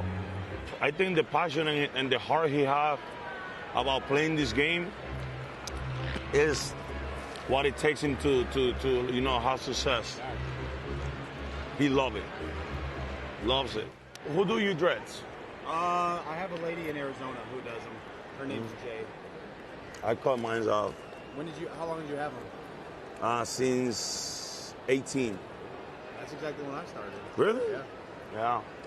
Yeah. The thing is, like, it's not like the barbershop that you just go and get. Yeah. It takes long to take care of it. Yeah, my brother. Yes. Hey. Oh boy. Hefty, say ya. Yeah! Attaboy, really? Yeah! You feel good, we feel good. Attaboy, yeah! No, I can't say we feel happy, you feel happy, because happy right there. He's pointing at Ian happy. He's got your pun. I know, man. Fun. Oh, that was, He was great. Those combos, especially in the dugout, too, I live for that. Yep. You know, that mic'd up content. He's going over the hair. He's going over the off-season routine, which was cool. I could spend 20 minutes on talking to you about that. We only have about 2 minutes left, so curious creators.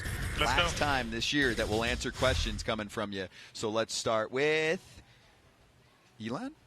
How do you say that? Elon. good. Yeah. Okay.